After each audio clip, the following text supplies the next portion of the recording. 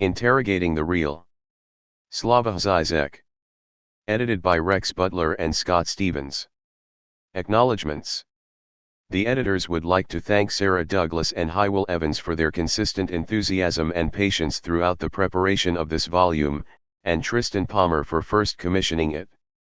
In particular, Scott Stevens would like to acknowledge the support of the Australian Research Theological Foundation, whose generosity at the early stages of this project was vital for its completion. He is also grateful to Stephen Morton for his assistance in locating and acquiring certain hard-to-find references. Editor's Introduction. The thing itself appears, Slavoj Zizek's exemplary thought. While it is by now something of a cliché to point this out, it is nevertheless true that the work of Slavoj Zizek begins with the philosophical concept of the beginning. One thinks immediately of the well-known discussion of this topic in Zizek's book on Schelling, The Indivisible Remainder, in which he returns to the classic idealist problem of freedom and the origin of the world. But there are also a number of other instances where Zizek takes up this concept, for example, the moment of the emergence of human civilization from the undifferentiated domain of animals, the origin of pre-Socratic philosophy in economic exchange, the birth of capitalism against the background of medieval theology, and indeed the beginning of the very idea of Europe in the primitive Balkans. Of course, this philosophical quest for first principles runs counter to the usual perception of Zizek as a pop cultural iconoclast, whose trademark gesture is to collapse genres, level the distinction between high and low cultures and use inappropriate examples to illustrate and ultimately ironize serious philosophical issues. And we would not even argue that this reading is strictly speaking incorrect, only that it does not go far enough. It is, after all, easy and even conventional now to illustrate philosophical or psychoanalytic concepts by means of popular culture. It is further a feature of our contemporary situation that the distinction between high and low cultures has been abolished, making everything equal in value and import. But, in fact, Zizek's real question is, what allows this confusion to take place? What is the secret distinction, the exception that permits the universalizing of economic and aesthetic value? Marx was already posing the same question in terms of his generalized conception of the commodity form. In his familiar method of reading Lacan through Stephen King, Zizek is not suggesting that King holds the key to Lacan or that Lacan is reduced to King's level as just another item in contemporary culture. He is not simply making them equal, or seeing one as providing the truth of the other. Rather, each can be compared to the other precisely because each breaks with any context or framework in which they can be understood. That is, what Zizek seeks to bring out through holding them together is what is in them more than themselves, something beyond the biographies of their authors, the circumstances of their composition, or even their histories of reception and interpretation. We may thus observe the following paradox in Zizek. On the one hand, he operates by a series of analogies or comparisons. We can only understand Lacan through King, or Lacan can only be read in a world in which he exists on the same level as King. On the other hand, he is trying to bring out, by means of this comparison, something that exceeds this context or reading, a sort of innate kernel or formula that at once is repeated throughout his work and occurs each time singularly in the reel of the encounter with a particular author or concept. How to put this another way?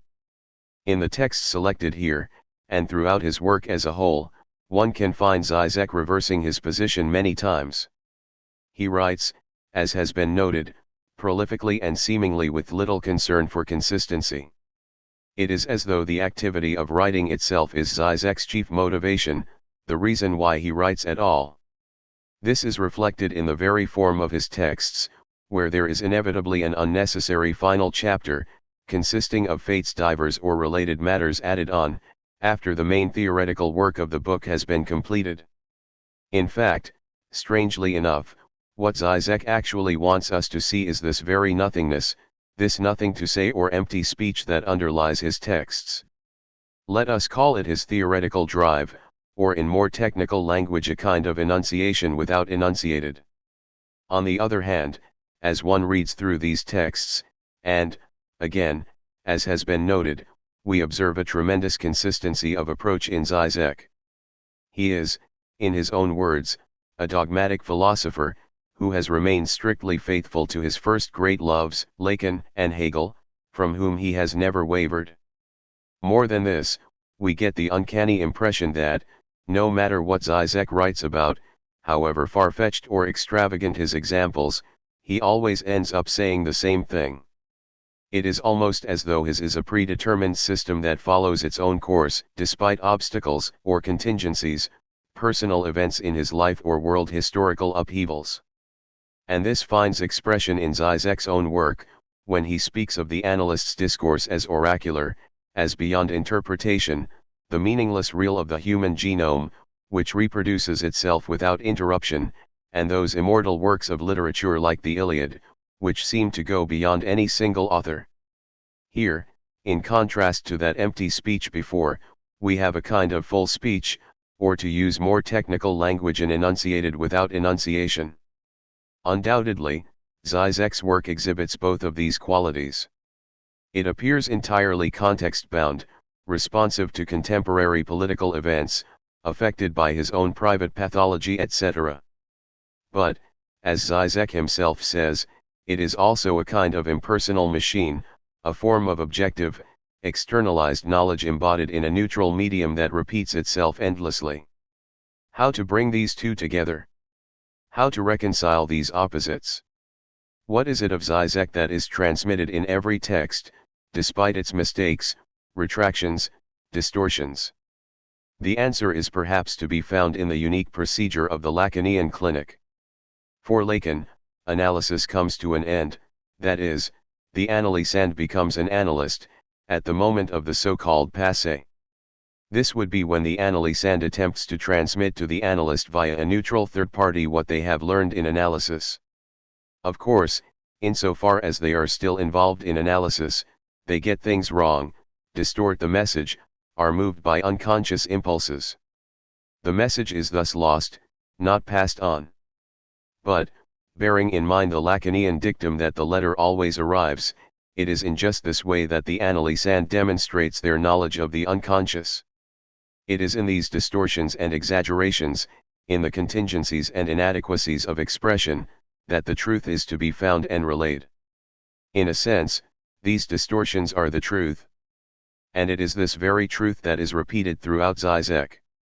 His work both demonstrates and speaks at every level of the truth of this contingency or distortion.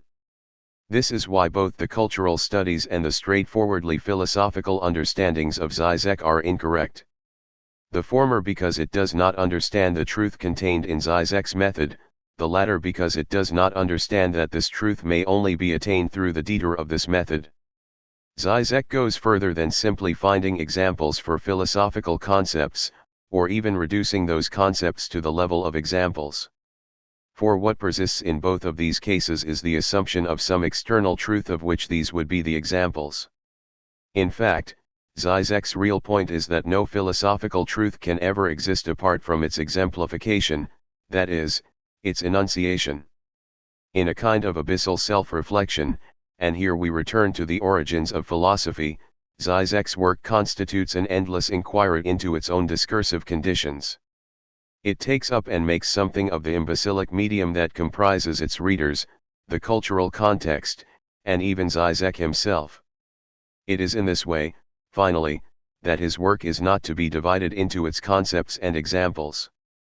The crucial point is not simply that concepts can only be grasped through their examples, but that the only proper philosophical concepts are those that take into account their own conditions of transmissibility, the always transferential relations in which thought finds itself. These are the specific contours of Zizek's work that we have sought to demonstrate in this selection and arrangement of texts. The book is divided into 3 sections corresponding to a progressive concretization and specification of the material. In section I, Lacanian Orientations, we look at the origins of Zizek's thought, both in terms of his institutional location and those inaugural philosophical encounters with Lacan and Hegel, including his extremely radical, but perhaps by now comprehensible, gesture of equating them, bringing out the excess of both. We also see in this section Zizek engaging most extensively with the methodological questions raised by thinking Lacan and Hegel in other contexts, those of the biological sciences and popular culture. Zizek's polemical proposal, however, is that it is not a matter of applying Lacanian psychoanalysis or Hegelian idealism to these fields from a position of conceptual superiority. Rather, genetics and popular culture are themselves already Lacanian and Hegelian, and vice versa. In Section 2, Philosophy Traversed by Psychoanalysis, we have selected 5 works in progress that follow the chronology of Zizek's major books. The limits of the semiotic approach to psychoanalysis consists of material from For They Know Not What They Do, Enjoyment as a Political Factor, 1991, A Hair of the Dog That Bit You From Tarrying with the Negative, Kant, Hegel, and the Critique of Ideology, 1993, Hegel, Lacan, Deleuze, Three Strange Bedfellows from Metastases of Enjoyment. 6 Essays on Woman and Causality, 1994, The Eclipse of Meaning, on Lacan and Deconstruction from the Indivisible Remainder, an essay on Schelling and Related Matters, 1996, and The Parallax View from the Parallax View, 2006. However, our point here is that these are not lesser or merely provisional forms of the canonical texts. On the contrary, what is revealed through a consideration of these essays is that even those final versions came about only through an arbitrary decision, a momentary quilting or capitonage of their arguments.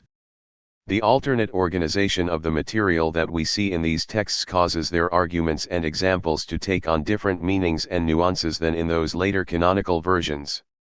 These drafts are thus empty, mere effects of how they were performed at the time, and yet each of them is utterly faithful to and consistent with their final form and with Zizek's work as a whole. In Section 3, The Fantasy of Ideology, we take up one privileged example of Zizek's method in action, the analysis of ideology. In a sense, this is Zizek's key contribution to contemporary theory, the bringing together of Marx and Lacan in an attempt to understand how ideology still functions today in a seemingly post-ideological world, and yet everything Zizek says here is to be found everywhere else in his work, in the relation between masculine and feminine, in the social as antagonism, in the question of anti-Semitism, and even in the operas of Richard Wagner. In other words, the analysis of ideology is not a central concept in Zizek, but merely another example. But it is the very way that concepts, or what he calls master signifiers, can only be grasped as examples, and examples attempt to usurp or hegemonize other examples and thus become concepts, that constitutes the fundamental operation of ideology. It is for this reason that an ideological example, like Wagner, can also function as a critique of ideology, that is, can allow us to speak of it from somewhere outside of it. On this point, see the essay Why is Wagner Worth Saving? Wagner is never simply Wagner, there is always something in him more than himself, which we might even think of as his concept, or let us even say his symptom. This highlights the irreducible difference between Zizek and any vulgar historicism. In striking contrast to the cultural studies imperative always to contextualize, or even the Jamesonian always historicize, Zizek's fundamental gesture is always to decontextualize. But this does not mean an escape from history or the pressures of context, but precisely the attempt to bring out the non-historical or non-contextualizable within context itself. That is to say, to bring out what it means to say that history and context are themselves incomplete, not all. As we have argued throughout, Zizek challenges that economy within which everything is reduced to the level of an example, either as a mere pathological effect of its objective life circumstances, or a contingent element within an ad hoc bricolage of texts as in post-structuralism. Such a reduction, we have suggested, implicitly conceals a truth against which everything is judged and that remains structurally external to it.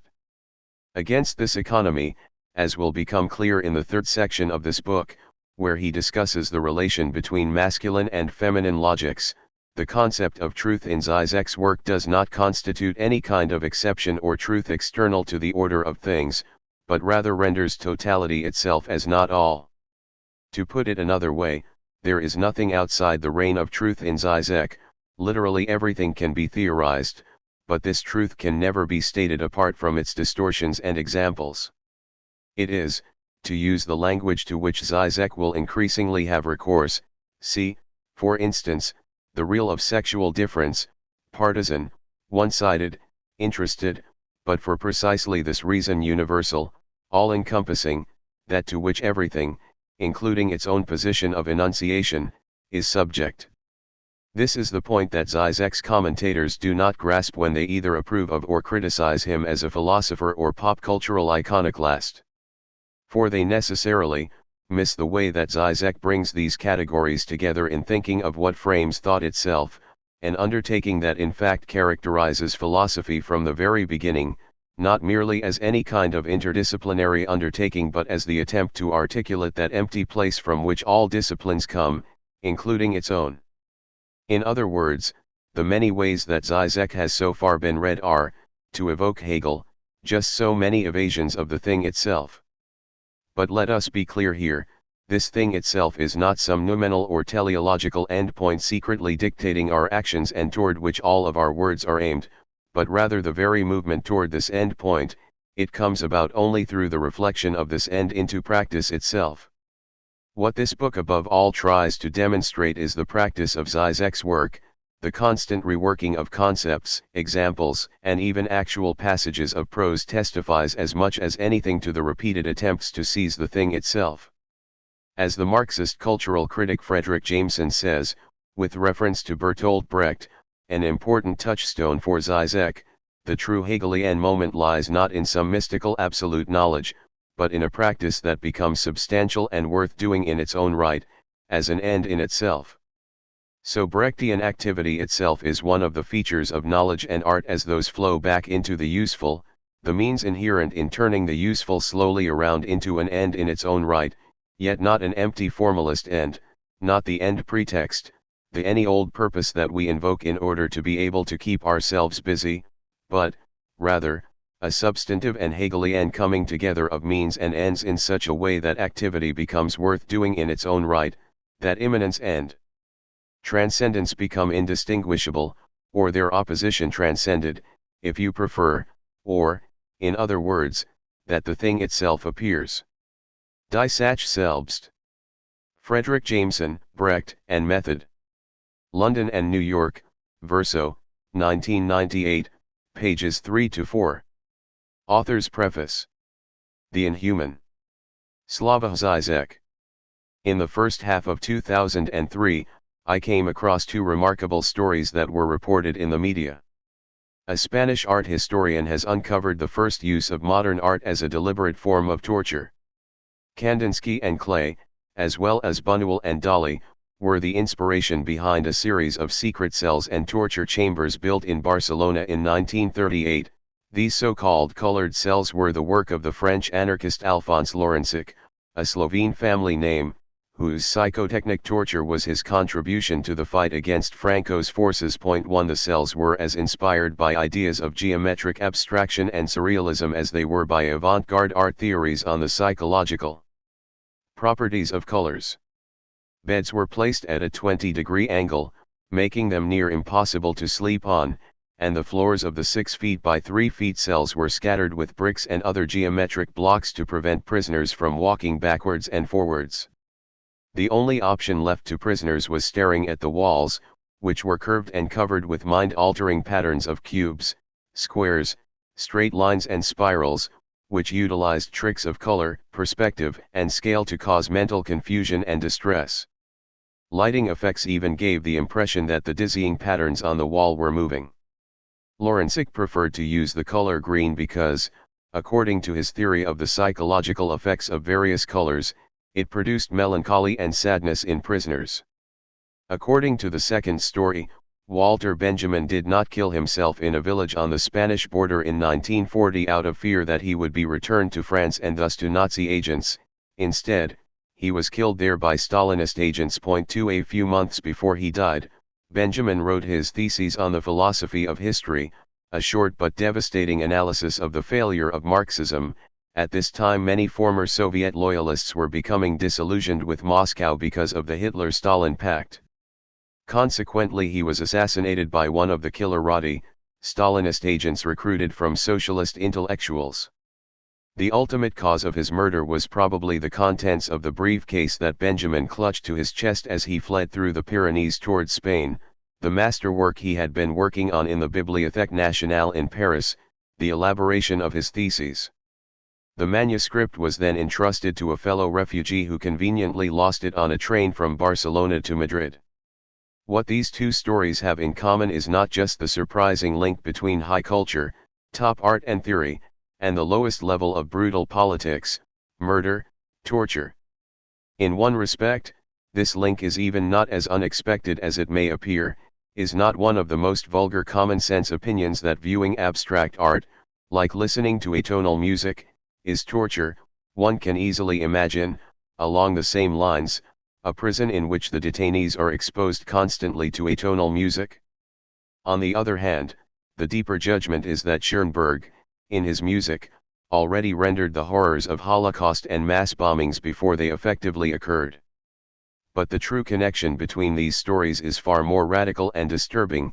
What they establish is an impossible short circuit of levels which, for structural reasons, cannot ever meet. It is simply not possible, say, for what Stalin stands for to operate at the same level as Benjamin, i.e., to grasp the true dimensions of Benjamin's theses from the Stalinist perspective. The illusion on which both these stories rely, that of putting two incompatible phenomena on the same level, is strictly homologous to what Kant called a transcendental illusion, the fallacy of being able to use the same language for phenomena that are mutually untranslatable and can only be grasped by a kind of parallax view, constantly shifting perspective between 2 points between which no synthesis or mediation is possible. There is thus no rapport between the two levels, no shared space, although connected, they are as it were on opposite sides of a Mobius strip. The encounter between Leninist politics and modernist art, exemplified in the fantasy of Lenin meeting Dadaists in a Zurich cafe, structurally cannot take place. More radically, revolutionary politics and revolutionary art move in different temporalities. Although they are linked, they are two sides of the same phenomenon which, precisely as two sides, can never meet. 3. It is more than a historical accident that, in matters of art, Leninists admired great classic art, while many modernists were political conservatives, proto-fascists even. Is this not already the lesson of the link between the French Revolution and German idealism? Although they are two sides of the same historical moment, they could never directly meet, i.e., German idealism could only emerge in the backward German conditions where no political revolution had occurred. In short, what both of these anecdotes share is the occurrence of an insurmountable parallactic gap and my entire work circulates around this gap that separates the one from itself, for which the Lacanian designation is the real point. 5. There is a whole series of modalities of this gap in the different domains of contemporary theory, the parallax of neurobiology, the realization that, when one looks behind the face into the skull, one discovers nothing, there is nobody home, just stacks of brain meat. It is almost impossible to tarry within this gap between meaning and the pure real, the parallax of ontological difference, of the discord between ontic and transcendental ontological. One cannot reduce the ontological horizon to its ontic roots, but one also cannot deduce the ontic domain from the ontological horizon, i.e., transcendental constitution is not creation. The parallax of the real, the Lacanian real has no positive substantial consistency. It is just the gap between the multitude of perspectives on it, the parallactic nature of the gap between desire and drive. Let us imagine an individual trying to perform some simple manual task, say, grabbing an object that repeatedly eludes him. The moment he changes his attitude, starts to find pleasure in just repeating the failed task, squeezing the object, which again and again eludes him, he shifts from desire to drive. 6. The parallax of the unconscious, the lack of a common measure between the two aspects of Freud's theoretical edifice, his interpretations of the formations of the unconscious, the interpretation of dreams, the psychopathology of everyday life, jokes and their relation to the unconscious and theories of drives, 3 essays on sexuality, etc., up to, why not, the parallax of the vagina, the shift from the ultimate object of sexual penetration, the embodiment of the mystery of sexuality, to the very organ of maternity birth. And last but not least, one should assert the parallax status of philosophy as such. From its very beginning, the Ionian pre-Socratics, philosophy emerged in the interstices of substantial social communities, as the thought of those who were caught in a parallax position, unable fully to identify with any of the positive social identities. This is what is missing in Heidegger's account, the way, from his beloved pre-Socratics onward, philosophizing involved an impossible position displaced with regard to any communal identity, be it economy as the household organization or polis. Like the process of exchange, according to Marx, philosophy emerges in the interstices between different communities, in the fragile space between exchange and circulation, a space which lacks any positive identity. Is this not especially clear in the case of Descartes? The grounding experience of his position of universal doubt is precisely a multicultural experience of how one's own tradition is no better than what appears to us the eccentric traditions of others. I had been taught, even in my college days, that there is nothing imaginable so strange or so little credible that it has not been maintained by one philosopher or other, and I further recognized in the course of my travels that all those whose sentiments are very contrary to ours are yet not necessarily barbarians or savages, but may be possessed of reason in as great or even a greater degree than ourselves. I also considered how very different the self-same man, identical in mind and spirit, may become, according as he is brought up from childhood amongst the French or Germans, or has passed his whole life amongst Chinese or cannibals. I likewise noticed how even in the fashions of one's clothing the same thing that pleased us 10 years ago, and which will perhaps please us once again before 10 years are past, seems at the present time extravagant and ridiculous. I thus concluded that it is much more custom and example that persuade us than any certain knowledge, and yet in spite of this the voice of the majority does not afford a proof of any value in truths a little difficult to discover, because such truths are much more likely to have been discovered by one man than by a nation. I could not, however, put my finger on a single person whose opinions seemed preferable to those of others, and I found that I was, so to speak, constrained myself to undertake the direction of my procedure. Point 7. Cogent caritani is thus justified in emphasizing the insubstantial character of cogito. It cannot be spoken of positively, no sooner than it is, its function is lost. 8. Cogito is not a substantial entity, but a pure structural function, an empty place. In Lacan, as such, it can only emerge in the interstices of substantial communal systems. The link between the emergence of cogito and the disintegration and loss of substantial communal identities is thus inherent, and this holds even more for Spinoza than for Descartes. Although Spinoza criticized the Cartesian cogito, he criticized it as a positive ontological entity, but he implicitly fully endorsed it as the position of enunciated, the one that speaks from radical self-doubting, since, even more than Descartes, Spinoza spoke from the interstice of social space, neither a Jew nor a Christian. Spinoza effectively is a philosopher as such, with his subjective stance of a double outcast, excommunicated from the very community of the outcasts of Western civilization, which is why one should use him as a paradigm enabling us to discover the traces of a similar displacement, their communal status of being out of joint, operative in all other great philosophers, up to Nietzsche, who was ashamed of Germans and proudly emphasized his alleged Polish roots. For a philosopher, ethnic roots, national identity, etc., are simply not a category of truth, or, to put it in precise Kantian terms, when we reflect upon our ethnic roots, we engage in a private use of reason, constrained by contingent dogmatic presuppositions, i.e., we act as immature individuals, not as free human beings who dwell in the dimension of the universality of reason. This, of course, in no way entails that we should be ashamed of our ethnic roots. We can love them, be proud of them, returning home may make us feel the warmth in our hearts, but the fact remains that all this is ultimately irrelevant. The right stance is that of Paul who, while being proud of his particular identity, a Jew and a Roman citizen, was nonetheless aware that, in the proper space of Christian absolute truth, there are no Jews or Greeks.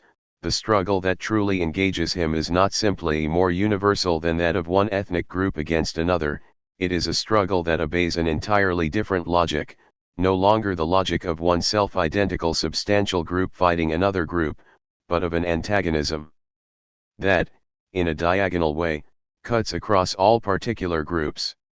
It would be easy to counter here that this Cartesian multiculturalist opening and relativizing of one's own position is just a first step, the abandoning of inherited opinions, which should lead us to acquire the absolute certainty of philosophical knowledge, the abandonment of the false home in order to reach our true home. After all, did not Hegel himself compare Descartes' discovery of the cogito to a sailor who, after being adrift at sea, finally catches sight of firm ground? Isn't this Cartesian homelessness thus just a deceitful strategic move? Are we not dealing here with a Hegelian negation of negation, the Aufhebung of the false traditional home in the final discovery of the conceptual true home? Was Heidegger, in this sense, not justified in referring approvingly to Novelist's determination of philosophy as a longing for the true lost home? Two things should be added to counter any such misunderstanding. First, Kant himself is effectively unique with regard to this topic. In his transcendental philosophy, homelessness remains irreducible, and we remain forever split, condemned to a fragile position between the two dimensions and to a leap of faith without any guarantee. Second, are things with Hegel really so clear? Is it not that, for Hegel, this new home is in a way homelessness itself, the very open movement of negativity? This point becomes clearer through a particularly morbid joke. A patient in a large hospital room with many beds complains to the doctor about the constant noise that other patients are making, which is driving him crazy. The doctor replies that nothing can be done, one cannot forbid the patients from expressing their despair, since they all know they are dying. The first patient responds, "Why don't you then put them in a separate room for dying?" The doctor replies calmly and glibly, "But this is a room for those who are dying." Why does everyone who knows a little bit about Hegel immediately discern this joke's Hegelian flavor? It is precisely because of the final twist, in which the patient's subjective position is undermined, he finds himself included in the very series from which he wanted to maintain a distance. The predominant way of asserting the actuality of Hegel, i.e., to save him from the reproach that his system is totally outdated metaphysical madness, is to read him as attempting to establish the normative conditions or presuppositions of our cognitive and ethical claims. Hegel's logic is not a system of universal ontology, but just a systematic deployment of all the ways available to us to make claims about what there is, and of the inherent inconsistencies of these ways. According to this reading, Hegel's starting point is the fact that the fundamental structure of the human mind is self-reflective. A human being does not simply act, it can act upon rational freely assumed norms and motivations. This means that, in order to account for our statements and attitudes, one can never simply refer to some positive data, natural laws and processes, divine reason, God's will, etc. Each of these references has to be justified, its normative binding power has to be somehow accounted for. The problem with this elegant solution is that, in contrast to the robust direct metaphysical reading of Hegel as rendering the structure of the absolute, it is far too modest. It silently reduces Hegel's logic to a system of global epistemology, of all possible epistemological stances, and what gets lost is the intersection between the epistemological and ontological aspects, the way reality itself is caught in the movement of our knowing of it, or, vice versa, how our knowing of reality is embedded in reality itself, like journalists embedded with the U.S. Army units progressing into Iraq. Along the lines of this constitutive homelessness of philosophy, one should rehabilitate Kant's idea of the cosmopolitan world civil society, Weltbürgergesellschaft, which is not simply an expansion of the citizenship of a nation-state to the citizenship of a global transnational state. Instead, it involves a shift from the principle of identification with one's organic ethnic substance actualized in a particular tradition to a radically different principle of identification. Recall Deleuze's notion of universal singularity as opposed to the triad of individuality, particularity, universality. This opposition is precisely the opposition between Kant and Hegel. For Hegel, world civil society is an abstract notion without substantial content, lacking the mediation of the particular and thus the force of full actuality, i.e., it involves an abstract identification which does not substantially grasp the subject. The only way for an individual effectively to participate in universal humanity is therefore through a full identification with a particular nation-state.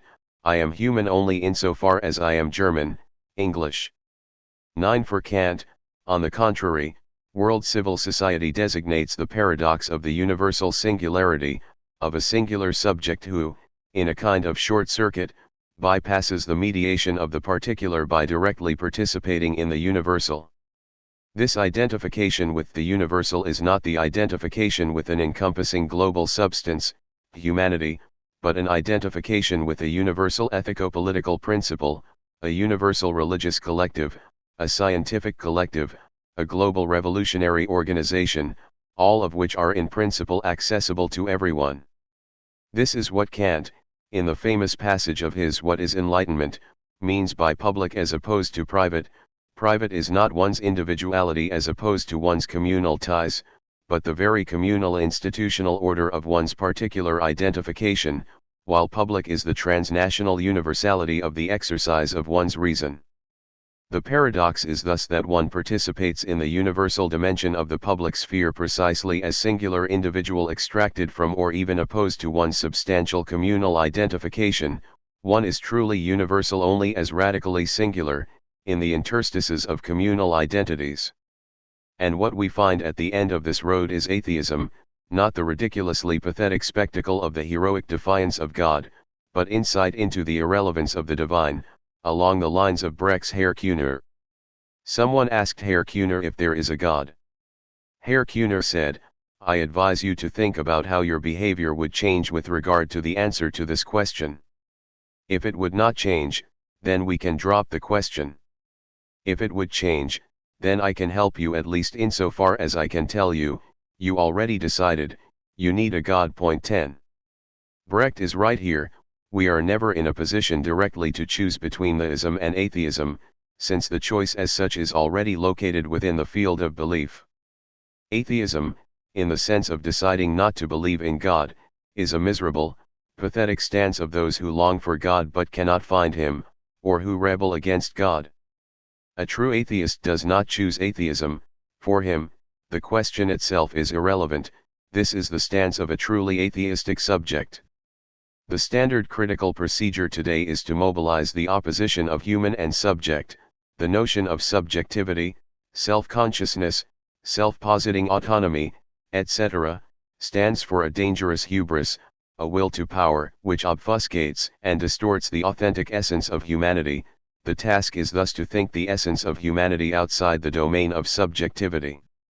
What Lacan tries to accomplish seems to be the exact opposite of this standard procedure. In all his great literary interpretations, from Oedipus and Antigone through Sada to Claudel, he is in search of a point at which we enter the dimension of the inhuman, the point at which humanity disintegrates, so that all that remains is the pure subject. Sophocles' Antigone, Sada's Juliet, Claudel's Sign, they are all these figures of such an inhuman subject, in contrast to their human counterpoint, Ismene, Justine. To paraphrase Nietzsche, what one should render problematic is what in us is human, all too human. One should not be afraid to apply this insight also to politics. It is all too simple to dismiss Nazis as inhuman and bestial. What if the real problem with the Nazis was precisely that they remained human, all too human? The fate of an old Slovene communist revolutionary stands out as a perfect metaphor for the twists of Stalinism. In 1943, when Italy capitulated, he led a rebellion of Yugoslav prisoners in a concentration camp on the Adriatic island of Rab. Under his leadership, 2,000 starved prisoners disarmed 2,200 Italian soldiers. After the war, he was arrested and put in a prison on a nearby small Goli Otok Naked Island, a notorious communist concentration camp. While there, he was mobilized in 1953, together with other prisoners, to build a monument to celebrate the 10th anniversary of the 1943 rebellion on Rab. In short, as a prisoner of communists, he was building a monument to himself, to the rebellion led by him. If poetic, not justice, but rather, injustice means anything, this was it, is the fate of this revolutionary, not the fate of the entire people under the Stalinist dictatorship, of the millions who, first, heroically overthrew the ancien regime in the revolution, and, then, enslaved to the new rules, were forced to build monuments to their own revolutionary past. This revolutionary is thus effectively a universal singular, an individual whose fate stands for the fate of all. My gratitude towards Rex Butler and Scott Stevens for their work on this volume is boundless. But I would nonetheless like to dedicate it to the old Slovene communist. Section I. Lacanian Orientations. 1. The Society for Theoretical Psychoanalysis in Yugoslavia, an interview with Eric Laron. Eric Laron: what is peculiar about your group? Slavoj Zizek: our field of work to date has been a Lacanian rereading of the great philosophical texts, more so those of the past than contemporary. From this standpoint, we have made a significant impact on the university scene. All the leading specialists in Hegel, ancient and analytical philosophy are overtly Lacanian. The same goes for political analysts. Why? Because self-management Elotogstian lends itself to an explicitly Lacanian political analysis that is far more precise and paradoxical than the theory of really existing socialism. La theorie du socialisme real. 1 can work wonders with the Lacanian approach. Our impact is also considerable in the wider literary field. Likewise, cinema theory in Slovenia is represented by 4 persons who, to put it quite simply, are Lacanians. Our position is thus absolutely predominant. When you speak of Lacanians, are you referring to people who have read Lacan? Sure, their French connections are people whose fundamental reference is to Lacan, so for cinema, Pascal Bonitzer or Michel Caillon.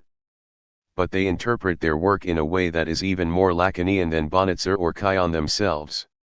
The dominant position to which I referred a moment ago yields an interesting situation. Lacanianism is found to be engaging in a series of public struggles, concerning social reform or the elections, for instance. We have, along with others, a complete theory of democracy, thanks to Claude Lefferts's Lacanian exposition. 2 We thus tried to explain why really existing socialism tends to avoid the traumatic moment of elections, which produce the atomization of society. But our true problem actually concerns the establishment of systematic contacts with the psychiatric milieu. The situation in Yugoslavia is not like that of other countries under Russian socialism. Political repression has never made use of the kind of method that one sees in a range of therapies, from transactional analysis to the primal scream. All of these stupidities are permitted by liberalism as a whole. They are all inscribed into the very framework of institutionalized psychiatry, and consequently are funded by Social Security. And is institutionalization not the condition of possibility of psychoanalysis itself? It is, after all, impossible for the analysand to pay the analyst without the mediation of the institution. Some psychiatrists nevertheless try their hand at a practice similar to that of psychoanalysis. Already having contacts with at least 10 practitioners, in Ljubljana alone, not to mention in other republics, we tried to organize a meeting. We received many letters, for example, one from a military psychiatrist in Zagreb who was very interested in Lacan, expressing some desire to work with us.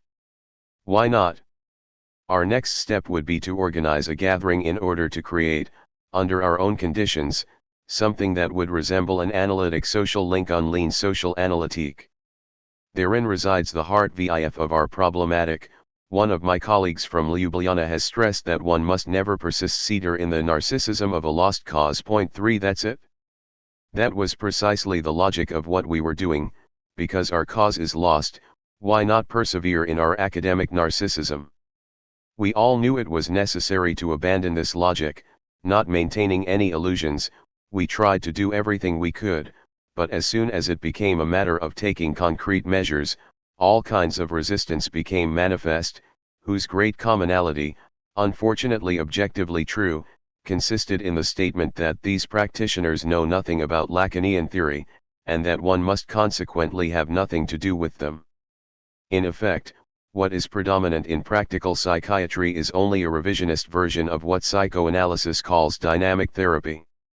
It is very characteristic of Yugoslavia that no reference is ever made to either general Soviet psychiatry or psychology, but rather to a mix of American and German authors, such as Schultz, Henke and Erickson. One of the main aspects of the situation has to do with the fact that psychiatrists consider the treasure of psychiatric knowledge to be an objectively given knowledge, presented in manuals and technically accessible. They are completely oblivious to the fundamental dimension of the Lacanian passé, which is also the moment when the analysand themselves must become able, not to convey a theory of their symptoms, but to explain them in a transmittable fashion. And they are entirely incapable of understanding that the symptom is already addressed to the analyst. They are not able to conceive of knowledge otherwise than as objective, technical, totally indifferent to the analysand. For them, the analysand either does or doesn't learn analytic theory from a technical manual. Certainly, as Sacha Nacht in France says, the less the analysand thinks he knows, the better. Further, because they consider analytic knowledge to be a field of technical procedures, they have no idea how important it is to distinguish the Freudian tradition as such. This is a terrible situation, because the only thing that concerns them is what is good, confirmed, usable in practice, in Freud, in Lacan, in X or Y. What is the actual status of your group? SCR great success, because Yugoslavia neighbors countries in which really existing socialism is dominant, in which it is extremely difficult to achieve official recognition as an autonomous group, is to have attained this autonomous status. We had to utilize a number of strategies, but we have succeeded. As a result, we have the ability to publish books, to organize public gatherings, colloquia, etc. We receive state grants for our publications. In fact, we publish a review of the Freudian field in the strict sense, Raspol, which designates both sex and division at the same time. We also publish a collection, entirely Lacanian, entitled Analecta, which appears between 2 and 4 times per year. Over 20 volumes have been published to date, the latest being a translation of Lacan's Seminar XX, a bestseller that sold out in 5.5 months. This is encouraging. Nevertheless, there is no point being too optimistic as long as we seem incapable of developing our contacts with psychiatric circles. How is the core of your group organized? The structure is triple, like any good hierarchy. One part, the inner circle, the purest of the pure lay pers et durs, those who are capable of writing books, the true Lacanians, around 10 people. Next, 20 or so people of diverse education who belong to the Lacanian orientation. Finally, the mostly indifferent multitude whose orientation is basically pro-Lacanian.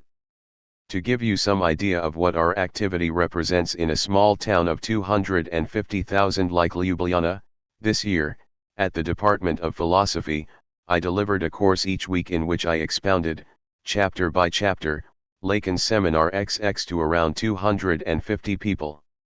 The public is clearly very interested. Perhaps it is only fashionable, but all the same I have a lot of confidence in the young generation, in those that are still students. It is also encouraging to know that there are many students of psychology.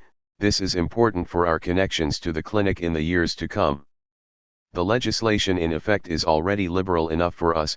In order to become a clinician, it is not necessary to be a medical doctor, but one must simply have an education in psychology, with a clinical specialization in the second year of study.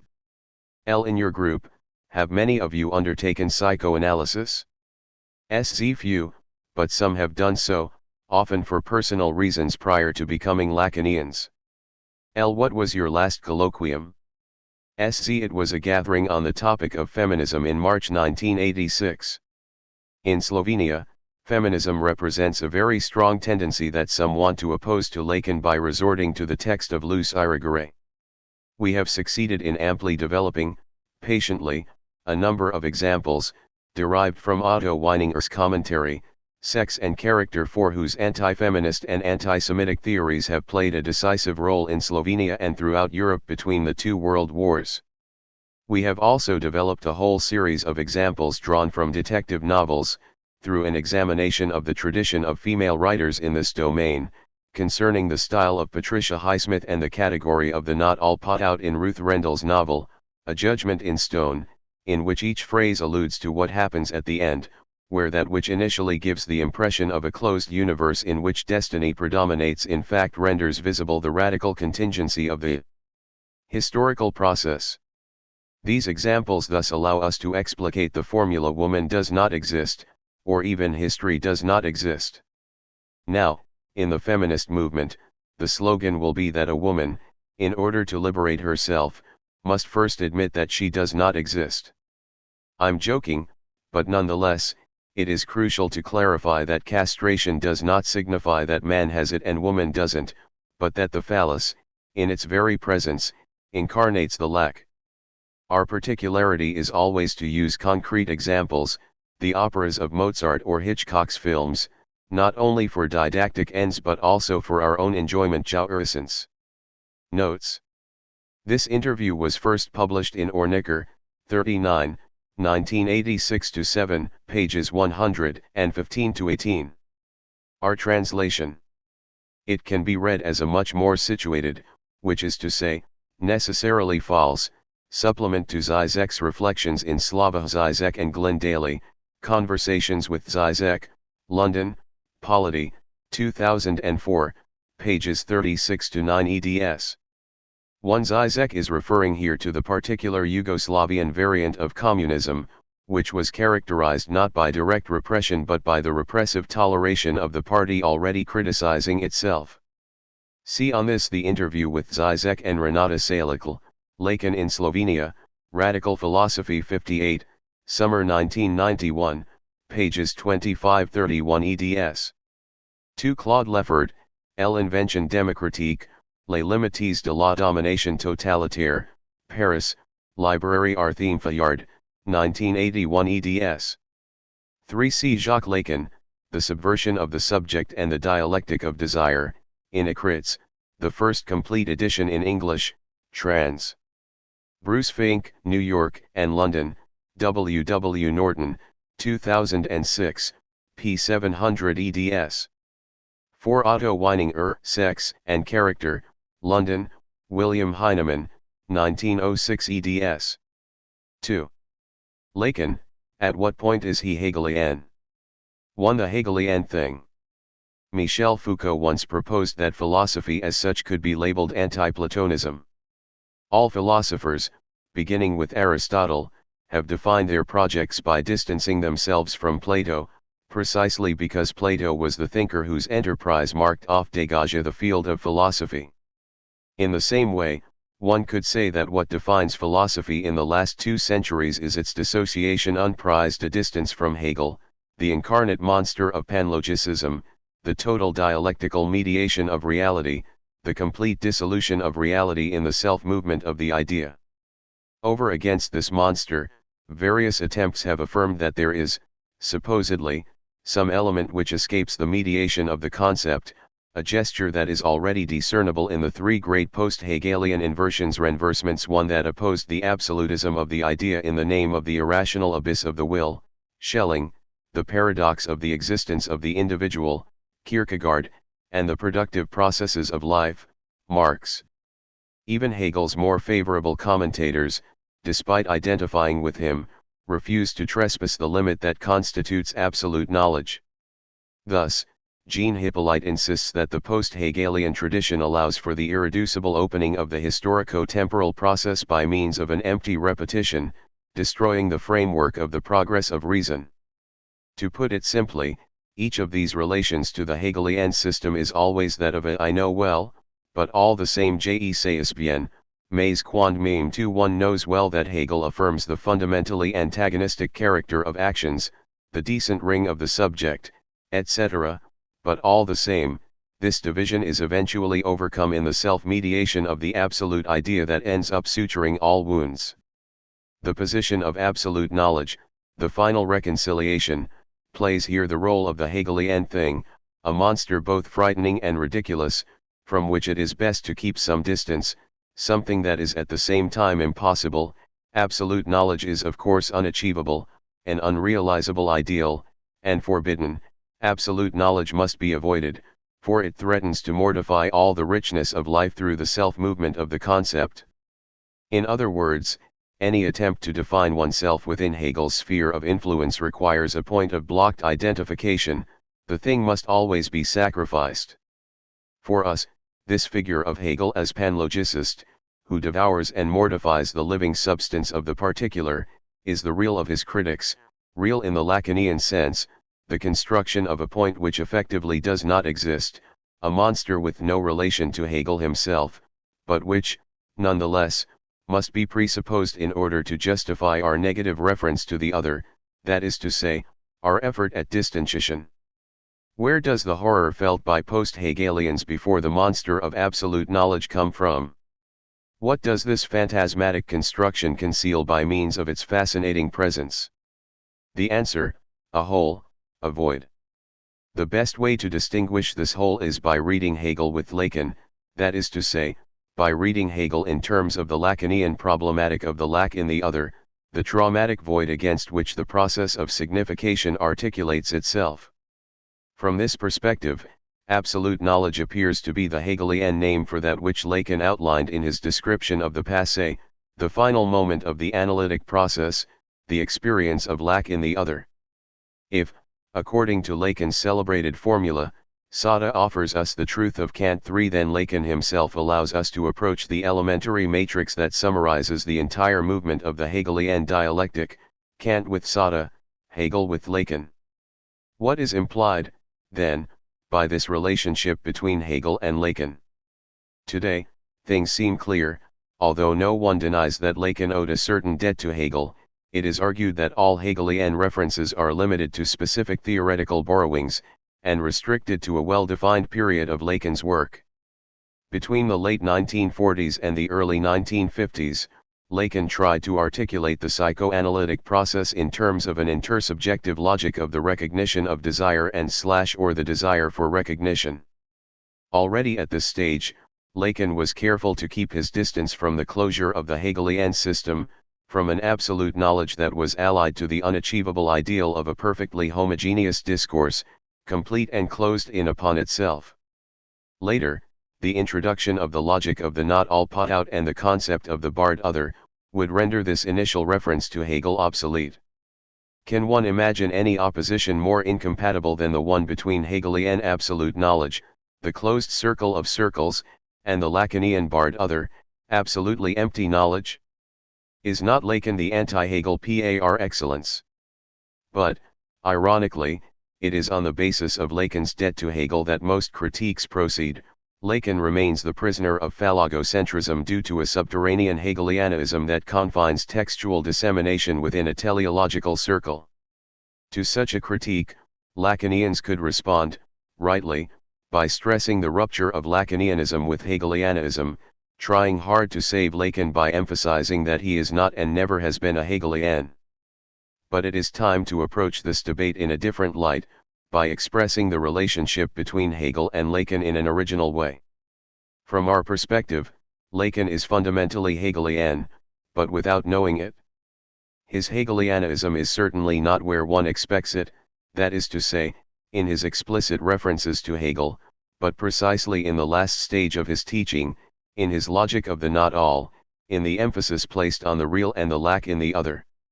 And, reciprocally, a reading of Hegel in the light of Lacan provides us with a radically different image from that, commonly assumed, of the panlogicist Hegel. It would make visible a Hegel of the logic of the signifier, of a self-referential process articulated as the repetitive positivization of a central void. Such a reading would thus affect the definition of both terms. It would mark off dégagement a Hegel freed from the residues of panlogicism and / or historicism, a Hegel of the logic of the signifier. Consequently, it would become possible clearly to perceive the most subversive core of the Lacanian doctrine, that of the constitutive lack in the other. This is why our argument is, fundamentally, dialogical. It is impossible to develop a positive line of thought without including the theses that are opposed to it, that is to say, in effect, those commonplaces already mentioned concerning Hegel, which would see in Hegelianism the instance par excellence of the imperialism of reason, a closed economy in which the self-movement of the concept sublates all differences and every dispersion of the material process. Such commonplaces can also be found in Lacan, but they are accompanied by another conception of Hegel which one does not find in Lacan's explicit statements about Hegel, for which reason we pass by these statements, for the most part, in silence. For us, Lacan does not know at what point he is Hegelian, because his reading of Hegel is inscribed within the tradition of Kojève and Hippolyte, for it would therefore be necessary, in order to articulate the connection between the dialectic and the logic of the signifier, to bracket for the moment any explicit reference by Lacan to Hegel. 2-3 stages of the symbolic. It is only after clarifying the relationship between the Hegelian dialectic and the logic of the signifier that one is in the position to situate the Hegelianism in Lacan. Let us take the 3 successive stages of the progression of the concept of the symbolic in Lacan. The first stage, that of the function and field of speech and language in psychoanalysis 5, places the accent on the intersubjective dimension of speech, speech as the medium of the intersubjective recognition of desire. The predominant themes in this stage are symbolization as historicization and symbolic realization. Symptoms, traumas, are the blank, empty, non-historicizable spaces of the subject's symbolic universe. Analysis, then, realizes in the symbolic these traumatic traces, including them in the symbolic universe by conferring upon them after the fact, retrospectively, some signification. Basically, a phenomenological conception of language, close to that of Merleau-Ponty, is here retained. The goal of analysis is to produce the recognition of desire through full speech, to integrate desire within the universe of signification. In a typically phenomenological way, the order of speech is identified with that of signification, and analysis itself functions at this level. All analytical experience is an experience of signification. 6. The second stage, exemplified in the interpretation of the purloined letter, is in some ways complementary to the first, just as language is complementary to speech. It places the emphasis on the signifying order as that of a closed, differential, synchronous structure. The signifying structure functions as a senseless automatism, to which the subject is subjected. The diachronic order of speech, of signification, is thus governed by a senseless, signifying automatism, by a differential and formalizable game that produces the effect of signification. This structure that runs the game is concealed by the imaginary relationship. One is here at the level of the schema L7. I am, of course, aware of the importance of imaginary impregnations, Pragung, in the partializations of the symbolic alternative that give the signifying chain its appearance. Nevertheless, I posit that it is the law specific to this chain which governs the psychoanalytic effects that are determinant for the subject, effects such as foreclosure, Verwerfung, repression, Verdrängung, and negation, Verneinung, itself, and I add with the appropriate emphasis that these effects follow the displacement, Anstellung, of the signifier so faithfully that imaginary factors, despite their inertia, figure only as shadows and reflections therein. 8. If the first stage was phenomenological, this one is rather more structuralist. The problem of this second stage is that the subject, insofar as it is the subject of the signifier, irreducible to the imaginary ego, is radically unthinkable impensible. On the one hand, there is the imaginary ego, the location of blindness and misrecognition, that is to say, of the axis AA. On the other hand, a subject totally subjected to the structure, alienated without remainder and in this sense desubjectivized. The coming into operation of the symbolic function in its most radical, Absolute usage ends up abolishing the action of the individual so completely that by the same token it eliminates his tragic relation to the world.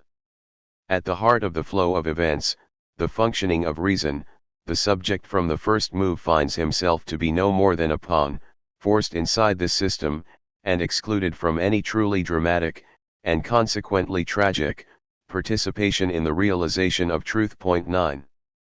The subject that liberates itself completely from the axis AA and entirely realizes itself in the other, accomplishing its symbolic realization, as subject without ego, without imaginary blindness, will at once be radically desubjectivized, reduced to a moment in the functioning of the symbolic machine, the structure without subject. The third stage is certainly not, it must be understood, some kind of synthesis of the first two, a combination of the phenomenological perspective of speech and the structuralist perspective of language. These two stages are themselves already complementary, two versions of the same theoretical edifice. The third stage must break with this common edifice, this complementary relationship of a speech filled with signification and a self-sufficient structure, by positing a barred other, incomplete, not all, an other articulated against a void, an other which carries within it an extimate, non-symbolizable kernel. It is only by working from the barred other, that one can understand the subject of the signifier. If the other is not fractured, if it is a complete array, the only possible relationship of the subject to the structure is that of total alienation, of a subjection without remainder, but the lack in the other means that there is a remainder, a non-integratable residuum in the other, objet A, and the subject is able to avoid total alienation only insofar as it posits itself as the correlative of this remainder, A. In this sense, one is able to conceive of a subject that is distinct from the ego, the place of imaginary misrecognition, a subject that is not lost in the process without subject of the structural combination. One can also approach this conjuncture working from the question of desire. The barred other means an other that is not simply an anonymous machine, the automatism of a structural commonality, but rather a desiring other, an other that lacks the object cause of desire, an other that wants something from the subject, che veut. One would want to say that the subject of the signifier exists insofar as this dimension of the question insists in the other, not as the question of the subject confronted with the enigma of the other, but rather as a question that emerges from the other itself. At first sight, it might appear that the Lacanian reference to Hegel is fundamentally limited to the first stage, with its themes of symbolization as historicization, integration within the symbolic universe, etc. Throughout this period, the Lacanian reading of the Hegelian text is mediated by Kojève and Hippolyte, and the predominant themes are those of struggle and the final reconciliation in the medium of intersubjective recognition, which is speech. In effect, the achievement of symbolic realization, the abolition of the symptom, the integration of every traumatic kernel into the symbolic universe, this final and ideal moment when the subject is finally liberated from imaginary opacity, when the blanks of its history are filled in comeless by full speech parole plane, when the tension between subject and substance are finally resolved by the speech in which the subject is able to assume his desire, etc. Is it not possible to recognize the state of plenitude as a psychoanalytic version of Hegelian absolute knowledge, a non-barred other, without symptom, without lack, without traumatic kernel? It would thus appear that, with the introduction of a barred other, any overt reference to Hegel is at least relegated to the background. The barred other means precisely the constitutive impossibility of an absolute knowledge, of the achievement of symbolic realization, because there is a void, a lack of the signifier un manque du signifiant that accompanies the movement of symbolization, or rather, on another level, because there is a nonsense ilya un nonsense, which necessarily emerges as soon as there is the advent of sense l'avènement du sens. The conceptual field of Lacan's third stage would thus be a field of the other that resists on all sides the achievement of realization, an other emptied out by a hypothetical kernel of a real impossible whose inertia blocks the dialecticization, the sublation in and through the symbol, in short, an anti-Hegelian other par excellence. 3. Das Ungeschiehene. Before succumbing too quickly to this seductive image of an anti-Hegelian Lacan, it is worth developing the logic of the three stages of Lacanian doctrine. This can be done by means of several determinants par plus ers bias. For example, it is possible to demonstrate that each of these three stages corresponds to a specific conception of the end of the analytic process. 1. Symbolic realization, the achievement of the historicization of symptoms. 2. The experience of symbolic castration, originary repression, as a dimension that opens for the subject access to his desire at the level of the other. 3. The traversing of the fantasy, the loss of the object that plugs the hole in the other. Nevertheless, the preferable choice of a determinant is that of death drive, for the simple reason that the link between death drive and the symbolic order, everything else remaining constant in Lacanian theory, is articulated in a different way in each of the stages. 1. In the Hegelian phenomenological stage, it acts as a variation on the Hegelian theme of the word as the murder of the thing. The word, the symbol, is not a simple reflection, substitution, or representation of the thing, it is the thing itself, that is to say, the thing is aufgehoben, suppressed, interiorized, in its concept which exists in the form of a word. Remember what Hegel says about the concept is the time of the thing. To be sure, the concept is not the thing as it is, for the simple reason that the concept is always where the thing isn't, it is there so as to replace the thing.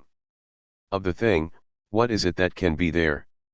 Neither its form, nor its reality, since, in the actual state of affairs, all the seats are taken.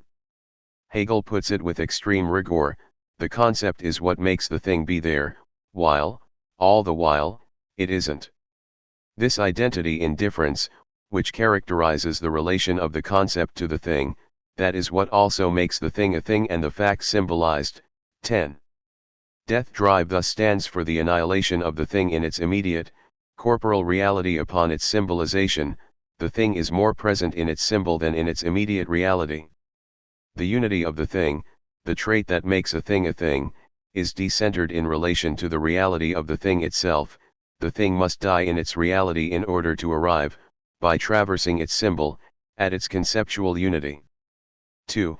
In the following, structuralist stage, death drive is identified with the symbolic order insofar as it follows its own laws beyond the imaginary experience of the subject, that is to say, beyond the pleasure principle, a mechanism which, by means of its automatism, breaks, disturbs the subject's equilibrium and imaginary homeostasis. The symbolic order isn't the libidinal order in which the ego is inscribed, along with all the drives. It tends beyond the pleasure principle, beyond the limits of life, and that is why Freud identifies it with the death instinct. The symbolic order is rejected by the libidinal order, which includes the whole of the domain of the imaginary, including the structure of the ego. And the death instinct is only the mask of the symbolic order. 11. 3. In the third stage, in which Lacan places the accent on the real as the impossible/non-symbolizable kernel, death drive becomes the name for that which, following Sada, takes the form of the second death, symbolic death, the annihilation of the signifying network, of the text in which the subject is inscribed, through which reality is historicized, the name of that which, in psychotic experience, appears as the end of the world, the twilight, the collapse of the symbolic universe. 12. To put it another way, death drive designates the ahistorical possibility implied, exposed by the process of symbolization/historicization, the possibility of its radical effacement. The Freudian concept which best designates this act of annihilation is das Ungeschehenmachen, in which one action is cancelled out by a second, so that it is as though neither action had taken place. 13. Or more simply, retroactive cancellation.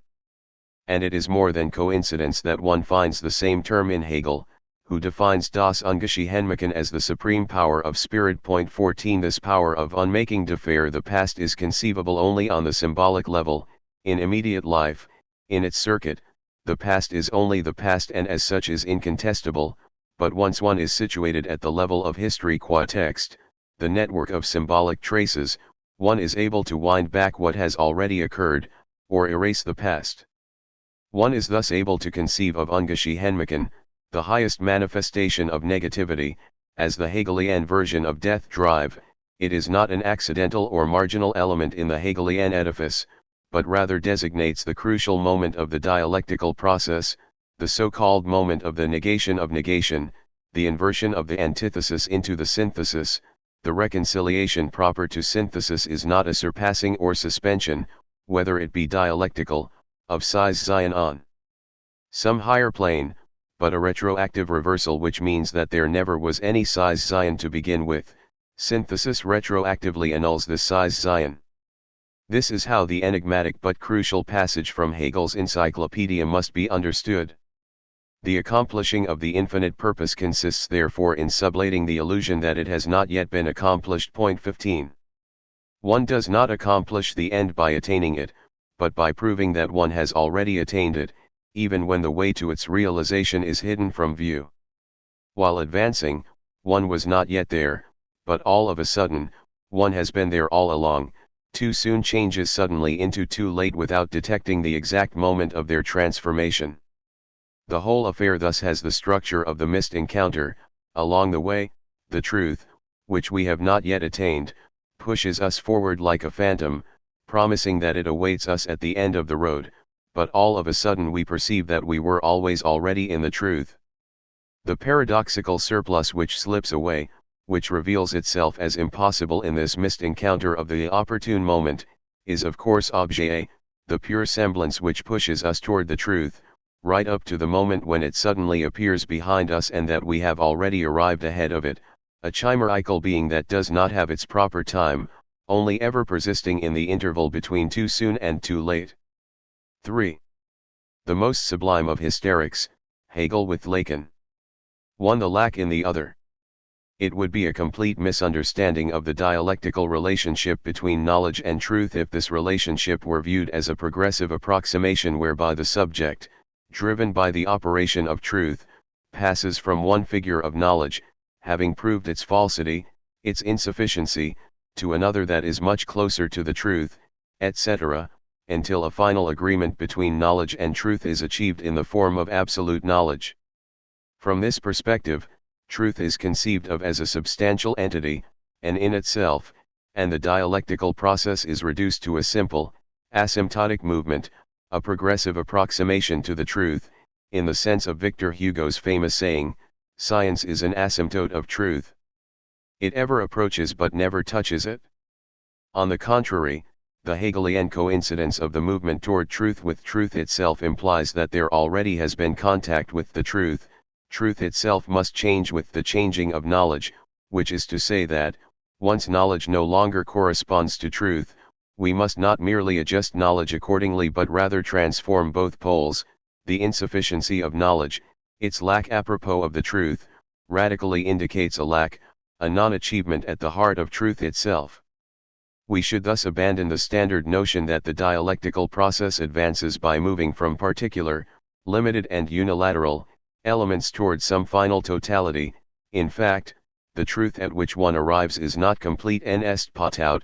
The question remains open, but is transposed into a question addressed to the other. Lacan's formula that Hegel is the most sublime of hysterics one should be interpreted along these lines. The hysteric, by his very questioning, burrows a hole in the other, his desire is experienced precisely as the other's desire. Which is to say, the hysterical subject is fundamentally a subject who poses himself a question all the while presupposing that the other has the key to the answer, that the other knows the secret. But this question posed to the other is in fact resolved, in the dialectical process, by a reflexive turn, namely, by regarding the question as its own answer.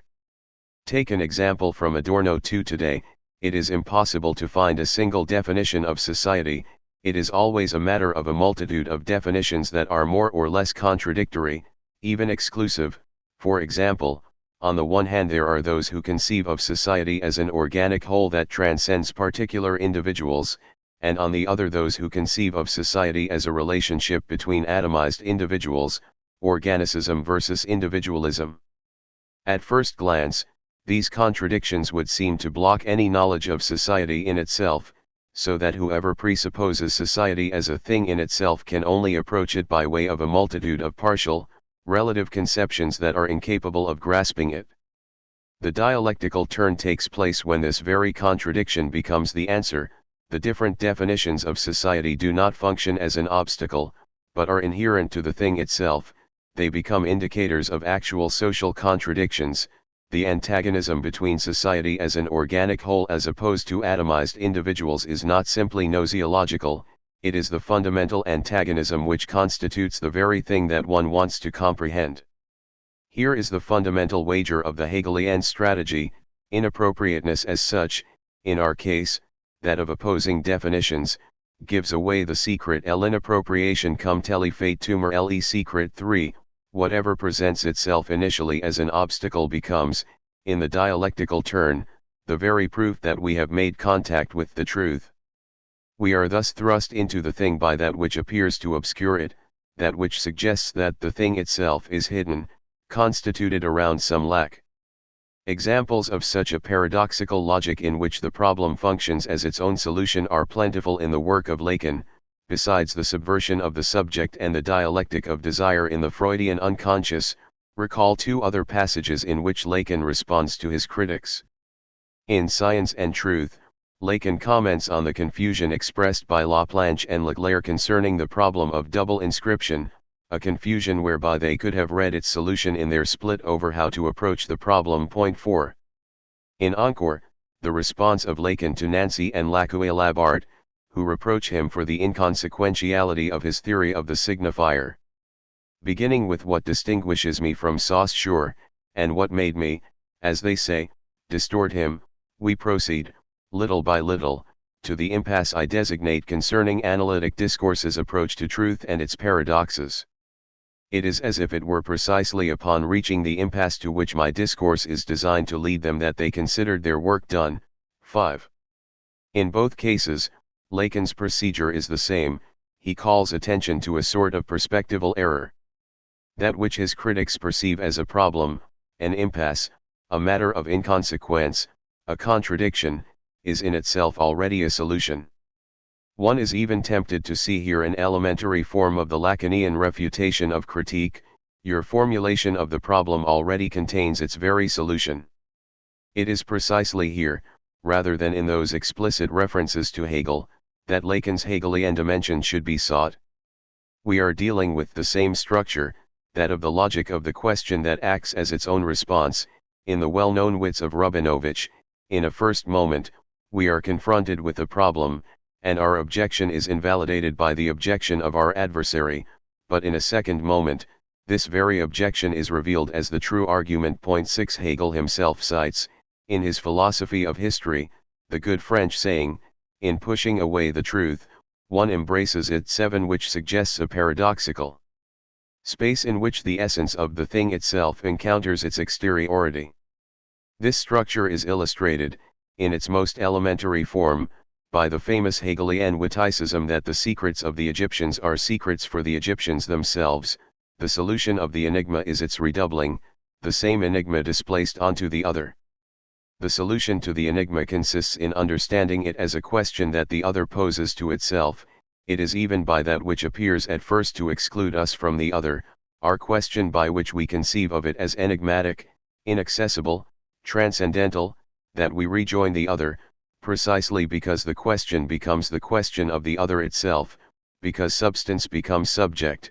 That which defines the subject, let us not forget, is precisely the question. Would it not be possible to situate Hegelian alienation as an element of Lacanian separation? Lacan defines separation as the overlapping of two lacks. When the subject encounters a lack in the other, he responds with a prior lack, with his own lack. Point 8. If, in alienation, the subject is confronted with a full and substantial other, supposedly hiding in its depths some secret, its inaccessible treasure, alienation has nothing to do with an attainment of this secret. Far from managing to penetrate right into the other's hidden kernel, the subject simply experiences this hidden treasure, agulma, the object cause of desire, as already missing from the other itself. Alienation is reduced to a gesture whereby the subject realizes that the secret of the substantial other is also a secret for the other. It is thus reduced precisely to the experience of a separation between the other and its secret, objet petit. 2. The symbolic act. If the field of truth were not all, if the other were not lacking, we would not be able to grasp subject as substance, and the subject would be merely an epiphenomenon, a secondary moment in the movement of substantial truth. The subject is interior to substance precisely as its constitutive gap. It is this void, the impossibility around which the field of substantial truth is structured. The response to the question, why is error, illusion, immanent to truth? Why does truth arise through mistakes, is therefore quite simply, because substance is already subject. Substance is always already subjectivized, substantial truth coincides with its very progression through subjective illusions. At this point, another response to the question why is error immanent to the truth, emerges, because there is no meta-language. The idea that one is able from the outset to account for error, to take it under consideration as error, and therefore to take one's distance from it, is precisely the supreme error of the existence of meta-language, the illusion that, while taking part in illusion, one is somehow also able to observe the process from an objective distance. By avoiding identifying oneself with error, we commit the supreme error and miss the truth, because the place of truth itself is only constituted through error. To put this another way, we could recall the Hegelian proposition which can be paraphrased as the fear of error is error itself. The true evil is not the evil object but the one who perceives evil as such. One already finds this logic of the error interior to truth in Rosa Luxemburg's description of the dialectic of the revolutionary process. When Edward Bernstein raised objections apropos of the revisionist fear of taking power too soon, prematurely, before the objective conditions have reached their maturity, she responded that the first seizures of power are necessarily premature. For the proletariat, the only way of arriving at maturity, of waiting for the opportune moment to seize power, is to form themselves, prepare themselves for the seizure, and the only way of forming themselves is, of course, these premature attempts. If we wait for the opportune moment, we will never attain it, because this opportune moment, that which never occurs without fulfilling the subjective conditions for the maturity of the revolutionary subject, can only occur through a series of premature attempts. Thus the opposition to the premature seizure of power is exposed as an opposition to the seizure of power in general as such. To repeat the celebrated phrase of Robespierre, the revisionists want revolution without revolution. 9. Once we examine things more closely, we see that Luxemburg's fundamental wager is precisely the impossibility of a meta-language in the revolutionary process. The revolutionary subject does not conduct the process from an objective distance, he is himself constituted through this process, and it is because the time of revolution occurs by means of subjectivity that no one is able to achieve revolution on time. Faire la révolution à temps, following premature, insufficient efforts. The attitude of Luxemburg is exactly that of the hysteric faced with the obsessional meta-language of revisionism. Strive to act, even if prematurely, in order to arrive at the correct act through this very error. One must be duped in one's desire, though it is ultimately impossible, in order that something real comes about. The propositions of grasping substance as subject and there is no meta-language are merely variations on the same theme. It is therefore impossible to say, although there must be premature attempts at revolution, have no illusions and remain conscious that they are doomed in advance to failure. The idea that we are able to act and yet retain some distance with regard to the objective, making possible some consideration of the act's objective signification, namely, its destiny to fail, during the act itself, misperceives the way that the subjective illusion of the agents is part of the objective process itself. This is why the revolution must be repeated. The meaning of those premature attempts is literally to be found in their failure, or rather, as one says with Hegel, a political revolution is, in general, only sanctioned by popular opinion after it has been repeated. The Hegelian theory of historical repetition, developed in his philosophy of history, consists, in brief, in this: By repetition, that which at first appeared merely a matter of chance and contingency becomes a real and ratified existence. 10. Hegel develops this apropos of the death of Caesar. When Caesar consolidated his personal power, he acted objectively, in itself, in relation to the historical truth that in the Republic, there was no longer any security that could be looked for. Only in a single will. 11. However, it is the Republic that still rules formally, for itself. In the opinion of the people, the Republic is still alive only because it has forgotten that it is already dead, to paraphrase the Freudian dream of the father who did not know that he was dead. To this opinion that still believes in the Republic, Caesar's action can only seem to be an arbitrary act, something accidental. It would appear to this opinion that, if this one individual were out of the way, the Republic would be ipso facto restored. 12. However, it would be precisely the conspirators against Caesar who, conforming to the cunning of reason, confirm the truth of Caesar. The final result of his murder would be the reign of Augustus, the first Caesar. Thus, the truth emerges here from its very failure. The murder of Caesar, by completely missing its immediate goal, fulfilled the function it had, in a Machiavellian way, been assigned by history, to exhibit the truth of history in exposing its own non-truth. 13. The whole problem of repetition is here, in this passage from Caesar, the name of a person, to Caesar, the title of the Roman emperor. The murder of Caesar, as historical persona, would produce, as its final result, the establishment of Caesarism. The Caesar persona repeats itself as Caesar title. But what is the reason, the drive mobile behind this repetition? Paul Laurent has developed in detail the double stakes of the Hegelian repetition. It signifies simultaneously the passage from contingency to necessity and the passage from unconscious substance to consciousness, in short, from the in itself to the for itself. The event that occurs only once seems by definition incapable of occurring at all. 14. It seems, however, that a sound interprets this conjunction in too mechanistic a manner, as if it operates simply, by virtue of the event repeating itself, in being made up of two instances of the same general law. 15. Which would attempt to convince popular opinion of its necessity. At bottom, a sound's interpretation is that the end of the Republic and the advent of imperial power was an objective necessity that asserted itself by its repetition. But a sound's own formulation already belies this simplistic interpretation. It is in effect through recognizing an event that has already occurred that historical consciousness must experience the necessity of the generative process. 16. If one reads literally here, the difference between the original and its repetition is the intervention of the signifying network in which the event is inscribed. Initially, the event is experienced as a contingent trauma, as an eruption of the non-symbolized. It is only by passing through a traverse repetition that it is recognized, which can only signify here, realized in the symbolic order. And this recognition by passing through repetition necessarily presupposes, much like Moses in Freud's analysis, a crime, an act of murder. Caesar must die as an empirical person in order to be realized in his necessity, as the title holder of power, precisely because the necessity in question is a symbolic necessity. It is not merely that the people need time to comprehend, or that the event in its initial form of appearance is too traumatic.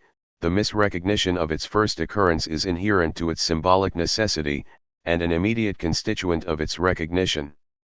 To put this in its classical version, the first murder, the parricide of Caesar, gives rise to a culpability, and it is this that supplies energy to the repetition. The thing is not repeated because of some objective necessity, independent of our subjective will and in this way irresistible. It is rather the culpability itself that gives rise to the symbolic debt and thus initiates the compulsion to repeat. Repetition announces the emergence of the law, of the name of the father instead of the assassinated father. The event that repeats itself retroactively receives, through its repetition, its law. To put this another way, we could conceptualize Hegelian repetition precisely as the passage from the lawless to the tall-like. 17 as the interpretive gesture par excellence. Lacan says somewhere that interpretation always proceeds under the sign of the name of the father, the symbolic appropriation of the traumatic event. Hegel has thus already succeeded in formulating the constitutive delay of the interpretive gesture. Interpretation arrives only by repetition, while the event is incapable of becoming law-like right from the start. We should connect this necessity of repetition to the famous preface to the Philosophy of Right on the owl of Minerva, who is able to take flight only in the evening, after the fact. 18 Contrary to the Marxist critique, which sees this as a sign of the impotence of the contemplative position of interpretation post festum, we should grasp this delay as inherent to the objective process itself. The fact that popular opinion sees the act of Caesar as something accidental and not as the manifestation of historical necessity is not a simple case of the delay of consciousness with regard to effectivity. Historical necessity itself, missed by opinion during its initial appearance, mistaken for something arbitrary, is only able to constitute itself to achieve itself by means of this mistake. There is a crucial distinction between this Hegelian position and the Marxist dialectic of the revolutionary process. For Rosa Luxemburg, the failures of premature attempts create the conditions for the final victory, while for Hegel, the dialectical reversal consists in the change of perspective whereby failure as such appears as victory. The symbolic act, the act precisely as symbolic, succeeds in its very failure. The Hegelian proposition that the true beginning only arrives at the end should thus be understood in a literal fashion. The act, the thesis, is necessarily premature. It is a hypothesis condemned to failure, and the dialectical reversal takes place when the failure of this thesis, the antithesis, reveals the true thesis. Synthesis is the signification of the thesis emerging from its failure. All the same, Goethe had it right, as opposed to scripture écriture, in the beginning was the act. 19 The act implies a constitutive blunder, it misses, it falls into a void, and the original gesture of symbolization is to posit this pure expenditure as something positive, to experience the loss as a process which opens up a free space, which lets things be.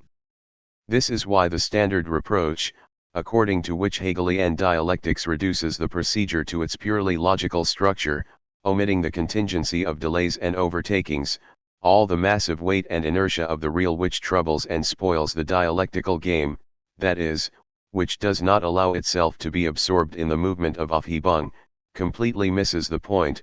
This game of delays and overtaking is included in the dialectical process, not merely on the accidental, non-essential level, but absolutely as its central component. The dialectical process always takes the paradoxical form of overtaking/delay, the form of the reversal of a not yet into an always already, of a too soon and an after the fact. Its true motor is the structural impossibility of a right moment, the irreducible difference between a thing and its proper time. Initially, the thesis arrives by definition too soon to attain its proper identity, and it can only realize itself, become itself, after the fact, retroactively, by means of its repetition in the synthesis. 3. This integral void that is also called the sacred. Let us be precise. It is not a matter of understanding the link between the failure of the act and its symbolization by reducing it to an alleged imaginary compensation. When the act, the effective intervention into reality, fails, one attempts to make up for this loss by a symbolic compensation, in keeping with the deeper meaning signification profonde of such events. For example, when the powerless victim of natural forces divinizes them, understands them as personified spiritual forces. In such a rapid passage from the act to its deeper meaning, we miss the intermediate articulation which is the essence of its symbolization. The very moment of defeat, before it is redeemed by an imaginary compensation and one obtains a deeper meaning, becomes in itself a positive gesture, a moment that would be defined by the distinction between the symbolic in the strict sense and what one calls symbolic signification, or simply the symbolic order. Normally, we pass directly from the real to the symbolic order. A thing is either itself, self-identical in the inertia of its bare presence, or else it possesses a symbolic signification. So where does the symbolic fit? It is necessary to introduce the crucial distinction between symbolic signification and its own place, the empty place filled by signification. The symbolic is above all a place, a place that was originally empty and subsequently filled with the bric-a-brac of the symbolic order. The crucial dimension of the Lacanian concept of the symbolic is this logical priority, the precedence of the empty place with respect to the elements that fill it, before being a collection of symbols, bearers of some signification. The symbolic is a differential network structured around an empty, traumatic place, described by Lacan as that of das Ding, the sacred place of impossible jouissance. 20 As he demonstrates apropos of the vase, with reference to Heidegger, das Ding is above all an empty place surrounded by a signifying articulation, an empty place filled up by whatever one wants, right up to Jungian archetypes. This priority of the sacred as an empty place in relation to its content has already been emphasized by Hegel. In order, then, that in this complete void in diesen so ganz lirinell, which is even called the Holy of Holies, there may yet be something, we must fill it up with reveries Traumerian, appearances, produced by consciousness itself, since even reveries are better than its own emptiness. 21. This is why the Hegelian loss of the loss is definitively not the return to a full identity, lacking nothing sans perte. The loss of the loss is the moment in which loss ceases to be the loss of something and becomes the opening of the empty place that the object, something, can occupy, the moment in which the empty place is conceived as prior to that which fills it. The loss opens up a space for the appearance of the object. In the loss of the loss remains a loss. It is not cancelled in the ordinary sense. The regained positivity is that of the loss as such, the experience of loss as a positive, indeed productive, condition. Would it not be possible to define the final moment of the analytic process, the passé, as precisely this experience of the positive character of loss, of the original void filled by the dazzling and fascinating experience of the phantasmatic object, the experience that the object as such, in its fundamental dimension, is the positivization of a void? Is this not the traversing of the fantasy, la traversée du fantasme, this experience of the priority of place in relation to the phantasmatic object, in the moment when, recalling the formula of Mallarmé, nothing takes place but the place rien en aura eu lu? The desire of the analyst, insofar as it is pure desire, is consequently not a particular desire, for example, the desire of interpretation, the desire to reveal the analysans symptomal not by way of interpretation, but, according to the Kantian formulation, quite simply non-pathological desire, a desire which is not tied to any phantasmatic pathological object, but which is supported only by the empty place in the other. This is why it is so important clearly to distinguish the passé from any resignation or assent to renunciation. According to such a reading, analysis would be finished once the analysand accepts symbolic castration, when they resign themselves to the necessity of a radical loss as part of their condition as a speaking being par l'être. Such a reading makes of Lacan a kind of sage preaching of fundamental renunciation. At first glance, such a reading would appear well-founded. Is not fantasy, in the last resort, the fantasy that the sexual relationship is ultimately possible, fully achievable, and would not the end of analysis, the traversing of the fantasy, be precisely the equivalent of the experience of the impossibility of the sexual relationship, and thus the irreducibly discordant, blocked, deficient character of the human condition? But this reading is empty, if one adopts as the fundamental ethical rule of analysis not to concede one's desire ne posséder sur son désir. 22, from which it follows that the symptom is, as Jacques-Alain Miller emphasizes, precisely a specific mode of the conceding one's desire. One must define the passé as the moment in which the subject takes upon themselves their desire in its pure, non-pathological state, beyond its historicity/hystericity sun historicite/hystericite. The exemplary case of the post-analytic subject is not the dubious figure of the sage but that of Oedipus at Colonus, a rancorous old man who demands everything but renounces nothing. If the traversing of the fantasy overlaps with the experience of any lack, it is the lack of the other and not that of the subject themselves. In the passé, the subject gets proof that the agulma, the hidden treasure, is already wanting in the other. This object is separate from the point of symbolic identification. L'objet est séparé de li, from the signifying trait in the other. After locating the subject in relation to objet, the experience of the fundamental fantasy becomes the drive. What, then, does he who has passed through the experience of this opaque relation to the origin, to the drive, become? How can a subject who has traversed the radical fantasy experience the drive? This is the beyond of analysis, and has never been approached. Up to now, it has been approachable only at the level of the analyst, inasmuch as it would be required of him to have specifically traversed the cycle of the analytic experience in its totality. 23. Is not Hegel's absolute knowledge, this incessant pulsation, this traversing of a path already taken repeated to infinity, the exemplary case of how to live out the drive vivre la pulsion once history/hysteria is over? It is therefore not surprising that Lacan, in chapter 14 of Seminar 11, articulates the circuit of the drive in terms that directly evoke the Hegelian distinction between finite and infinite ends. Lacan recalls the difference, distinctive to the English language, between aim and goal. The aim is the way taken le trajet. The end le but has a different term in English. Goal. 24. The circuit of the drive is perhaps best defined as the pulsation la pulsation between goal and aim. Initially, the drive is on the path towards a certain goal.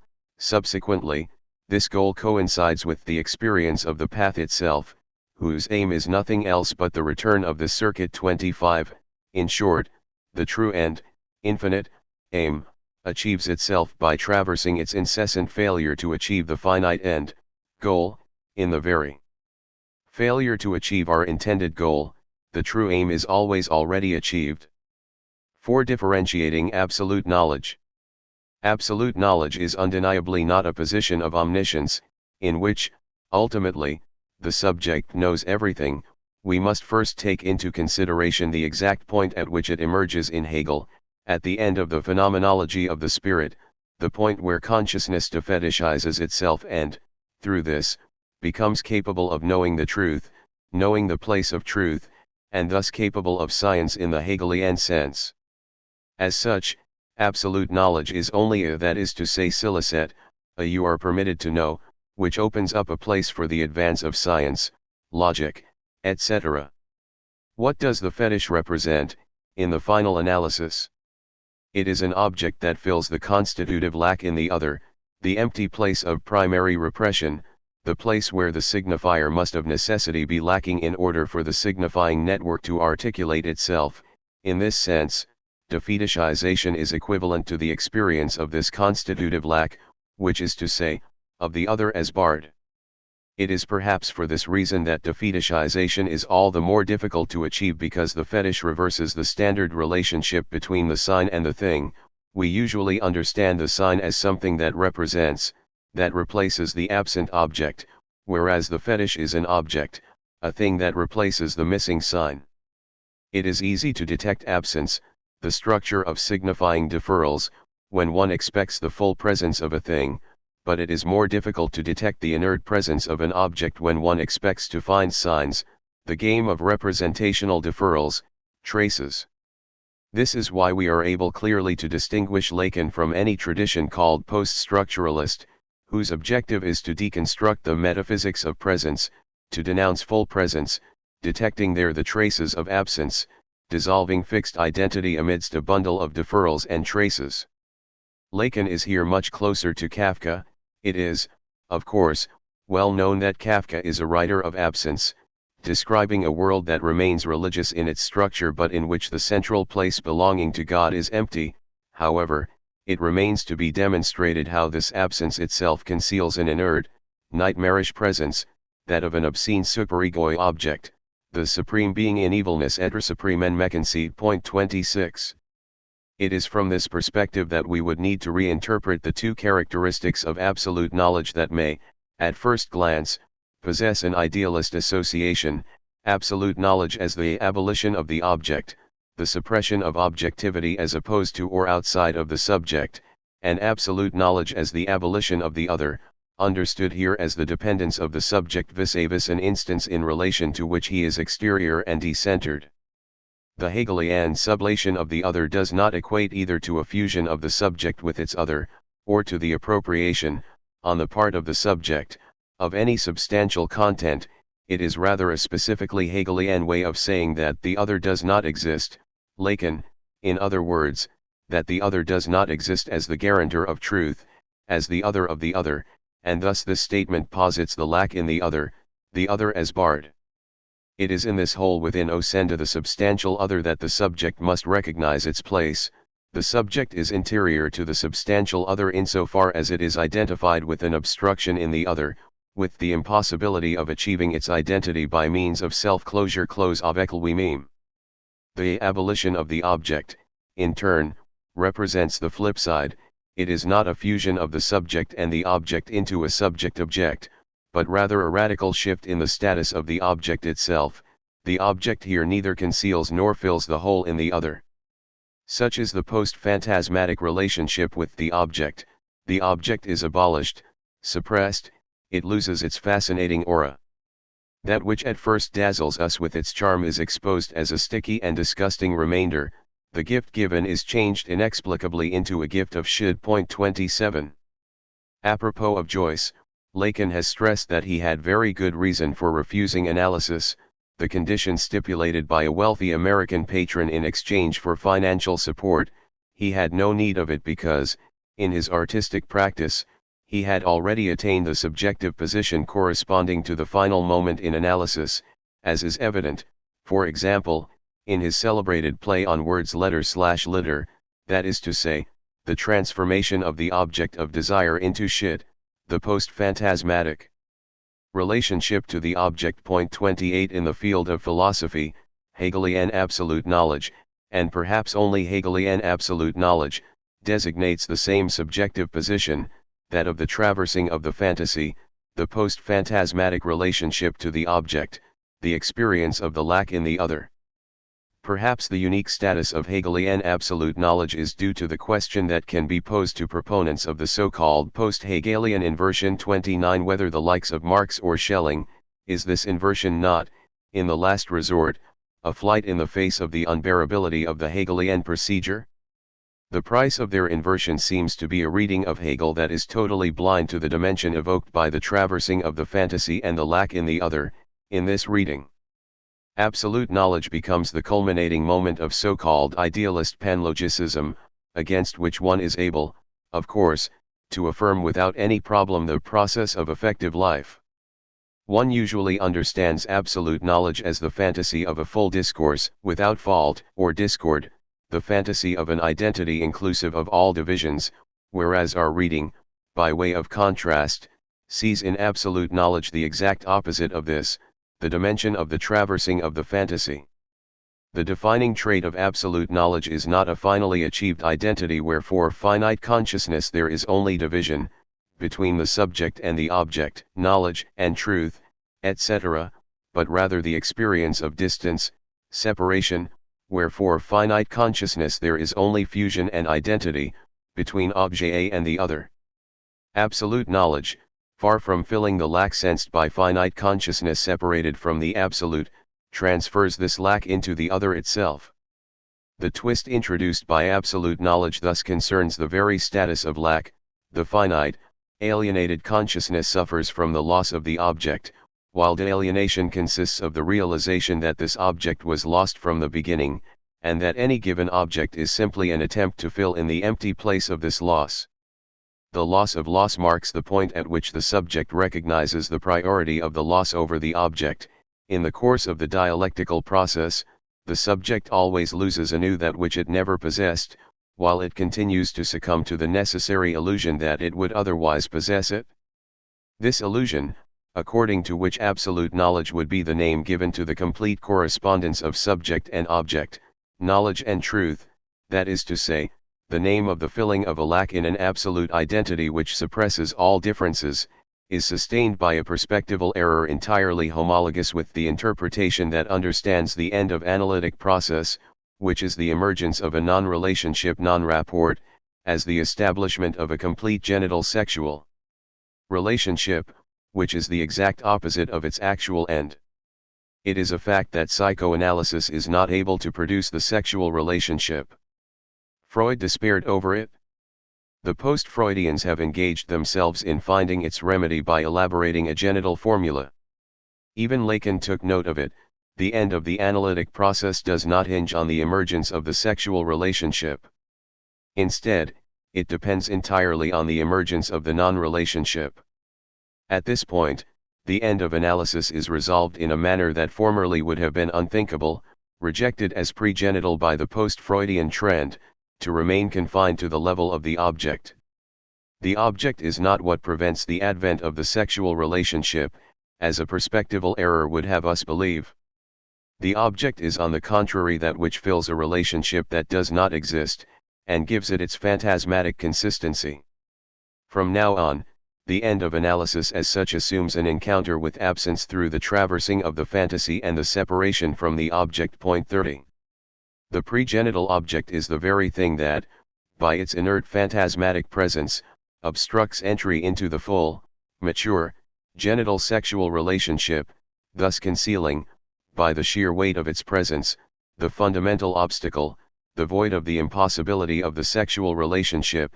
Far from concealing another presence, it instead distracts us, by its presence, from the place that it fills. But where does this perspectival error come from? From the fact that the void is strictly consubstantial with the very movement of its concealment. It is true that the fantasy disguises the void signified by the formula there is no sexual relationship, but at the same time it stands in place of Shintlu. This void, the phantasmatic object, conceals the gaping void which is also sustained by it. And the same thing goes for the Hegelian object, the objecti figure fetish. Far from being a premature figure of the true dialectical synthesis, it disguises, by its non-dialectical, non-mediated givenness, the impossibility of any final synthesis of the subject and the object. To put it another way, the perspectival error consists in thinking that at the end of the dialectical process, the subject finally obtains that for which they are searching. The perspectival error is here, because the Hegelian solution is not that they are not able to obtain that for which they are searching, but that they already possess that for which they are searching under the very form of its loss. The formula proposed by Gerard Miller to mark the difference between Marxism and psychoanalysis: in Marxism, a man knows what he wants and does not possess it; in psychoanalysis, a man does not know what he wants and already possesses it.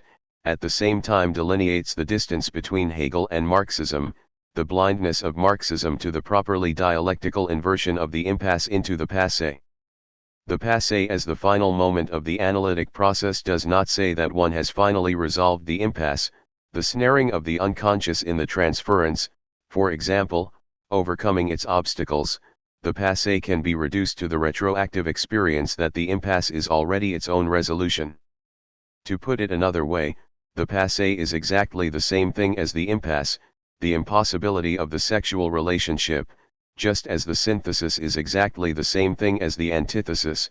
What changes is only the perspective, the position of the subject. In Lacan's early seminars, one can nevertheless find a conception of absolute knowledge that seems directly to contradict ours: absolute knowledge as the impossible ideal of attaining a definitive closure of the field of discourse.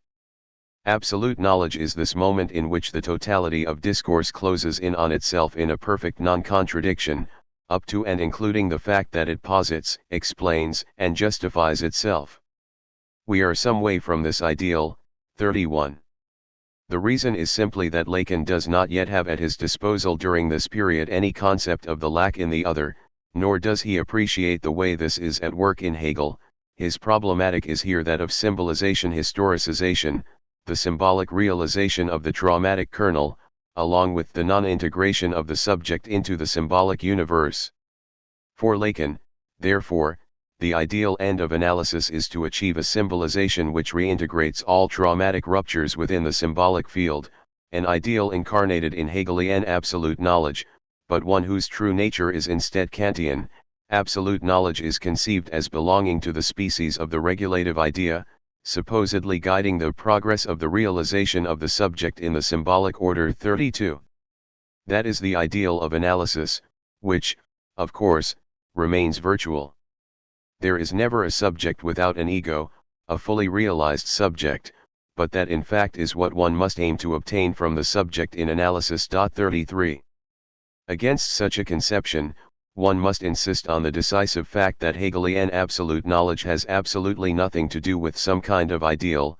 The specific twist of absolute knowledge comes about when one perceives that the field of the other is already closed in on its own disorder.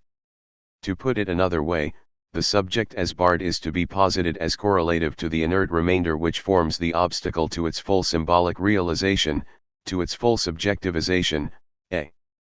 This is why, in the matheme for absolute knowledge savoir absolu, SA, the two terms must be barred. It works by the conjunction of and. 4.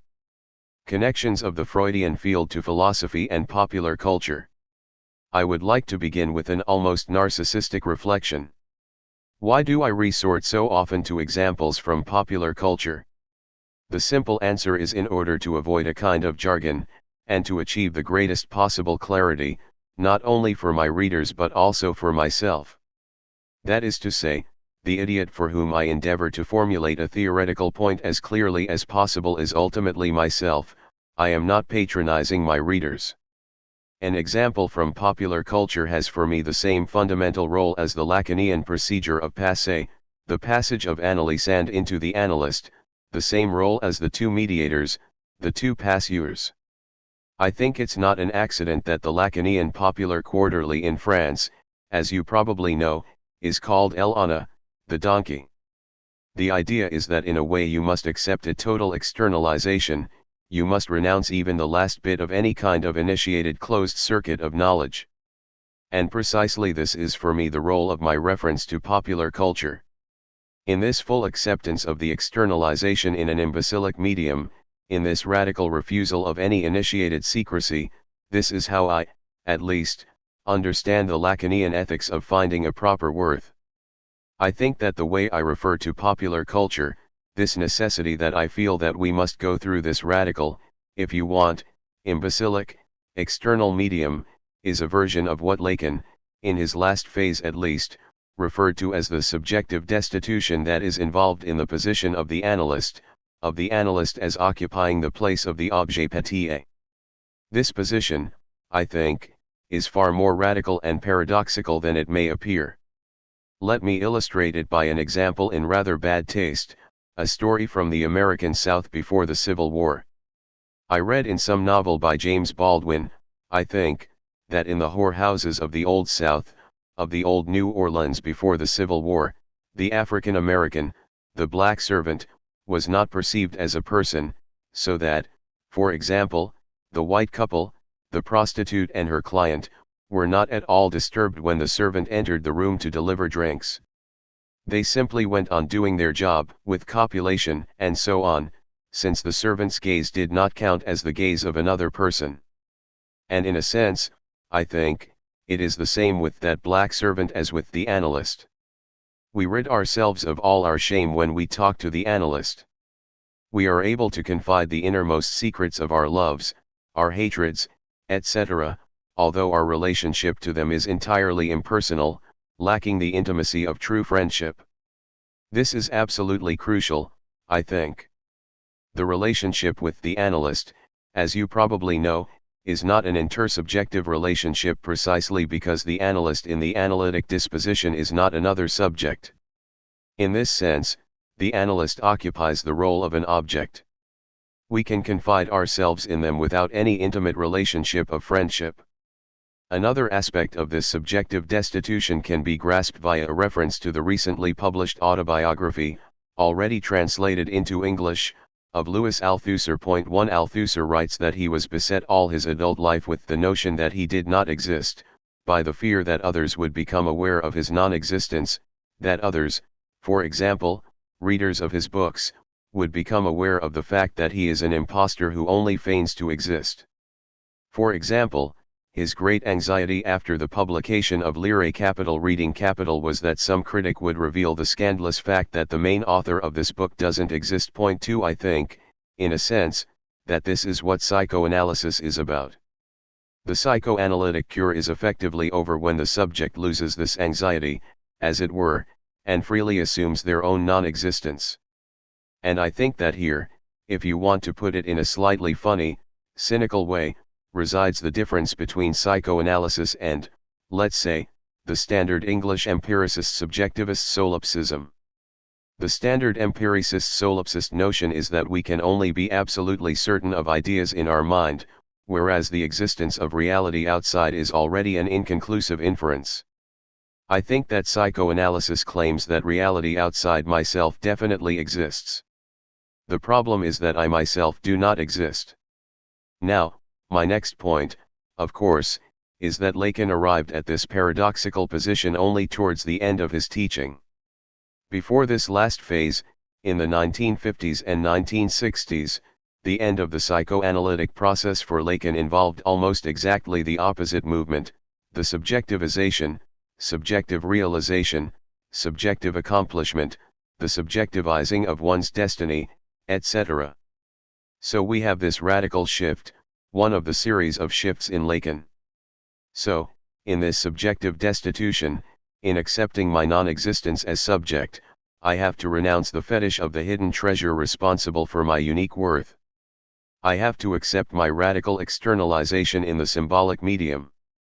As is well known, the ultimate support of what I experience as the uniqueness of my personality is provided by my fundamental fantasy, by this absolutely particular, non-universalizable formation. Now, what's the problem with fantasy? I think that the key point, usually overlooked, is the way that Lacan articulated the notion of fantasy, which is, okay, fantasy stages a desire, but whose desire? My point is, not the subject's desire, not their own desire. What we encounter in the very core of the fantasy formation is the relationship to the desire of the other, to the opacity of the other's desire. The desire staged in fantasy, in my fantasy, is precisely not my own, not mine, but the desire of the other. Fantasy is a way for the subject to answer the question of what object they are for the other, in the eyes of the other, for the other's desire. That is to say, what does the other see in them? What role do they play in the other's desire? A child, for example, endeavors to dissolve, by way of their fantasy, the enigma of the role they play as the medium of interactions between their mother, their father, all their relatives, etc., the enigma of how mother, father, and others fight their battles, settle their accounts through them. This is, I think, the crucial point that, for example, a child experiences their situation as a series of obvious investments in them. Parents fight their battles through them, but it is not clear to them what their role is in this complex, intersubjective network into which they are thrown. And precisely through fantasy they try to clarify this point. Not, what is their desire, but, what is their role in the desire of the other. This is, I think, absolutely crucial, which is why, as you probably know, in Lacan's graph of desire, fantasy comes as an answer to that question beyond the level of meaning, what do you want, precisely as an answer to the enigma of the other's desire. Point 3 here, again, I think we must be very precise. Everybody knows this phrase, repeated again and again, desire is the desire of the other.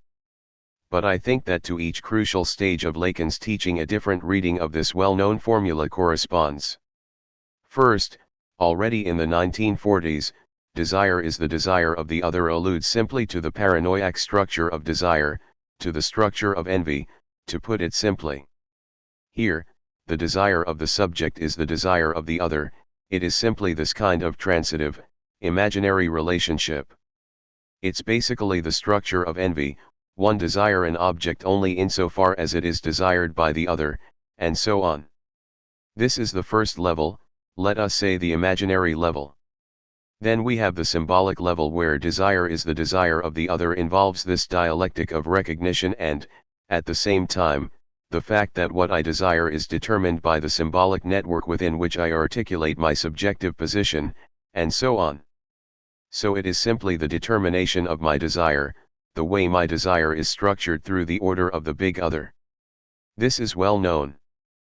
But I think Lacan's crucial final formulation arrives only when the position of the analyst is no longer defined as starting from the place of the big other, that is to say, the analyst as embodiment of symbolic order, but when the analyst is identified with the small other, with the phantasmatic object.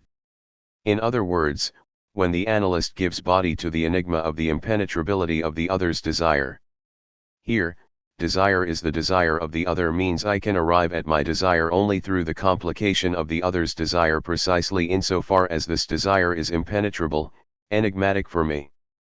I think this is the first crucial point, usually forgotten, about fantasy, how true fantasy is an attempt to resolve the enigma of the other's desire. That's the desire that is staged in fantasy. It's not simply that I desire something, that I make a fantasy. No. Another point seems to me crucial, apropos of the notion of fantasy. A very naive, almost, I'm tempted to say, pre-theoretical observation, but I found it interesting enough, is how not only in Lacan but generally in psychoanalysis, as is the case, by the way, with the whole series of Lacanian notions, the concept of fantasy is a nice case of the dialectical coincidence of opposites, namely, does not the notion of fantasy designate almost two opposites? On the one hand, it is, let's call it naively, the blissful, beatific aspect of fantasy. You know, fantasy, as, let's say, some kind of idea of an idealized state without disturbances, etc. For example, in politics, the corporatist, usually totalitarian fantasy of society as an organic body in which all members collaborate, etc. This is a kind of beatific, harmonious side of fantasy. Or, to put it naively, in private life, fantasy as fantasy of the successful sexual relationship, etc. But, on the other hand, there is another aspect no less radical and original, the notion of fantasy which is the exact opposite, which is precisely fantasy whose fundamental form is jealousy. Not beatific, blissful fantasy but the dirty fantasy. For example, when you are jealous you are all the time bothered by, how is the other treating me, how are they enjoying themselves, etc. My point being that if there is something to be learned from the so-called, and I'm developing here notions at a very elementary level, totalitarian ideologies, it is precisely that these two notions of fantasy are two sides of the same coin. That the price you must pay for sticking, clinging to the first fantasy is the second, dirty fantasy. It's not an accident that, and I'm reasoning in a very naive way here, those political systems that cling to the fantasy in the sense of some harmonious society, for example, in Nazism, of a community of the people, etc., or, in Stalinism, building new men, a new harmonious socialist society, in order to maintain this fantasy, had, at the same time, to develop to the extreme the other fantasy, obsession with Jewish blood, obsession with traitors, with what the other is doing, etc. So what is crucial, I think, is that the fantasy is necessarily split in this way.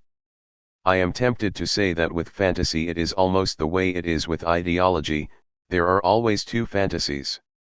What do I mean by this reference to ideology? What is absolutely crucial is that ideology is always double. Okay, I know that today the notion of ideology is somehow out of fashion, proclaimed naive, etc., but I will try to explain at the end why, how, precisely as Lacanians, we not only have to stick to the notion of ideology but can develop further this notion in a very useful way. My good American Marxist friend, Frederick Jameson, whom I'm in the process of brainwashing into a good Lacanian, with some success, I hope, gave me a very good example of how ideology is at work. Do you remember up to, let us say, 20 years ago, what we usually call in the standard philosophical and anthropological terminology, the relationship of man with nature, the complex of production, exploitation of nature, etc. This was perceived as a kind of constant. Nobody doubted that this could go on and on.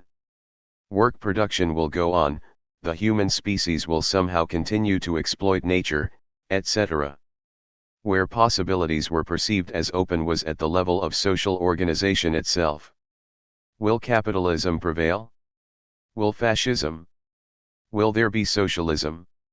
So social imagination was active at the level of different possibilities of social organization. The idea was maybe we would have fascism, totalitarianism, maybe some Orwellian closed society, maybe the Huxleyan Brave New World, maybe liberal capitalism, state capitalism, whatever. Here it was possible to imagine a change. Somehow production would go on, it would continue to exploit nature, this was conceived of as a constant. Whereas today, 20 or 30 years later, it is, I claim, exactly the opposite.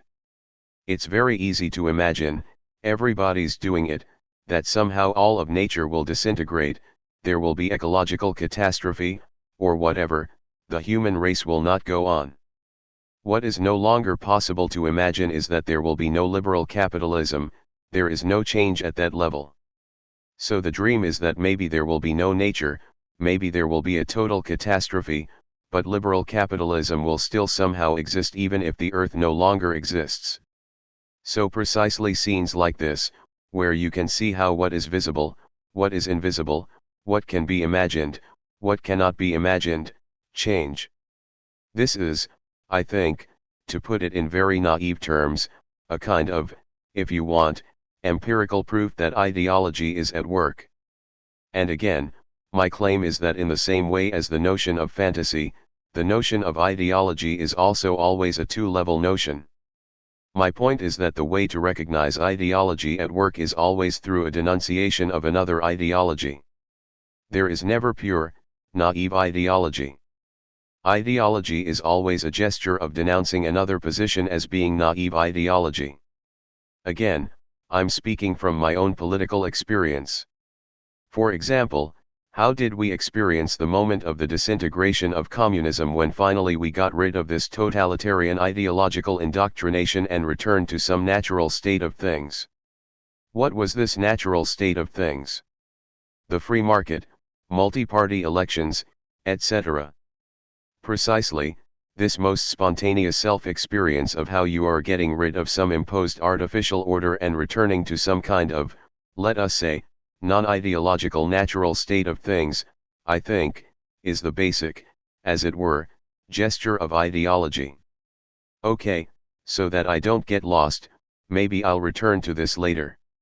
Now, as to this notion of fantasy, I'm not playing the easy game of saying, yes, we can also traverse the fantasy in the political field, etc., but I nonetheless think that one of the lessons of psychoanalysis is that even in politics it is necessary to at least acquire some distance towards the phantasmatic frame.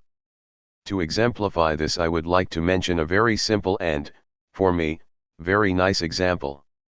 Aldous Huxley's book. The Grey Eminence, as you maybe know, is a biography of Père Joseph, who was the political advisor to Cardinal Richelieu. I think this book should be on the reading list for anyone who wants to shed some light on the obscure relationship between ethics and fantasy. Why is this figure, Père Joseph, so interesting? If, in the fictional reconstruction, let's play this game, of modern European history, one wishes to isolate the episode that derailed the so-called normal course of events, the episode that introduced the imbalance, the final consequence of which was the two world wars in our century, what could it be? Of course, the main candidate for this crucial disturbance, derailment, is the partitioning of the German kingdom, Reich, in the 30 Years' War, from 1618 to 1648, one think, in the first half of the 17th century, that is to say. As you probably know, on account of this partitioning of the German Empire, the assertion of Germany as a nation-state was delayed, and so on. This is, then, the course of the fundamental imbalance in European history. Let's take this fictional, retroactive reconstruction a step further. If there is a person who within this fictitious reconstruction can be made responsible for these catastrophic results, the main candidate for this role was precisely this unfortunate Père Joseph who, as an advisor to Richelieu, through his phenomenal capacity for intrigue, succeeded in introducing, what was his big achievement? A rupture, a splitting, into the Protestant camp, concluding in a pact between Catholic France and Protestant Sweden against Austria, thus shifting the center of war to German territory. So, Père Joseph is the ultimate embodiment of the plotting, Machiavellian politician, ready to sacrifice thousands of lives, ready to resort to spying, lies, murder, extortion. Okay, nothing new. But, and this was the feature that fascinated Aldous Huxley, there is another side to this same Père Joseph. He was, okay, during the day, horrible, a plotter, the worst politician, but after doing the dirty job during the day, every evening he was not only a priest but a mystic of the most authentic kind. Every evening, after a day full of painful diplomatic intrigue, he plunged into deep meditations. His mystical visions bear witness to an authenticity worthy of Saint Teresa, Saint John of the Cross, and so on. He corresponded regularly with the sisters of a small French convent, giving them advice as to their spiritual distress, and so on. This was the enigma for Huxley. How are we to reconcile these two sides? At this crucial point, I think, Huxley himself avoids the true paradox and opts for an easy way out, by putting the blame on the alleged weak points of Père Joseph's mystical experience. According to Huxley, the excessive centering on Jesus Christ, Père Joseph's obsession with Christ's suffering on the way of the cross, is made responsible for rendering possible the reckless manipulation of other people's suffering, and so on. As you probably know, for that reason, Huxley turned away from Christianity. He sought spiritual salvation in Eastern wisdom, and so on. But I think one of the lessons of psychoanalysis is precisely that we must fully accept this paradox. Yes, you can be, at the same time, an absolutely authentic mystic, that is, of course, not a reproach, and the most horrible plotting politician. There is no guarantee, in your authentic private experience, what the political effects will be. I think this is the illusion we must renounce. There is no guarantee what the political effects of your subjective experience will be. Let me return now to my main point, which is fantasy. Of course, as we know from Lacan, the ultimate fantasy is the fantasy of sexual relationship. So, of course, the way to traverse the fantasy is to elaborate what Lacan means by saying there is no sexual relationship, that is to say, via Lacan's theorization of sexual difference, the so-called formulae of sexuation. What's my point here? My point is the following one. What is usually not perceived here is that Lacan's assertion, la femme n'existe pas, woman does not exist, in no way refers to some kind of ineffable feminine essence outside the symbolic order, non-integrated into the symbolic order, beyond the domain of discourse. You know, what I like very much about Lacan is, I don't know if you notice this, he is very much a Leninist in his style. What do I mean? Something very precise. How do you recognize a true Leninist? The typical Leninist twist is that, for example, when somebody says freedom, the Leninist question is freedom for whom? To do what? That is to say, for example, freedom for the bourgeoisie to exploit workers, etc. Do you notice in Ethics of Psychoanalysis, Lacan has almost the same twist apropos of the good? Yes, supreme good, but whose good, to do what, etc.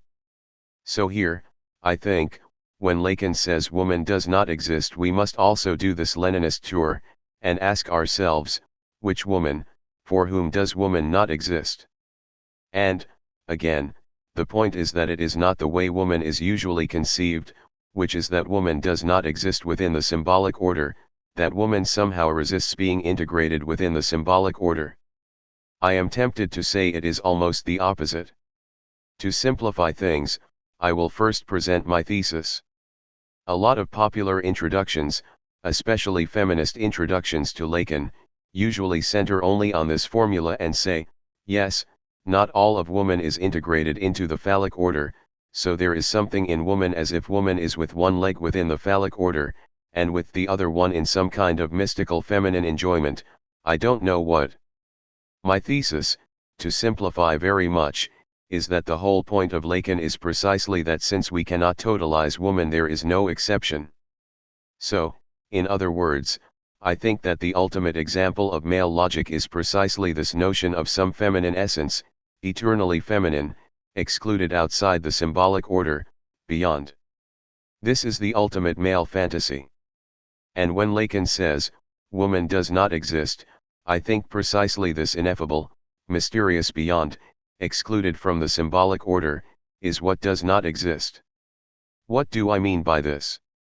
Masculine universal function. All are submitted to the phallic function with one exception. There is one which is not. Feminine, not all are submitted to the phallic function. But there is no exception. There is none which is not submitted to the phallic function. Let me elaborate a little bit, first, in a rather popular way, and then I will slowly approach philosophy. To put my cards on the table, I have already developed my final thesis in my last published book, Tarrying with the Negative. The same work is done by my friend from the United States, Joan Kopjek, in her book Read My Desire, which is probably already in the bookstores in the United States. I think the subtitle is Lacan Against the New Historicism. I don't know how well acquainted you are with the philosophy of Immanuel Kant. Kant's idea is that human reason, applied beyond experience to the domain of the infinite, gets necessarily involved in antinomies. And, as you may know, Kant speaks about two kinds of antinomies of pure reason. On the one hand, so-called mathematical antinomies. On the other hand, so-called dynamic antinomies. To simplify a little bit, we can say that mathematical antinomies correspond to the paradoxes of infinite divisibility, indivisibility, and so on.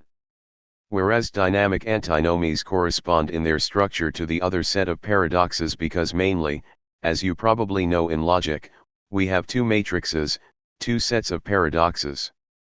On the one hand, the paradoxes of infinite divisibility, indivisibility, on the other hand, the paradoxes of this kind of abnormal set, you know, the kind of famous Russell-Lien paradoxes. Can an element be a class of itself? You know the boring examples like the barber in Seville shaving himself or not. This kind of abnormal element, this kind of self-referential paradox. Now, my idea, to put it very simply, as has Joan Kopjek and others, is that on the feminine side we have precisely the structure of the mathematical antinomies, infinite divisibility versus indivisibility. Here on the masculine side, we have precisely the structure of a Kantian dynamic antinomy. Why is this so important? Because, as you maybe know, the official Kantian theory of sexual difference is elaborated in his early essay on the beautiful and the sublime, the idea being, to put it somewhat simply, that women are beautiful, men are sublime. No. My thesis, and Joan Kopjek's also, is that we must read here Kant against Kant himself.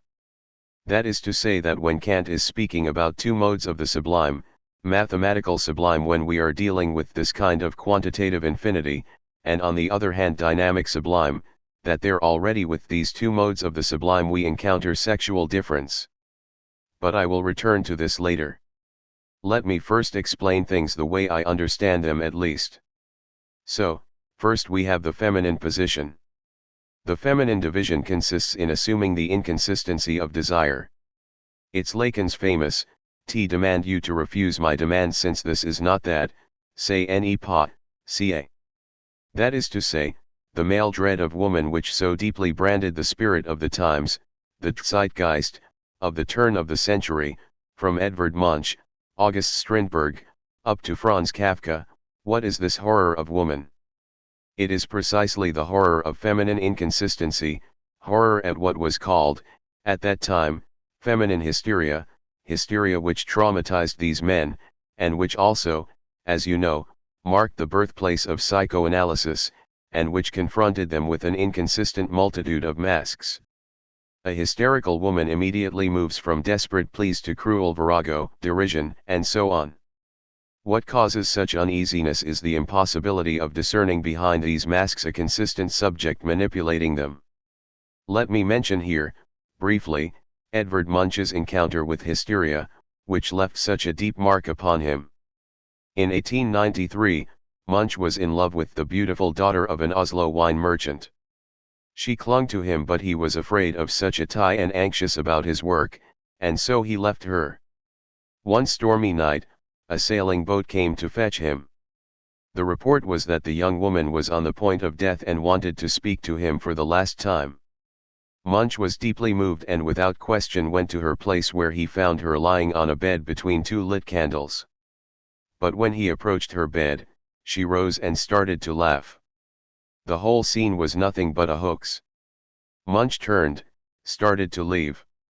At that point, she threatened to shoot herself if he left her and, drawing a revolver, she pointed it at her breast.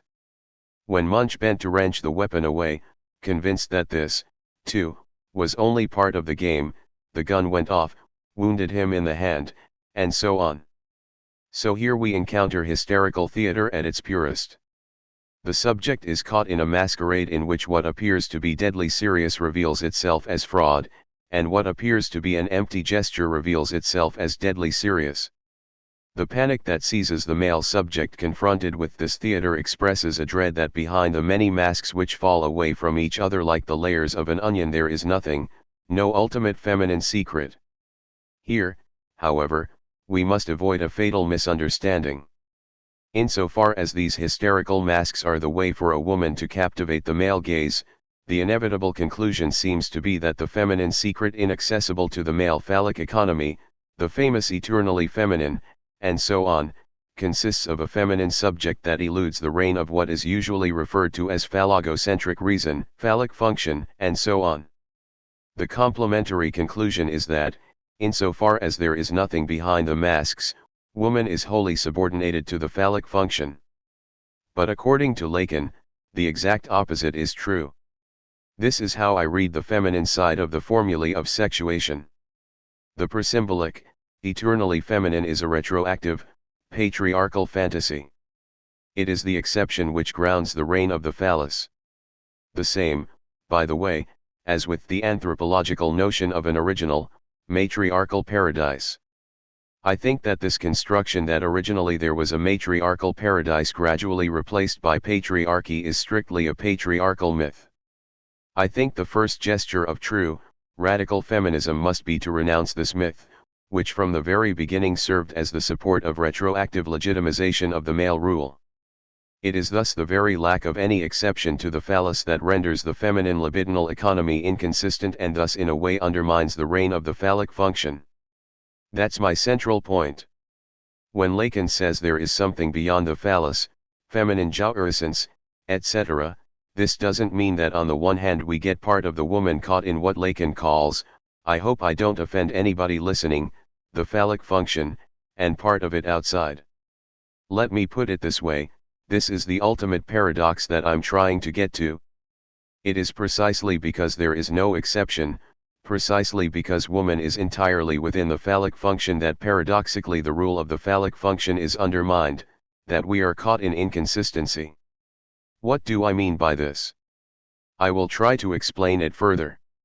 As you probably know, Lacan's most famous écrit, The Subversion of the Subject and the Dialectic of Desire, ends with the ambiguous, I won't go any further here for it's ambiguous since it can be taken to imply that later, somewhere else, Lacan will go further, and this lure enticed some feminist critics of Lacan to reproach him with coming to a halt at the very point at which he should have accomplished the crucial step beyond Freud's phallocentrism. Although Lacan does talk about feminine enjoyment, jouissance, that eludes the phallic domain, he conceives of it as an ineffable dark continent, separated from male discourse by a frontier impossible to trespass.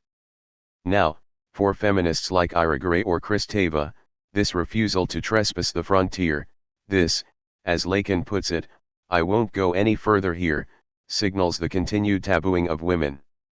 What they want, this kind of feminist, is precisely to go further, to deploy the contours of a feminine discourse beyond the phallic order.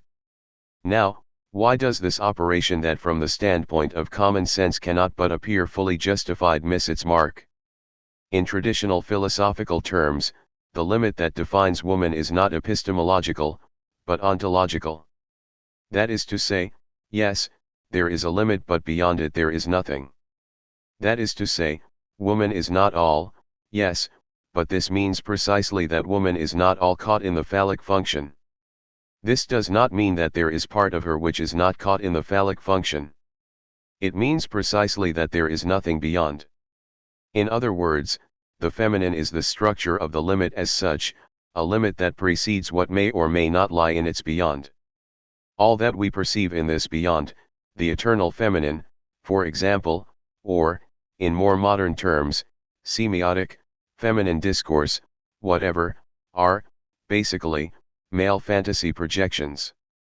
In other words, we should not oppose woman as she is for the other, for man, woman as male narcissistic projection, male image of woman, and, on the other hand, the true woman in herself, beyond male discourse.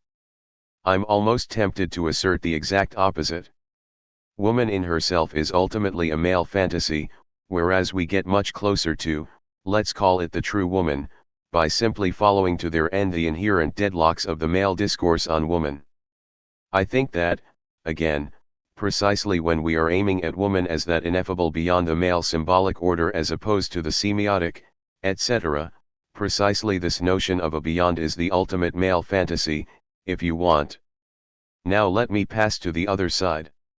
In the case of man, on the male side, the split is, as it were, externalized. Man escapes the inconsistency of his desire by establishing a line of separation between the phallic domain, let's call it simply the domain of sexual enjoyment, the relationship to a sexual partner, and the non-phallic, let's say the domain of non-sexual public activity. What we encounter here, I think, are the paradoxes of what is called, in the theory of rational choice, states that are essentially byproducts. Man subordinates his relationship to a woman to the domain of ethical goals. When forced to choose between woman and ethical duty, profession, his mission, whatever, man immediately opts for duty, yet he is simultaneously aware that only a relationship to a woman can bring him genuine happiness, personal fulfillment, and so on. So I think, to put it somewhat simply, the dirty trick of the male economy is to say, what? I think you encounter it in every good Hollywood melodrama. What is the basic trick of melodrama? I could go on with numerous examples, but I don't want to take too much of your time. The logic is the following one: the man sacrifices his love for the woman for some superior cause, revolution, job, something allegedly non-sexual, but the message between the lines is precisely that sacrificing his love is the supreme proof of his love for her, of how she is everything to him, so that the sublime moment in melodrama, and they're crucial, I think, to learn about the male sexual position, is the sublime moment of recognition when the woman finally realizes that the man betrayed her, that he has left, but precisely his sacrificing her is the ultimate proof of his love for her.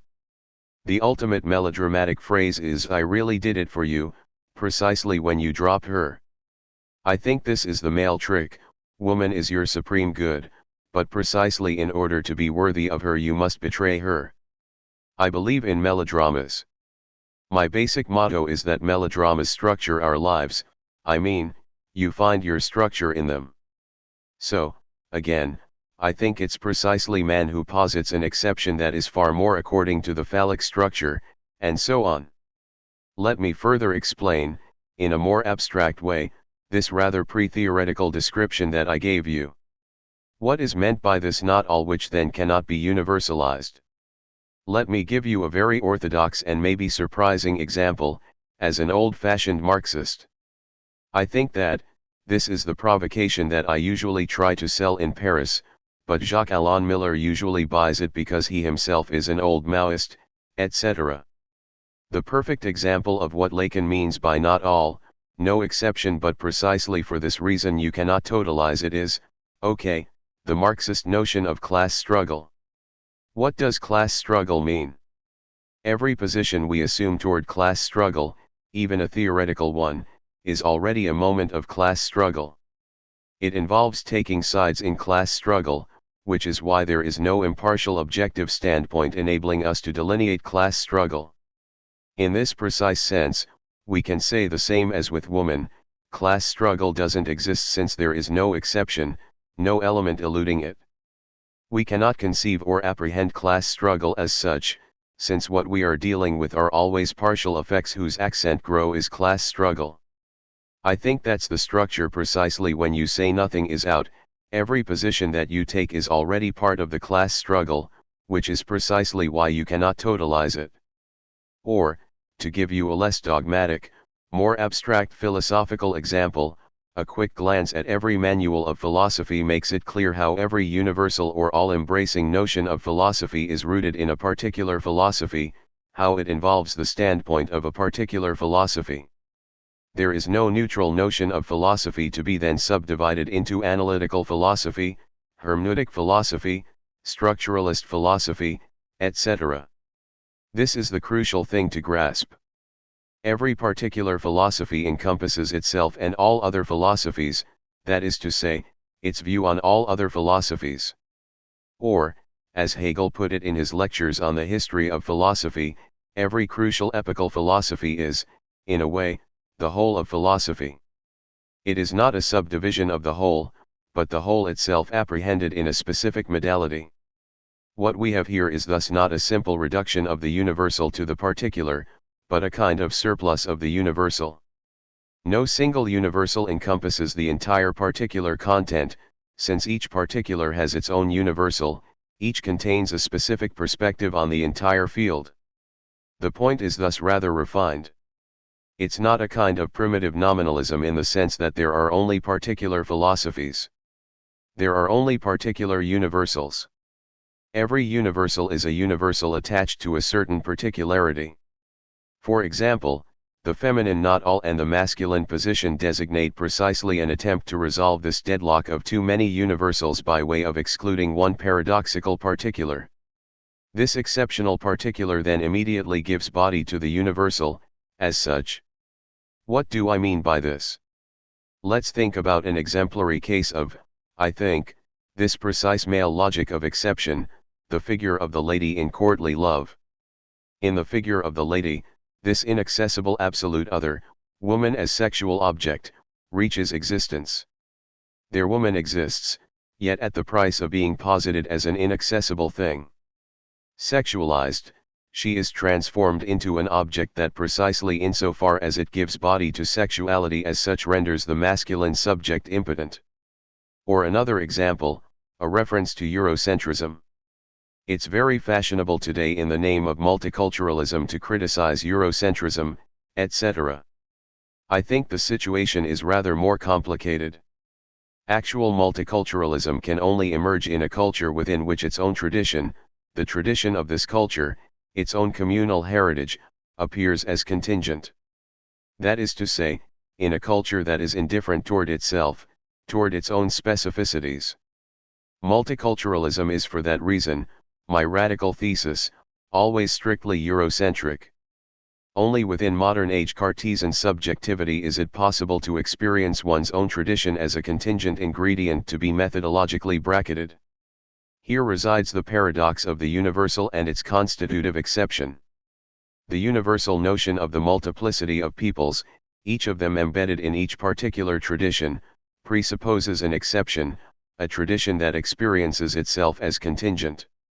Again, I think that the crucial point is that this multiculturalism is possible only if you experience your own tradition as radically contingent, if you relate to your own tradition as contingent. And I don't believe this is possible outside this empty point of reference which is the Cartesian subject. Or to put it differently, at a different level, the catch, as it were, the trap, of the universal resides in what it secretly excludes. As you know, the classical example, the man of universal human rights, excludes those who are, what is the catch of universal human rights? Of course, they are universal, every man has rights to them, but the catch is, then, who are those who are considered not fully human? First, you exclude, for example, savages. You exclude madmen. You exclude non-civilized barbarians. And you can go on, you exclude criminals, you exclude children, you exclude women, you exclude poor people, and so on. So human rights belong to everybody, the catch is purely tautological usually, no. Human rights are the rights of everybody, but of everybody who is really fully human.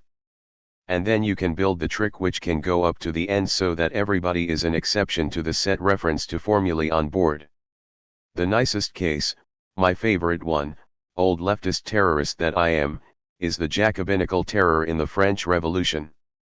Practically every concrete individual is potentially excluded, is potentially conceived as an egotist, can be executed by guillotine, etc.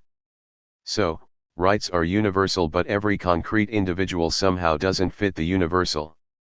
My heart is here, but let's go on. Another nice example of this tension between universal and particular, I think, is precisely the antinomy of the liberal democratic project. This antinomy concerns the relationship between universal and particular. The liberal democratic universalist right to difference encounters its limit the moment it stumbles against an actual difference. Let me go again to my tasteless level, and recall, how do you call it, clitoridectomy, the cutting out of the clitoris to mark a woman's sexual maturity, a practice, as you probably know, that holds out in parts of Eastern Africa. Or, a less extreme case, the insistence of Muslim women in France, for example, to wear the veil in public schools, and so on. Now, this seems a very clear-cut case, but how should we as good liberals approach this problem? I think there is a dilemma which simply cannot be solved. Namely, what if, and this is not a fiction, this does happen, what if a minority group claims that this difference, their right to clitoridectomy, to forcing women to wear veils in public, etc., that this difference, their specific custom is an indispensable part of the cultural identity of this group, and consequently what if this group denounces opposition to, for example, cutting out the clitoris as an exercise in cultural imperialism, as the violent imposition of Eurocentric standards? What would you say, for example, if not only men but even women themselves, if you tried to teach them, to explain to them how this is part of their primitive patriarchal character, if they say, no, this is part of my very cultural identity? How are we to decide between the competing claims of an individual's rights and group identity when, this is the catch, the group identity accounts for a substantial part of the individual's self-identity? The standard liberal answer is, what? Let the woman choose whatever she wants. If she wants her clitoris cut out, let it be done, on condition that she has been properly informed, acquainted with the span of alternative choices, so that she's fully aware of the wider context of her choice. That's the standard liberal answer, no. We must just inform her objectively, let's put it naively, of the global situation. But delusion resides here in the underlying implication that there is a neutral, nonviolent way of informing the individual, of acquainting him or her with the full range of alternatives. The threatened, particular community necessarily experiences the concrete mode of this acquisition of knowledge about alternative lifestyles, for example, through obligatory education, state education, as a violent intervention that disrupts its identity. So that's the catch. Here, I think, the usual liberal approach is a little bit naive. The whole point is that there is no neutral medium, no neutral way to inform the individual. How will you attempt, for example, to inform the poor woman in a so-called primitive, not my view, African society that cutting out the clitoris is barbaric, etc.? The very form of informing her is already experienced by that community as a certain minimal violence. By the way, don't misunderstand me. My point is not this kind of false, Western neutrality, okay, so let them do whatever they want, etc. My point is simply more pessimistic and gesturing to the formulae of sexuation. I think this is the truth of this male side, that there is no neutral non-exclusive universality. That whatever you do, you must accept a certain degree, a certain level, of violence. Now, my final part, which is more philosophical, what is Lacan really trying to achieve with these formulae of sexuation? I think something very radical, almost unheard of, which is usually misrecognized, misunderstood. I think that Lacan was the only one, at least as far as I know, who tried to elaborate a notion of sexual difference that would be at the level of the Cartesian subject, the subject of modern science. That is to say, the Cartesian subject, the abstract subject of I think, therefore I am. This abstract, empty subject emerges, as you probably know, out of the radical desexualization of man's relationship to the universe. That is to say, traditional wisdom was always anthropomorphic and sexualized. The traditional, pre-modern comprehension of the universe was structured by oppositions which bear an indelible sexual connotation, yin/yang, light/dark, active/passive. There is a kind of anthropomorphic universalization of sexual opposition. This anthropomorphic foundation makes possible the metaphoric correspondence, the mirror relationship, between microcosm and macrocosm, the establishment of structural cosmologies between man, society, and the universe, society as an organism with a monarch at its head, and so on, the birth of the universe through the coupling of earth and sun, etc. In the modern world, on the contrary, reality confronts us as inherently non-anthropomorphic, as a blind mechanism that, as we usually say, speaks the language of mathematics, and can consequently only be expressed in meaningless formulae. Every search for a deeper meaning of the phenomena is now experienced as the leftover of traditional anthropomorphism. This is the modern approach: the universe does not have meaning. I'm sorry that I don't have time to enter into this because what I am currently working on, it may be a surprise to you, is a detailed reading of quantum physics. Why? Because it is a very important field of battle where the New Age obscurantists usually counterattack. You know, this kind of quantum physics opens up a new way to combine Western science with Oriental wisdom, and so on. I think, absolutely not, even quite the contrary. I think that quantum physics is the peak of modernity, but, okay, we can maybe enter into it in discussion. Let me go on. Now, it is against this background that we can measure Lacan's achievement. He was the first, as far as I know even the only, to outline the contours of a, let's say, non-imaginary, non-naturalized, I'm even tempted to say, non-anthropomorphic, non-human, theory of sexual difference. That is to say, a theory that radically breaks with any kind of anthropomorphic sexualization, male/female as the two cosmic principles, yin/yang, active/passive, and so on.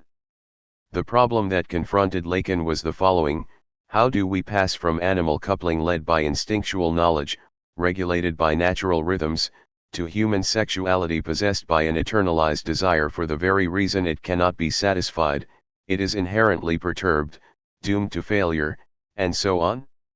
So, again, how do we pass from natural coupling to human sexuality? Lacan's answer is, I think, we enter human sexuality through the intervention, of course, of the symbolic order as a kind of heterogeneous parasite that derails the natural rhythm of coupling. Okay, everybody seems to know this, but what does this mean?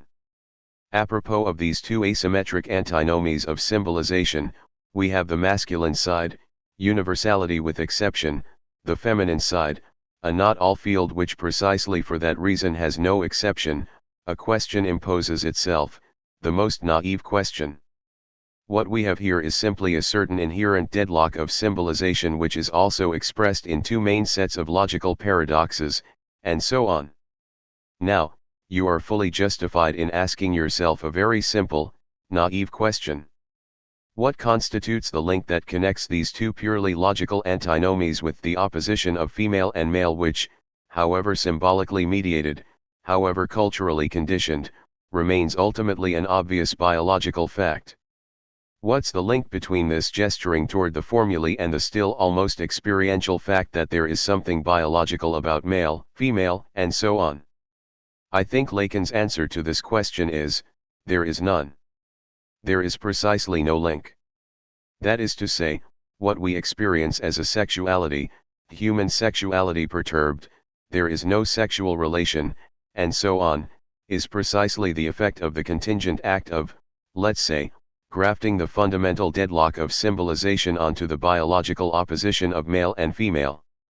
So, the answer to the question, isn't this link between the two logical paradoxes of universalization and sexuality illicit, is, therefore, that's precisely Lacan's point.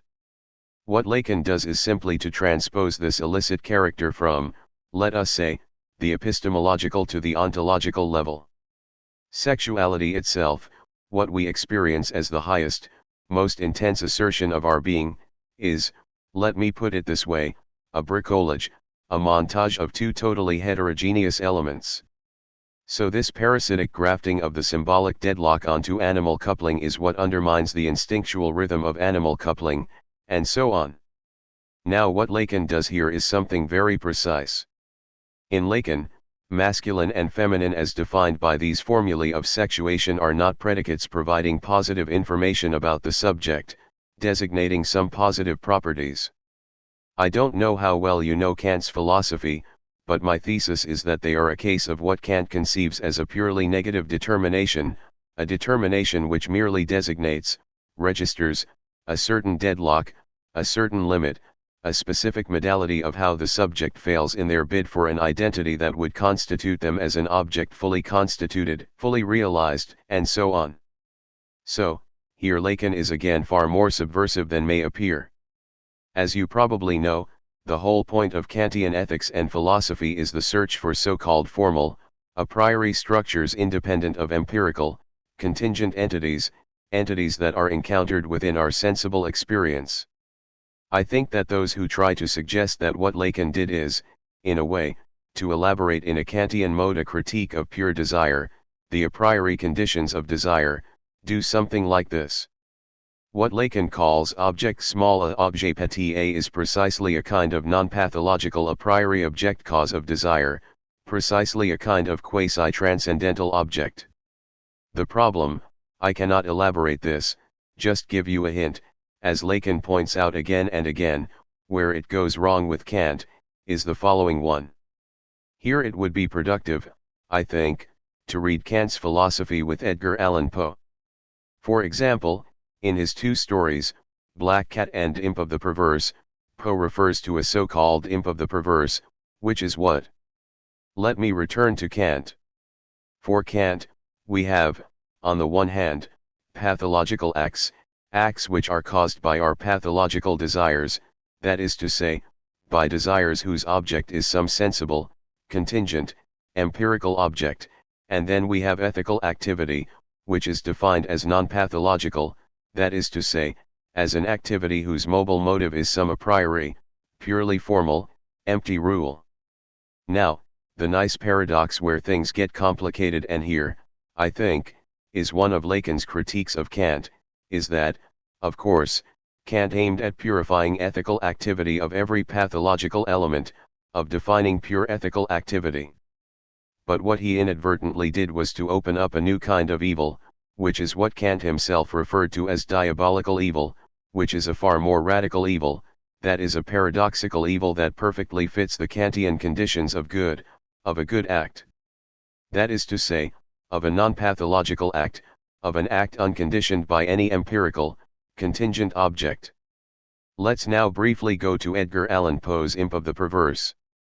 As you probably know, in these two stories, Black Cat and Imp of the Perverse, Poe speaks about a strange impulse in every man to accomplish an act for no positive reason but, simply, the formula is you must do it precisely because it is prohibited. It is pure negative motivation. Now think about it and you will see that this purely negative motivation is a priori formal in the purest Kantian sense. It's purely grounded in itself with no empirical reference. That's the problem, that a new domain of evil opened up. Okay, but that's a further development.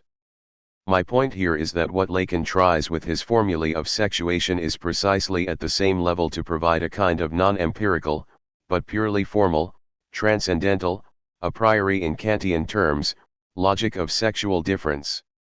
In a very precise, paradoxical way, Kant says that there are two main types of antinomies in which human reason necessarily a priori gets involved. And I think, to simplify it a little bit, according to Lacan, they correspond to the two forms of the sublime, etc. These two types of antinomies precisely designate, structure the two sexual positions. So, let me again be very precise here. For that reason, Lacan is as far as possible from the notion of sexual difference as the relationship of two opposite poles which supplement each other, which together form the whole of man. You know, this mythology of masculine, feminine, as the two poles, the two opposites, which together form the fullness of the genus of man, and so on. On this point, according to Lacan, we cannot say that with this and this together referring to parts of the formulae on the board we have the full totality of man, if we put man and woman together. Why not? Because we only get two failures. Each of these two attempts is precisely already in itself a failure. These are precisely two attempts to arrive at the universality but which fail. Here, I think, we can draw a distinction in a very clear way. I always like, as an old Stalinist, to draw the line of distinction between us and them, the enemies, the enemy here being the Foucauldian constructionists who say, you know, sexual difference is not something naturally given. Sex, you know, Foucault developed this in the first volume of his History of Sexuality, is a bricolage, an artificial unification of heterogeneous discursive practices, etc. Lacan rejects this. For him, sex, sexual positions, is not something simply discursively constructed. But for all that, Lacan, of course, does not return to a naive position of sex as something substantially pre-discursively given. Sex is not a symbolic discursive construction. What is it? It emerges precisely where symbolization fails. That's Lacan's point. That, in other words, we are sexed beings precisely because symbolization necessarily fails. And sexuality means two versions of this failure. In other words, to put it very precisely, if it were possible to symbolize sexual difference, we would not have two sexes, but only one. There are two sexes precisely because each of them is, if you want, its own kind of failure. I think that I would advise you to read, to grasp the logic of this, one of the best articles/essays of Levi Strauss. It's a marvelous one. There he is, really, I think, a Lacanian, although he rather hated Lacan. In his Structural Anthropology, he reports on an experiment. He noticed that the members of some tribe, I think in Brazil, the Amazon, were divided into two groups. He asked each of the members of the two groups a very simple question: could you draw me, on paper, the map of the houses of your village? The paradox was that each of the two groups, although they were depicting the same village, drew a totally different map. One of them drew houses around some center. This is how they saw the disposition, the map of the village. The other group drew a series of houses with a divide in the middle. Now, of course, you would say, not a problem, we rent a helicopter, we take a photo from above, and we get the true picture. But that's not the point, we miss the point this way. The whole point, as Levi Strauss points out very nicely, is that the problem was there was some fundamental deadlock, some structural imbalance, and that each of the groups perceived in its own way this imbalance and tried to symbolize it, to mend it. And that's how we have to comprehend the logic of sexual difference. Again, it's not referring to formulae half here, half there. It's one failed way to grasp the whole of man, another way to grasp the whole, the entire man. In other words, my next point is that, for example, what we must avoid apropos of sexual difference is the formulation of sexual difference as a kind of complementary polarity of opposites. I think this is the ultimate ideological operation. For example, and here I am against a certain kind of feminism which tries to oppose to male discourse another special, separate feminine discourse. I think that they are repeating the same mistake that is usually denounced, that was usually made in the good old times of Stalinism by the most radical Stalinist who claims that, as you know, we have bourgeois science and proletarian science. We all laugh at them as primitive, but I think they are making the same mistake. The same as, precisely insofar as we stick to class struggle, we must say, yes, there is no neutral position, but precisely because there is only one science, and this science is split from within. I think it's absolutely crucial that we stick to the same point with regard to discourse. I'm not saying discourse is simply sex neutral, not gendered. It's not neutral, but it is discourse which is, as it were, split from within. Let me put it another way. Again, if you'll pardon me my last reference to Louis Althusser, I think that everything hinges on the status of the word and as a category.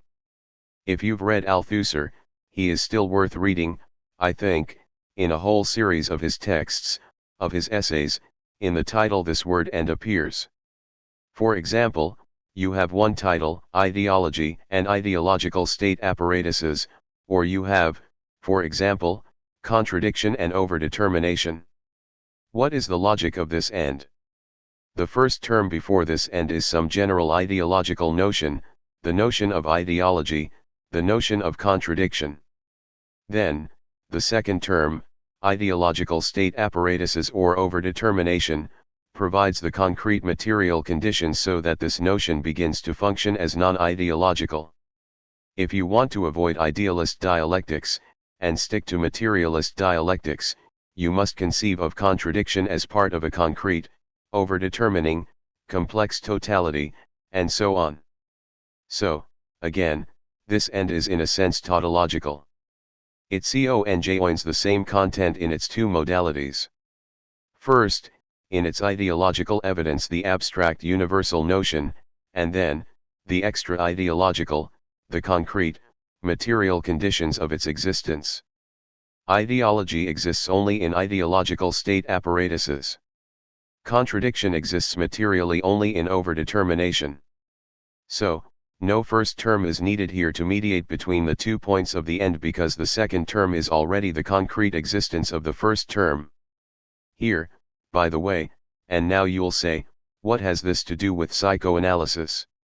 Is one of the ways to grasp the difference between Freud and Jung, because what Jung does is, precisely, in opposition to Freud. For example, apropos of the notion of libido, for Jung libido is precisely a kind of neutral universal notion, and then you have the concrete forms of libido, different metamorphoses, as he says. You have sexual, creative, destructive libido, and so on. Whereas Freud insists that libido, in its concrete existence, is irreducibly sexual. So, the Althusserian title of Freud would be libido and its sexual existence, or whatever. My point is what, here? My point is that with Lacan, sexual difference, man and woman, has to be conceived precisely in terms of this Althusserian end. Man is this universal, woman is the concrete existence, to put it this way. There are two ways. Either we do it this way, man and woman as ideology and ideological state apparatuses.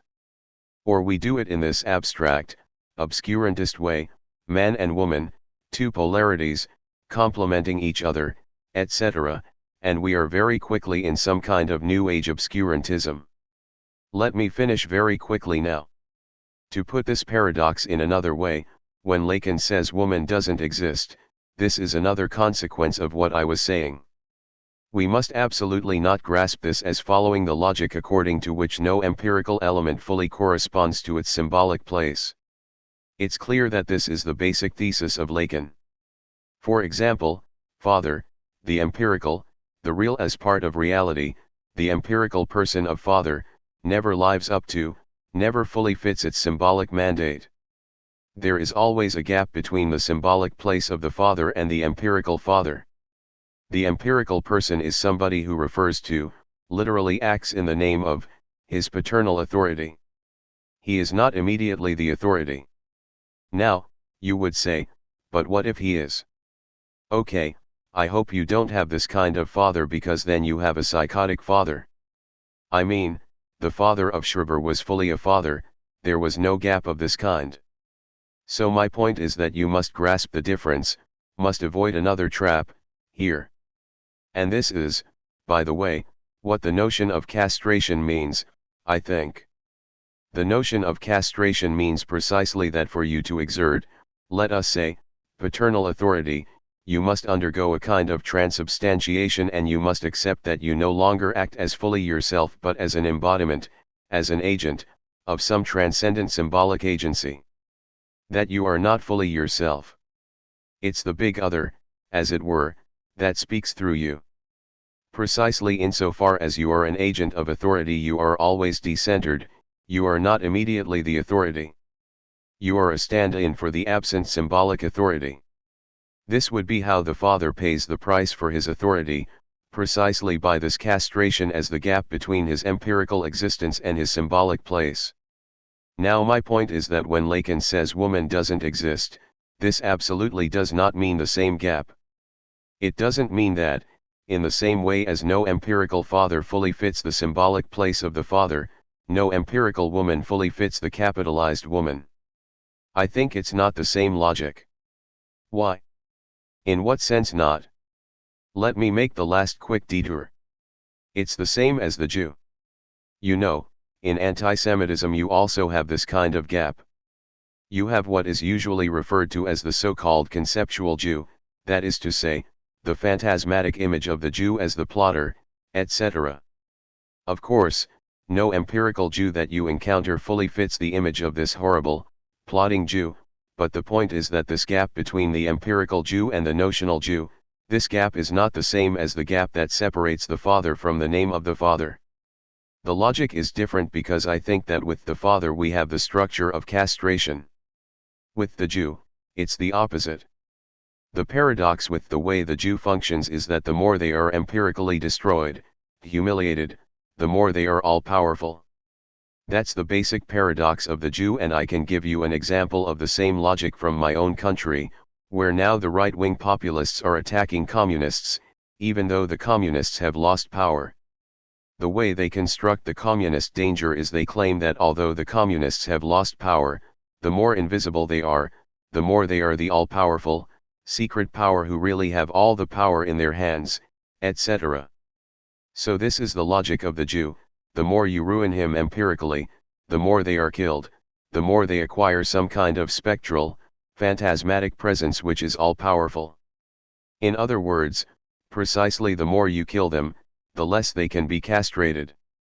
So, in opposition to paternal castration, the Jew precisely, and that's the horror of the Jew within Nazi anti-Semitism, the Jew precisely, in a way, cannot be castrated.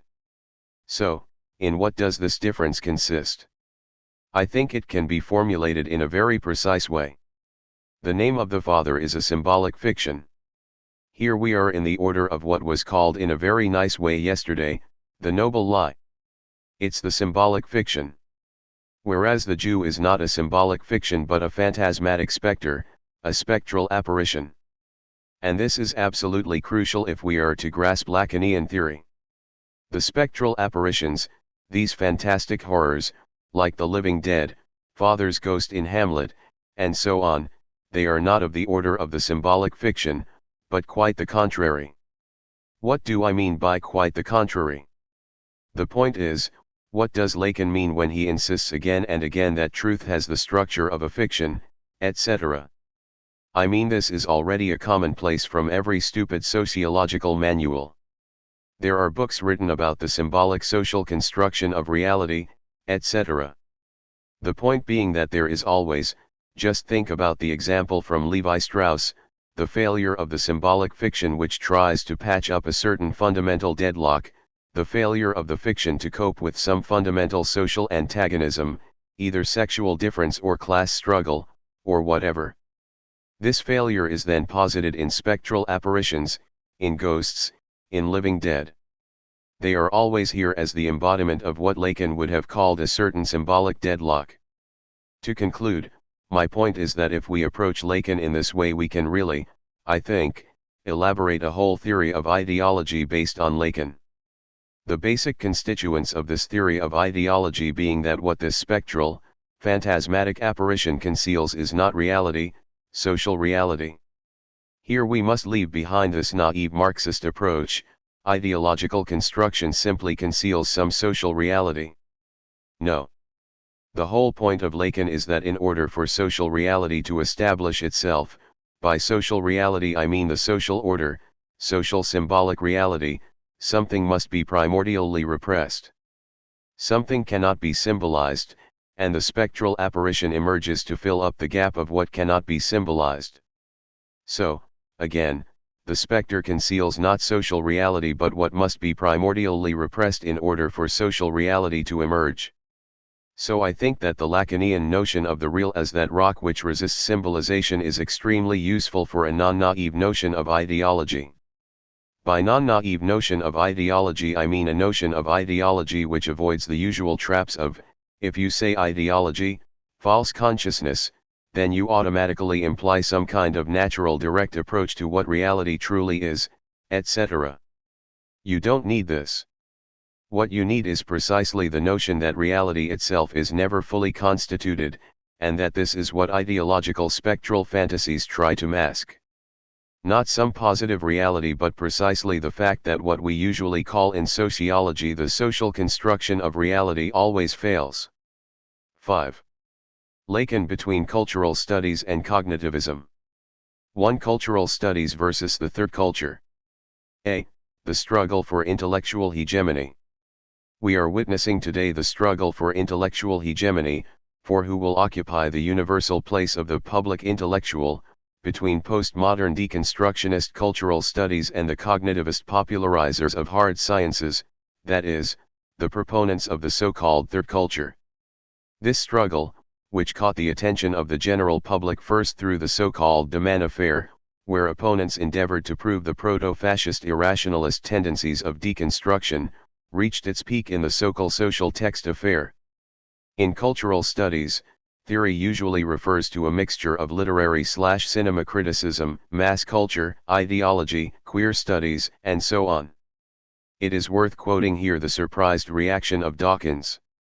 I noticed, the other day, an article by a literary critic called Theory, what is it? Would you believe it? Theory turned out to mean theory in literary criticism. The very word theory has been hijacked for some extremely narrow parochial literary purpose, as though Einstein didn't have theories, as though Darwin didn't have theories. 1.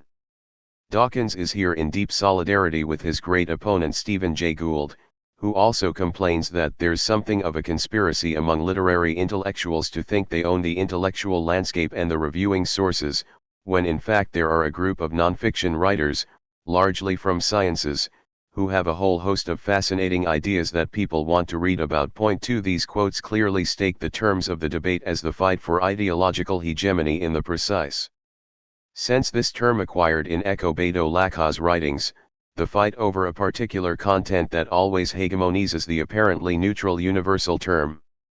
The third culture comprises the vast field that reaches from the evolutionary theory debate, Dawkins and Dennett versus Gould, through physicists dealing with quantum physics and cosmology, Hawking, Weinberg, Capra, cognitive scientists, Dennett again, Marvin Minsky, neurologists, Sachs, the theorists of chaos, Mandelbrot, Stewart, authors dealing with the cognitive and general social impact of the digitalization of our daily lives, up to the theorists of autopoietic systems, who endeavor to develop a universal formal notion of self-organizing emerging systems that can be applied to natural living organisms and species as well as social organisms, the behavior of markets and other large groups of interacting social agents. 3 things should be noted here. 1. As a rule, we are not dealing with scientists themselves, although they are often the same individuals, but with authors who address a large public in such a way that their success outdoes by far the public appeal of cultural studies. Suffice it to recall the big bestsellers of Sachs, Hawking, Dawkins and Gould. 2. As in the case of cultural studies, we are not dealing with a homogenized field, but with a rhizomatic multitude connected through family resemblances, within which authors are often engaged in violent polemics, but where interdisciplinary connections also flourish, between evolutionary biology and cognitive sciences, and so on. 3. As a rule, authors active in this domain are sustained by a kind of missionary zeal, by a shared awareness that they all participate in a unique shift in the global paradigm of knowledge.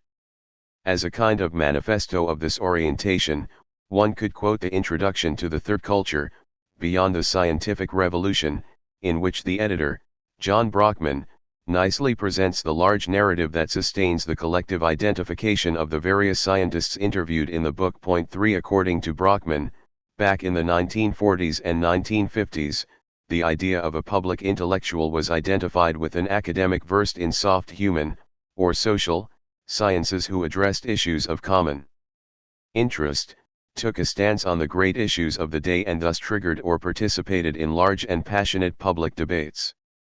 What then occurred, with the onslaught of French postmodern deconstructionist theory, was the passing of that generation of public thinkers and their replacement by bloodless academics, that is, by cultural scientists whose pseudo-radical stance against power or hegemonic discourse effectively involves the growing disappearance of direct and actual political engagements outside the narrow confines of academia, as well as the increasing self-enclosure in an elitist jargon that precludes the very possibility of functioning as an intellectual engaged in public debates.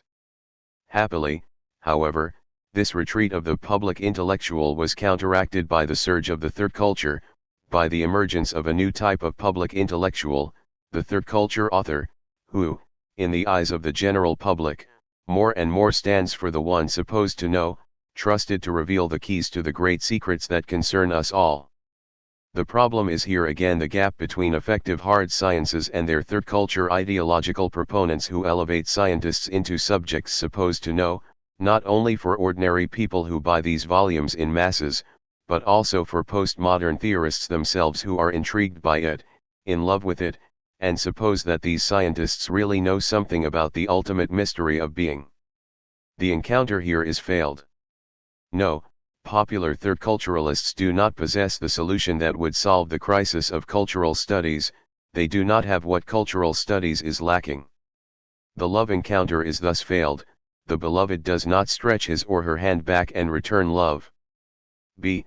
The third culture as ideology. It is thus crucial to distinguish here between science itself and its inherent ideologization, its sometimes subtle transformation into a new holistic paradigm, the new code name for worldview. A series of notions, complementarity, anthropic principle, and so on, are here doubly inscribed, functioning as scientific and ideological terms. It is difficult effectively to estimate the extent to which the third culture is infested with ideology. Among its obvious ideological appropriations, but are they merely secondary appropriations, one should, again, note at least two obvious cases. First, the often present New Age inscription, in which the shift in paradigm is interpreted as an advance beyond the Cartesian mechanistic materialist paradigm toward a new holistic approach that brings us back to the wisdom of ancient Oriental thought, the Tao of physics, and so on. Sometimes, this is even radicalized into the assertion that the scientific shift in the predominant paradigm is an epiphenomenon of the fact that humanity is on the verge of the biggest spiritual shift in its entire history, that we are entering a new epoch in which egoistic individualism will be replaced by a trans-individual cosmic awareness. The second case is the naturalization of certain specific social phenomena, clearly discernible in so-called cyber-revolutionism, which relies on the notion of cyberspace, or the Internet, as a self-evolving natural organism, the naturalization of culture, market, society, and so on, as living organisms, overlaps here with the culturalization of nature. Life itself is conceived as a set of self-reproducing information, genes are memes. This new notion of life is thus neutral with respect to the distinction between natural and cultural, or artificial, processes. The Earth, as Gaia, as well as the global market both appear as gigantic self-regulated living systems whose basic structure is defined in terms of the process of coding and decoding, of passing information, and so on.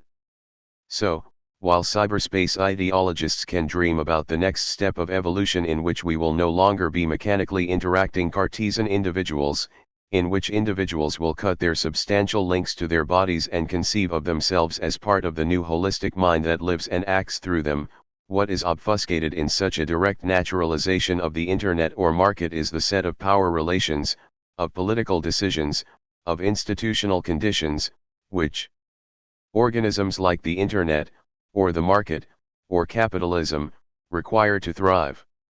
We are dealing here with an all too fast metaphoric transposition of certain biological evolutionist concepts to the study of the history of human civilization, like the jump from genes to memes, that is, the idea that not only do human beings use language to reproduce themselves, multiply their power and knowledge, and so on, but also, at perhaps a more fundamental level, language itself uses human beings to replicate and expand itself, to gain a new wealth of meanings, and so on.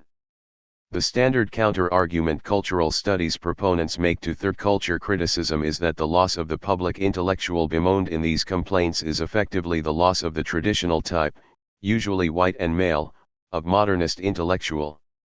In our postmodernist era, that intellectual was replaced by a proliferation of theoreticians who operate in a different mode, replacing concern with one big issue with a series of localized strategic interventions, and who effectively do address issues that concern the public at large: racism and multiculturalism, sexism, how to overcome the Eurocentrist curriculum, and so on, and thus trigger public debates, like the political correctness or sexual harassment controversies.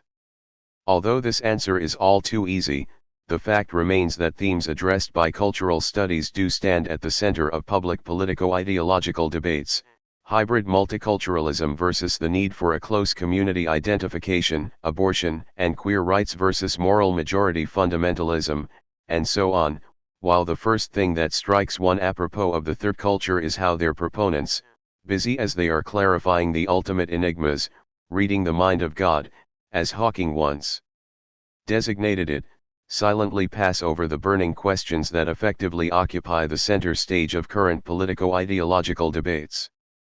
Finally, one should note that, in spite of the necessary distinction between science and ideology, the obscurantist New Age ideology is an imminent outgrowth of modern science itself.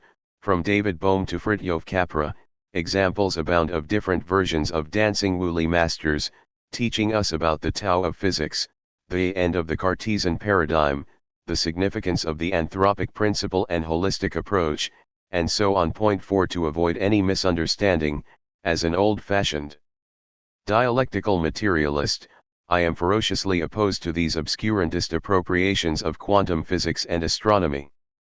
These obscurantist sprouts, I believe, are not simply imposed from outside, but function as what Louis Althusser would have called a spontaneous ideology among scientists themselves, as a kind of spiritualist supplement to the predominant reductionist proceduralist attitude of only what can be precisely defined and measured counts. What is much more worrying than cultural studies excesses are the New Age obscurantist appropriations of today's hard sciences that, in order to legitimize their position, invoke the authority of science itself. Today's science has outgrown mechanistic materialism and points toward a new spiritual holistic stance.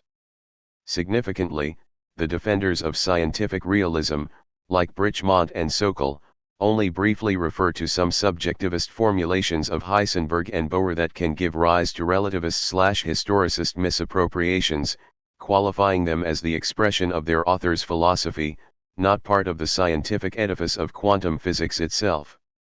Here, however, problems begin. Bohr's and Heisenberg's subjectivist formulations are not a marginal phenomenon, but were canonized as Copenhagen orthodoxy, that is, as the official interpretation of the ontological consequences of quantum physics. The fact is, the moment one wants to provide an ontological account of quantum physics, which notion of reality fits its results, paradoxes emerge that undermine standard common-sense scientistic objectivism.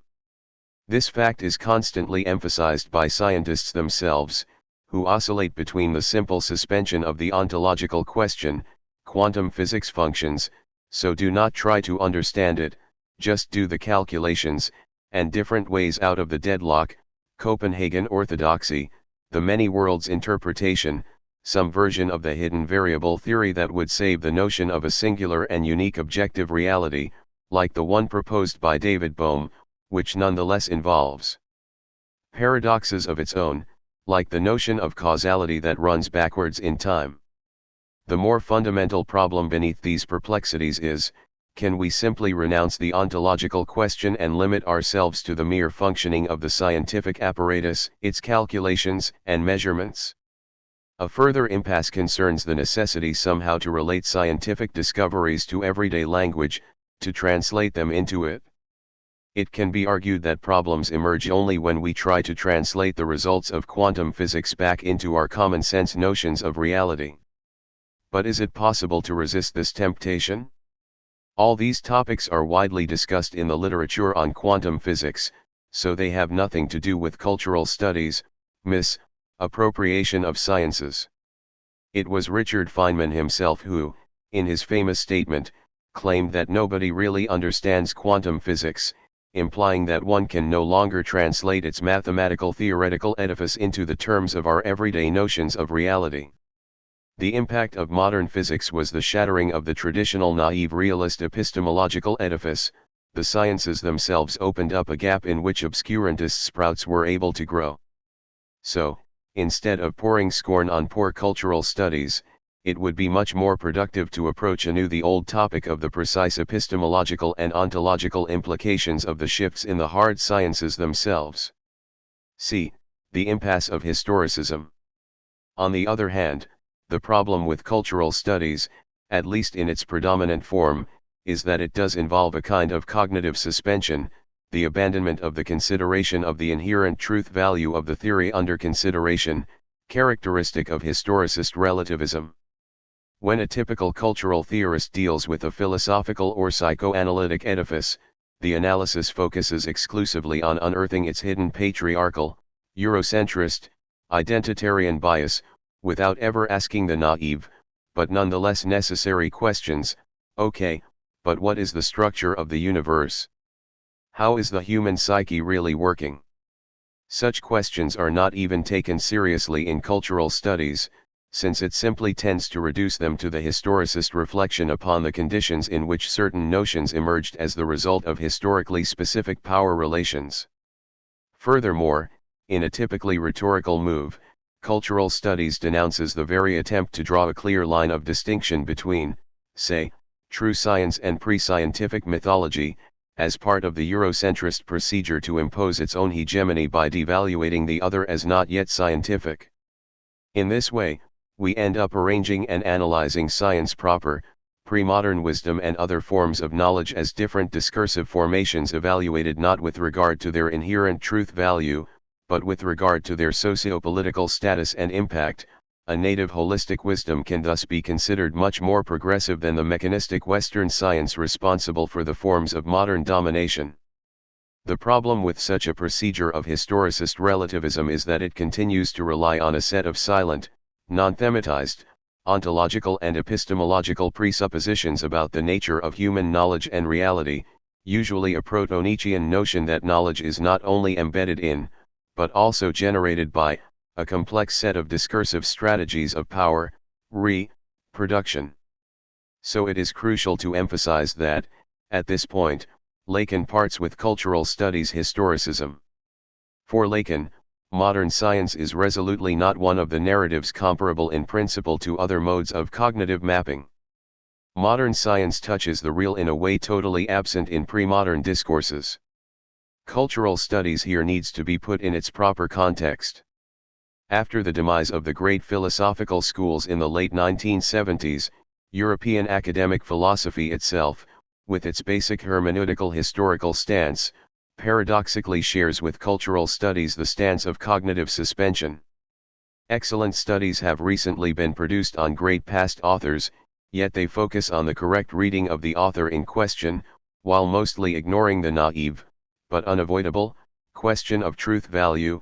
Not only questions such as is this the right reading of Descartes' notion of the body?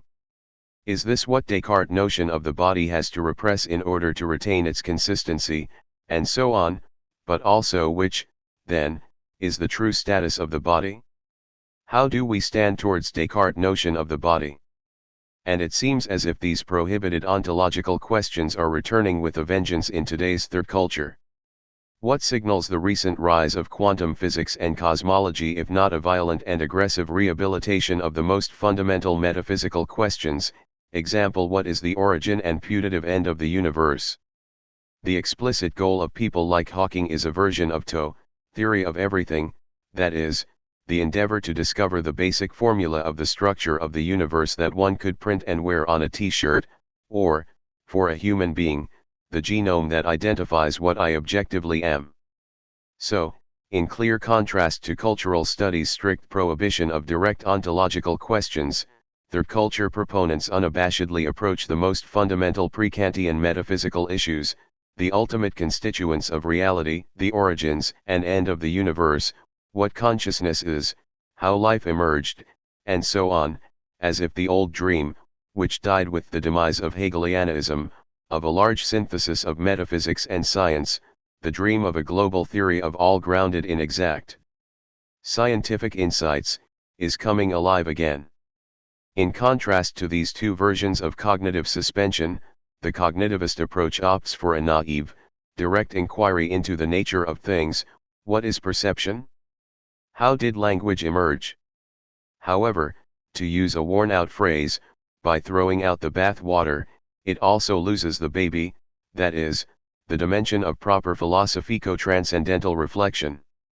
That is to say, is historicist relativism, which ultimately leads to the untenable position of solipsism, really the only alternative to naive scientific realism, according to which, in sciences and in our knowledge in general, we are gradually approaching the proper image of the way things really are out there, independent of our consciousness of them? From the standpoint of a proper philosophical reflection, it can easily be shown that both of these positions miss the properly transcendental hermeneutical level. Where does this level reside? Let us take the classical line of realist reasoning, which claims that the passage from pre-modern mythical thought to the modern scientific approach to reality cannot simply be interpreted as the replacement of one predominant narrative with another, in that the modern scientific approach definitely brings us closer to what reality, the hard reality existing independently of the scientific researcher, effectively is. A hermeneutic philosopher's basic response to this stance would be to insist that, with the passage from the pre-modern mythic universe to the universe of modern science, the very notion of what reality, or effectively to exist, means or what counts as reality has also changed, so that we cannot simply presuppose a neutral external measure that allows us to judge that, with modern science, we come closer to the same reality as that with which pre-modern mythology was dealing. As Hegel would have put it, with the passage from the pre-modern mythical universe to the modern scientific universe, the measure, the standard that we implicitly use or apply in order to measure how real what we are dealing with is, has itself undergone a fundamental change. The modern scientific outlook involves a series of distinctions, between objective reality and subjective ideas/impressions of it, between hard neutral facts and values that we, the judging subjects, impose onto the facts, and so on, which are stricto sensu meaningless in the pre-modern universe. Of course, a realist can retort that this is the whole point. Only with the passage to the modern scientific universe did we get an appropriate notion of what objective reality is, in contrast to the pre-modern outlook that confused facts and values. Against this, the transcendental hermeneutic philosopher would be fully justified in insisting that, nonetheless, we cannot get out of the vicious circle of presupposing our result.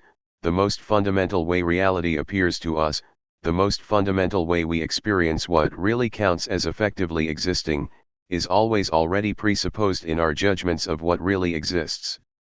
This transcendental level was very nicely indicated by Kuhn himself when, in his Structure of Scientific Revolutions, he claimed that the shift in a scientific paradigm is more than a mere shift in our external perspective on/perception of reality, but nonetheless less than are effectively creating another new reality. For that reason, the standard distinction between the social or psychological contingent conditions of a scientific invention and its objective truth value falls short here.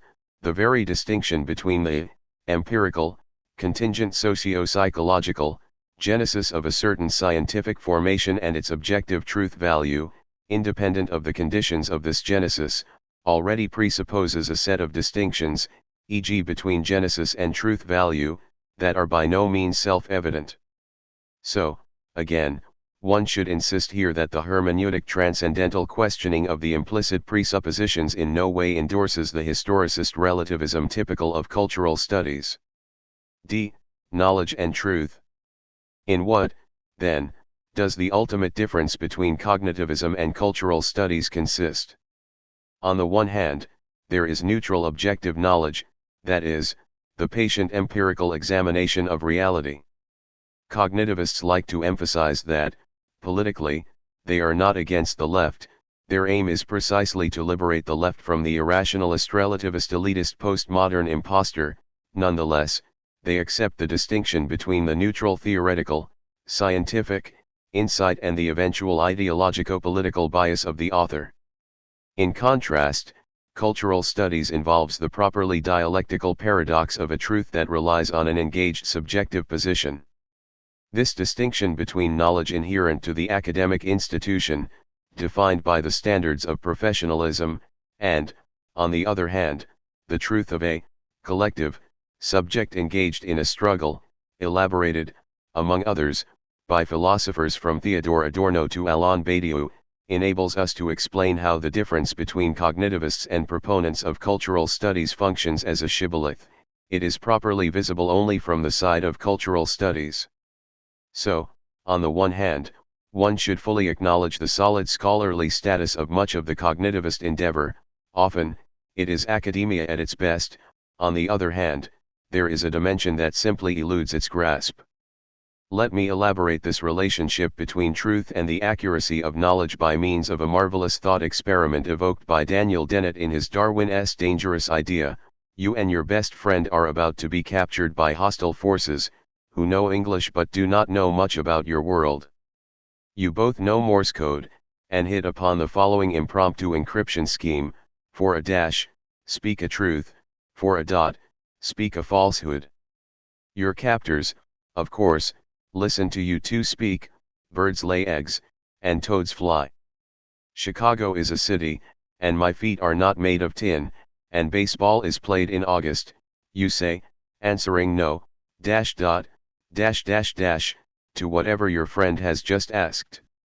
Even if your captors know Morse code, unless they can determine the truth and falsity of these sentences, they cannot detect the properties that stand for the dot and dash. 5 Dennett himself uses this example to make the point that meaning cannot be accounted for in purely syntactic inherent terms. The only way ultimately to gain access to the meaning of a statement is to situate it in its life-world context, that is, to take into account its semantic dimension, the objects and processes to which it refers. My point is rather different. As Dennett himself puts it, the two prisoners, in this case, use the world itself as a one-time pad.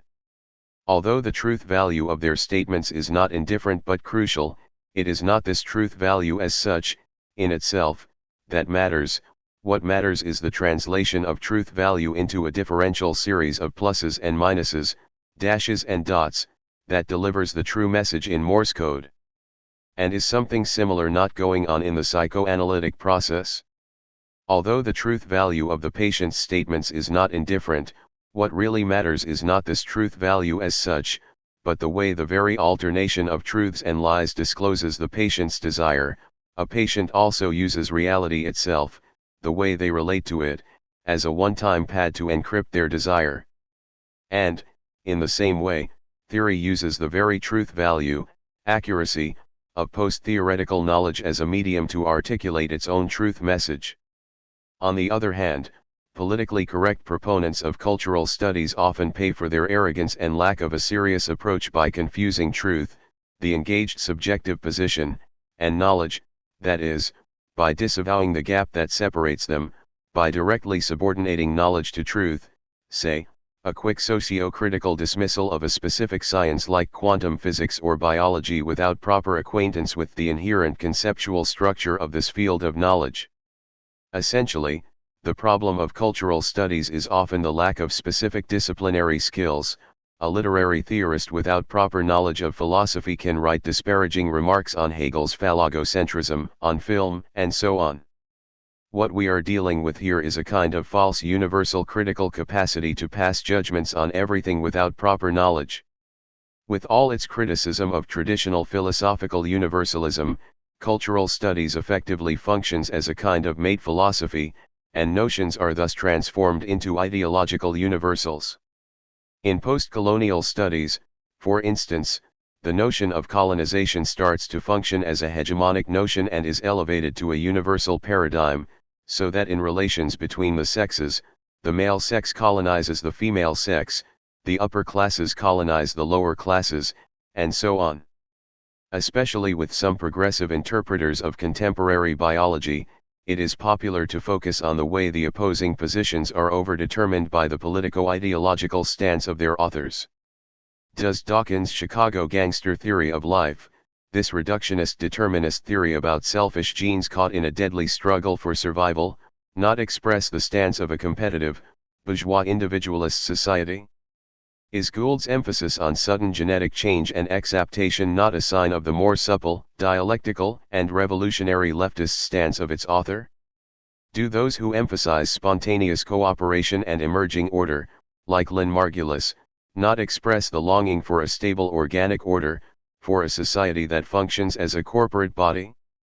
Do we thus not have here the scientific expression of the basic triad of right, center, and left, of the organicist conservative notion of society as a whole, of the bourgeois individualist notion of society as the space of competition between individuals, and of the revolutionary theorist notion of sudden change?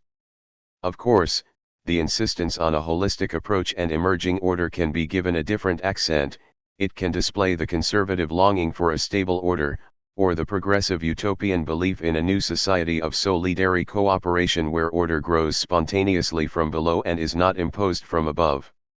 The standard form of the opposition is the one between the cold mechanist probing into causality, displaying the attitude of the scientific manipulator in the service of the exploitative domination of nature, and the new holistic approach focused on spontaneously emerging order and cooperation, pointing toward what Andrew Ross called a kinder, gentler science.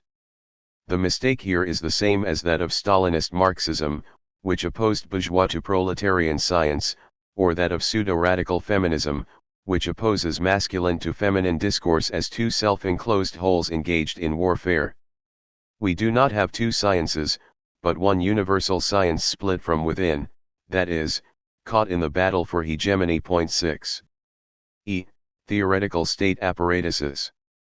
The academically recognized radical thought in the liberal West does not operate in a void, but is indeed a part of power relations. Apropos of cultural studies, one has to ask again the old Benjaminian question, not how does one explicitly relate to power, but how is one situated within predominant power relations? Does cultural studies not also function as a discourse that pretends to be critically self-reflective, to render visible the predominant power relations, while it effectively obfuscates its own mode of participating in them? So it would be productive to apply to cultural studies itself the Foucauldian notion of productive biopower as opposed to repressive/prohibitory legal power. What if the field of cultural studies, far from effectively threatening today's global relations of domination, fits within this framework perfectly, in the same way that sexuality and the repressive discourses that regulate it are fully complementary? What if the criticism of patriarchal/identitarian ideology betrays an ambiguous fascination with it, rather than a will committed to undermining it? There is a way to avoid responsibility and/or guilt precisely by emphasizing one's responsibility or too readily assuming guilt in an exaggerated way, as in the case of the politically correct white male academic who emphasizes the guilt of racist phallogocentrism, and uses this admission of guilt as a stratagem not to confront the way he, as a radical intellectual, perfectly fits the existing power relations of which he pretends to be thoroughly critical. Crucial here is the shift from British to American cultural studies. Even if we find the same themes and notions in both, the socio-ideological functioning is thoroughly different. We shift from the effective engagement with working-class culture to academic radical chic. However, despite these critical remarks, the very fact that there is resistance to cultural studies proves that it remains a foreign body unable to fit fully into the existing academy. Cognitivism is ultimately the attempt to get rid of this intruder, to re-establish the standard functioning of academic knowledge, professional, rational, empirical, problem-solving, and so on. The distinction between cognitivism and cultural studies is thus not simply the distinction between two doctrines or two theoretical approaches, it is ultimately a much more radical distinction between two totally different modalities or, rather, practices of knowledge, inclusive of two different institutional apparatuses of knowledge. This dimension of theoretical state apparatuses, to use the Althusserian formulation, is crucial. If we do not take it into account, we simply miss the point of the antagonism between cognitivism and cultural studies. It is no wonder that cognitivists like to emphasize their opposition to psychoanalysis. Two exemplary cases of such non-academic knowledge are, of course, Marxism and psychoanalysis. Psychoanalysis differs from cognitivist psychology and psychotherapy in at least three crucial features. 1. Since it does not present itself as empirically tested objective knowledge, there is the perennial problem, in the United States, where psychiatric care is sometimes covered by medical insurance, of the extent to which the state or insurance will reimburse the patient. 2. For the same reason, psychoanalysis has inherent difficulties in integrating itself into the academic edifice of psychology or medical psychiatry departments, so it usually functions as a parasitic entity that attaches itself to cultural studies, comparative literature, or psychology departments. 3. As to their inherent organization, psychoanalytic communities do not function as normal academic societies, like sociological, mathematical, or other societies. From the standpoint of normal academic societies, the psychoanalytic society cannot but appear as a dogmatic discipline engaged in eternal factional struggles between subgroups dominated by a strong authoritarian or charismatic leader. Conflicts within psychoanalytic communities are not resolved through rational argumentation and empirical testing, but rather resemble sectarian religious struggles. In short, the phenomenon of personal transference functions here in an entirely different way than in the standard academic community. The dynamics in Marxist communities are somewhat similar. In the same way that Marxism interprets the resistance against its insights as the result of the class struggle in theory, as accounted for by its very object, psychoanalysis also interprets the resistance against itself to be the result of the very unconscious processes that are its topic. In both cases, theory is caught in a self-referential loop, it is in a way the theory about the resistance against itself. Concerning this crucial point, the situation today is entirely different than, almost the opposite of, that of the 1960s and early 1970s when marginal disciplines, like the cultural studies version of psychoanalysis, were perceived as anarchic, as liberating us from the repressive authoritarian regime of the standard academic discipline. What cognitivist critics of cultural studies play upon is the common perception that, today, what remains of the cultural studies version of psychoanalysis is perceived as sectarian, Stalinist, authoritarian, engaged in ridiculous pseudo-theological factional struggles in which problems over the party line prevail over open empirical research and rational argumentation. Cognitivists present themselves as the fresh air that does away with this close and stuffy atmosphere.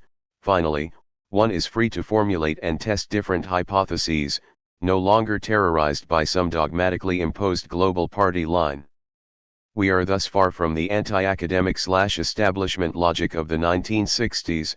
Today, academia presents itself as the place of open, free discussion, as liberating us from the stuffy constraints of subversive cultural studies.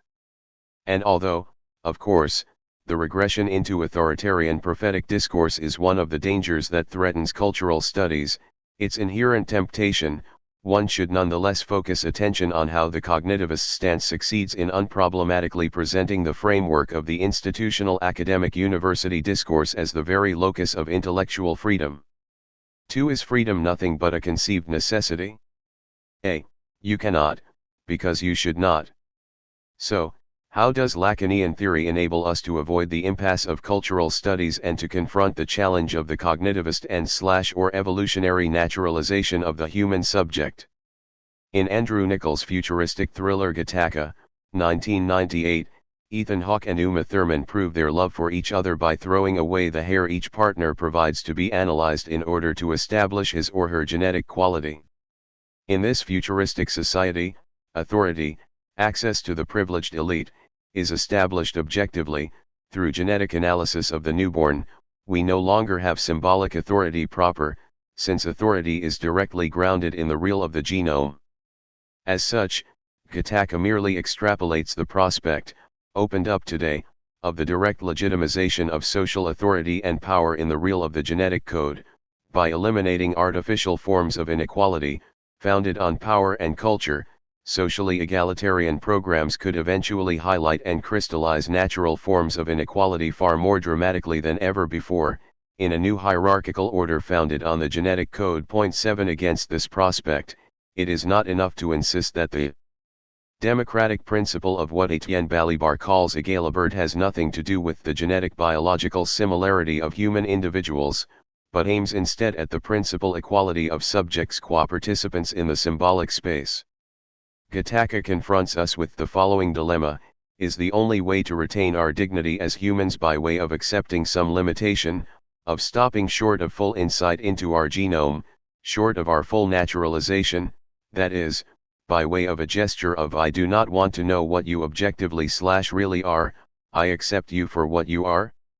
Among the modern philosophers, it was Kant who most forcefully confronted this predicament, constraining our knowledge of the causal interconnection of objects to the domain of phenomena in order to make a place for noumenal freedom, which is why the hidden truth of Kant's you can, therefore you must, is its reversal, you cannot, because you should not. The ethical problems of cloning seem to point in this direction. Those who oppose cloning argue that we should not pursue it, at least not on human beings, because it is not possible to reduce a human being to a positive entity whose innermost psychic properties can be manipulated. Biogenetic manipulation cannot touch the core of human personality, so we should prohibit it. Is this not another variation on Wittgenstein's paradox of prohibiting the impossible? What we cannot speak about we must pass over in silence. The underlying fear that gains expression in this prohibition, of course, is that the order of reason is actually inverted, that is, that the ontological impossibility is grounded in ethics. We should claim that we cannot do it, because otherwise we may well do it, with catastrophic ethical consequences. If conservative Catholics effectively believe in the immortality of the human soul and the uniqueness of human personality, if they insist we are not just the result of the interaction between our genetic code and our environs, then why do they oppose cloning and genetic manipulations? In other words, is it not that these Christian opponents of cloning themselves secretly believe in the power of scientific manipulation, in its capacity to stir up the very core of our personality? Of course, their answer would be that human beings, by treating themselves as just the result of the interaction between their genetic codes and their environs, freely renounce their dignity. The problem is not genetic manipulation as such, but the fact that its acceptance signals how human beings conceive of themselves as just another biological machine and thus rob themselves of their unique spirituality. However, the answer to this is, again, but why should we not endorse genetic manipulation and simultaneously insist that human beings are free responsible agents, since we accept the proviso that these manipulations do not really affect the core of our soul? Why do Christians still talk about the unfathomable mystery of conception that man should not meddle with, as if, nonetheless, by pursuing our biogenetic explorations, we may touch some secret better left in shadow, in short, as if, by cloning our bodies, we at the same time also clone our immortal souls? So, again, we are back at the well-known conservative wisdom that claims that the only way to save human freedom and ethical dignity is to restrain our cognitive capacities and renounce probing too deeply into the nature of things. Today's sciences themselves seem to point toward a way out of this predicament. Does contemporary cognitivism not often produce formulations that sound uncannily familiar to those acquainted with different versions of ancient and modern philosophy, from the Buddhist notion of void and the German idealist notion of reflexivity as constitutive of the subject, up to the Heideggerian notion of being in the world or the deconstructionist one of different cell? The temptation arises here to fill in the gap by either reducing philosophy to science, claiming that modern naturalizing cognitivism realizes philosophical insights, translating them into acceptable scientific form, or, on the contrary, by claiming that, with these insights, postmodern science breaks out of the Cartesian paradigm and approaches the level of authentic philosophical thought. This short circuit between science and philosophy appears today in a multitude of guises: Heideggerian cognitivism, Hubert Dreyfus, cognitivist Buddhism, Francisco Varela, the combination of Oriental thought with quantum physics, Capper's Tao of physics, up to deconstructionist evolutionism. Let's take a brief look at the two main versions of this short circuit. B. Deconstructionist evolutionism. There are obvious parallels between the recent popularized readings of Darwin, from Gould to Dawkins and Dennett, and Derridean deconstruction.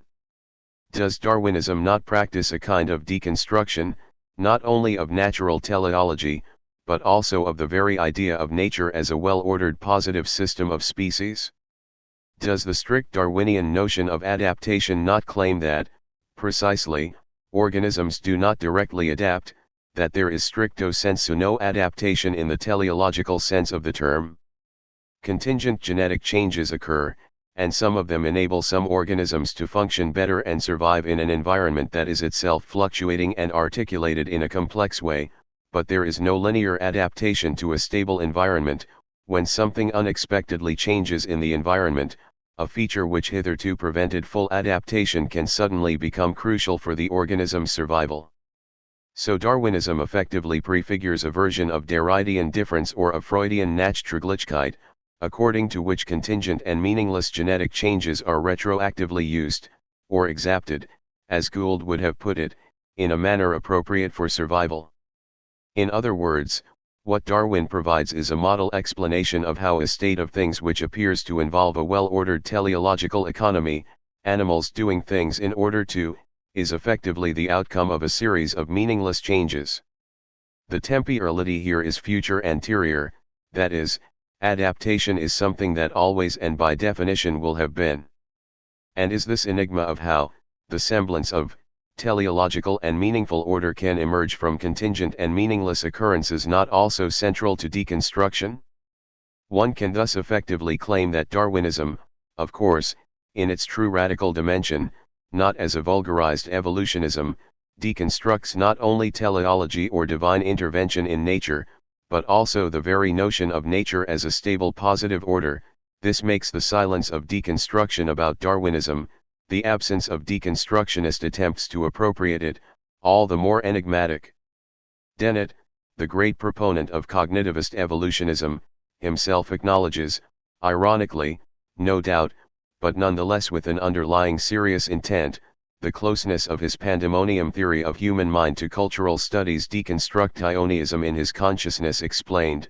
Imagine my mixed emotions when I discovered that before I could get my version of the idea of the self as the center of narrative gravity properly published in a book, it had already been satirized in a novel. David Lodge's nice work. It is apparently a hot theme among the deconstructionists. 8. Furthermore, a whole school of cyberspace theorists, the best known among them is Sherry Turkle, advocate the notion that cyberspace phenomena render palpable in our everyday experience the deconstructionist decentered subject.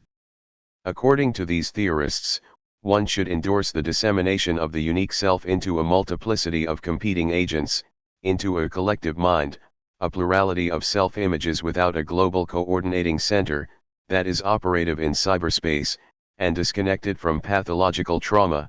Playing in virtual spaces enables individuals to discover new aspects of self, a wealth of shifting identities, and thus to experience the ideological mechanism of the production of self, the immanent violence and arbitrariness of this production/construction. However, the temptation to be avoided here is precisely the hasty conclusion that Dennett is a kind of deconstructionist wolf in the sheep's clothing of empirical science.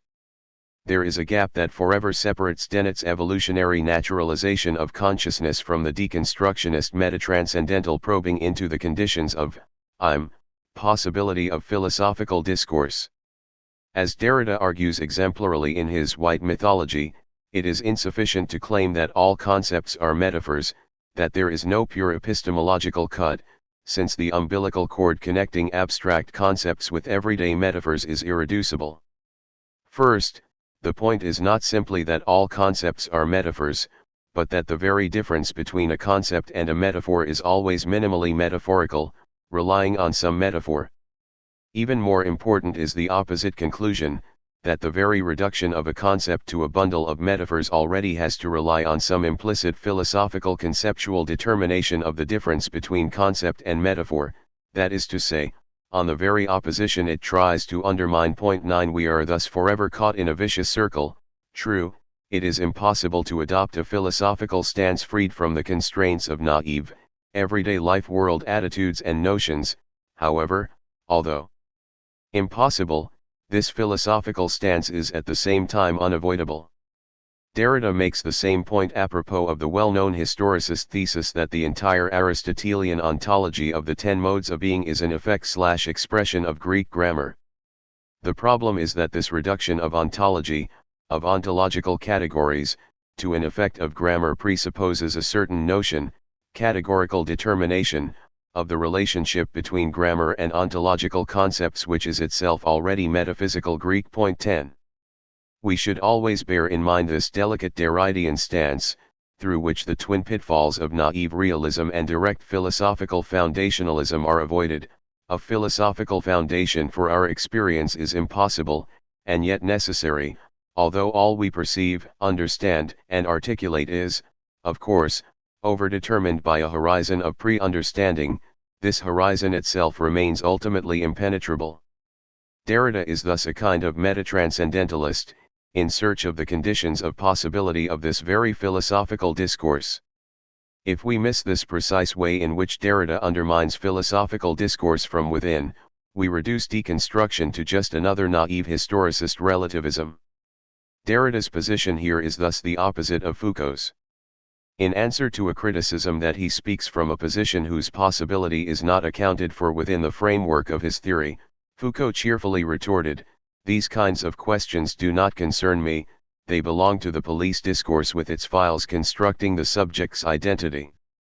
In other words, the ultimate lesson of deconstruction seems to be that one cannot postpone ad infinitum the ontological question, and what is deeply symptomatic in Derrida is his oscillation between, on the one hand, the hyper-self-reflective approach that denounces in advance the question of how things really are and limits itself to third-level deconstructive comments on the inconsistencies of philosopher B's reading of philosopher A, and, on the other hand, direct ontological assertions about how difference and architrace designate the structure of all living things and are, as such, already operative in animal nature. One should not miss here the paradoxical interconnection between these two levels, the very feature that prevents us from forever directly grasping our intended object, the fact that our grasping is always refracted, mediated, by a decentered otherness, is the feature that connects us with the basic proto-ontological structure of the universe. Deconstructionism thus involves two prohibitions. It prohibits the naive empiricist approach. Let us examine carefully the material in question and then generalize hypotheses about it, as well as global ahistorical metaphysical theses about the origin and structure of the universe. This double prohibition that defines deconstructionism clearly and unambiguously bears witness to its Kantian transcendental origins. Is not the same double prohibition characteristic of Kant's philosophical revolution? On the one hand, the notion of the transcendental constitution of reality involves the loss of a direct naive empiricist approach to reality. On the other hand, it involves the prohibition of metaphysics, that is, of an all-encompassing worldview providing the noumenal structure of the universe as a whole. In other words, one should always bear in mind that, far from simply expressing a belief in the constitutive power of the transcendental subject, Kant introduces the notion of the transcendental dimension in order to answer the fundamental and unsurpassable deadlock of human existence. A human being compulsorily strives toward a global notion of truth, of a universal and necessary cognition, yet this cognition is simultaneously forever inaccessible to them. See, Cognitivist Buddhism. Is the outcome any better in the emerging alliance between the cognitivist approach to mind and the proponents of Buddhist thought, where the point is not to naturalize philosophy, but rather the opposite, that is, to use the results of cognitivism in order to gain access to ancient wisdom. The contemporary cognitivist denial of a unitary, stable, self-identical self, that is, the notion of the human mind as a pandemonic playground of multiple agencies, that some authors, most notably Francisco Varela, 11 link to the Buddhist denial of the self as the permanent substance underlying our mental acts/events, seems persuasive in its critical rejection of the substantial notion of self. The paradox upon which cognitivists and neo-Buddhists build is the gap between our common experience that automatically relies on and/or involves a reference to some notion of self as the underlying substance that has feelings and volitions and to which these mental states and acts happen, and the fact, well known even in Europe at least from Hume onwards, that, no matter how deeply and carefully we search our self-experience, we encounter only passing, elusive mental events, and never the self as such, that is, a substance to which these events could be attributed. The conclusion drawn by cognitivists and Buddhists alike is, of course, that the notion of self is the result of an epistemological, or, in the case of Buddhism, ethico-epistemological, mistake inherent to human nature as such. The thing to do is to get rid of this delusive notion and to fully assume that there is no self, that I am nothing but that groundless bundle of elusive and heterogeneous, mental, events. Is, however, this conclusion really unavoidable? Varela also rejects the Kantian solution of the self, the subject of pure apperception, as the transcendental subject nowhere to be found in our empirical experience. Here, though, one should introduce the distinction between egoless/selfless mind events or aggregates and the subject as identical to this void, to this lack of substance, itself. What if the conclusion that there is no self is too quickly drawn from the fact that there is no representation or positive idea of self? What if the self is precisely the eye of the storm, the void in the center of the incessant vortex/whirlpool of elusive mental events, something like the vacuola in biology, the void that is nothing in itself, that has no substantial positive identity, but which nonetheless serves as the unrepresentable point of reference, as the I to which mental events are attributed? In Lacanian terms, one has to distinguish between the self as the pattern of behavioral and other imaginary and symbolic identifications, as the self-image, as that which I perceive myself to be, and the empty point of pure negativity, the barred subject. Varela himself comes close to this when he distinguishes between, 1. The self qua the series of mental and bodily formations that has a certain degree of causal coherence and integrity through time, 2. The capitalized self qua the hidden substantial kernel of the subject's identity, the ego self, and, finally, 3. The desperate craving/grasping of the human mind for/to the self, for/to some kind of firm bedrock. From the Lacanian perspective, however, is this endless craving not the subject itself, the void that is subjectivity? Neo-Buddhists are justified in criticizing cognitivist proponents of the society of mind notion for endorsing the irreducible split between our scientific cognition, which tells us that there is no self or free will, and the everyday experience in which we simply cannot function without presupposing a consistent self endowed with free will. Cognitivists have thus condemned themselves to a nihilistic stance of endorsing beliefs they know are wrong. The effort of neo-Buddhists is to bridge this gap by translating/transposing the very insight that there is no substantial self into our daily human experience. This is ultimately what Buddhist meditative reflection is about.